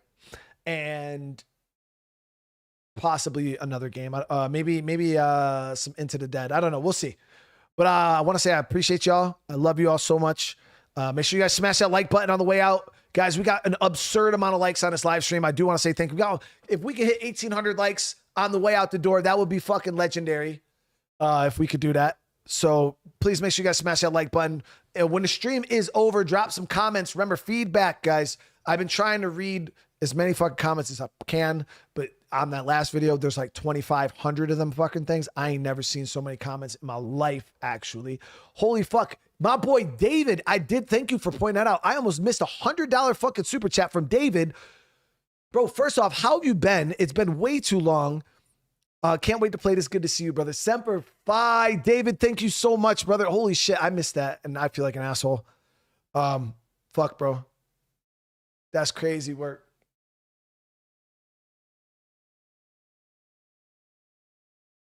Serious, that's mad love, brother. That is mad love. Again, I do apologize. Yeah, I've been fucked up today. Missing all types of shit. I probably missed so many super chats. I am so sorry, guys. Just know I do appreciate it. I love you guys. If I don't see you guys later on tonight, you have a great rest of your night. We hit 1,800 likes. I appreciate y'all. Much love. Much love. All right, guys. again, have a good night. If I don't see you later. The chat was moving so quick, bro. The chat was moving so quick.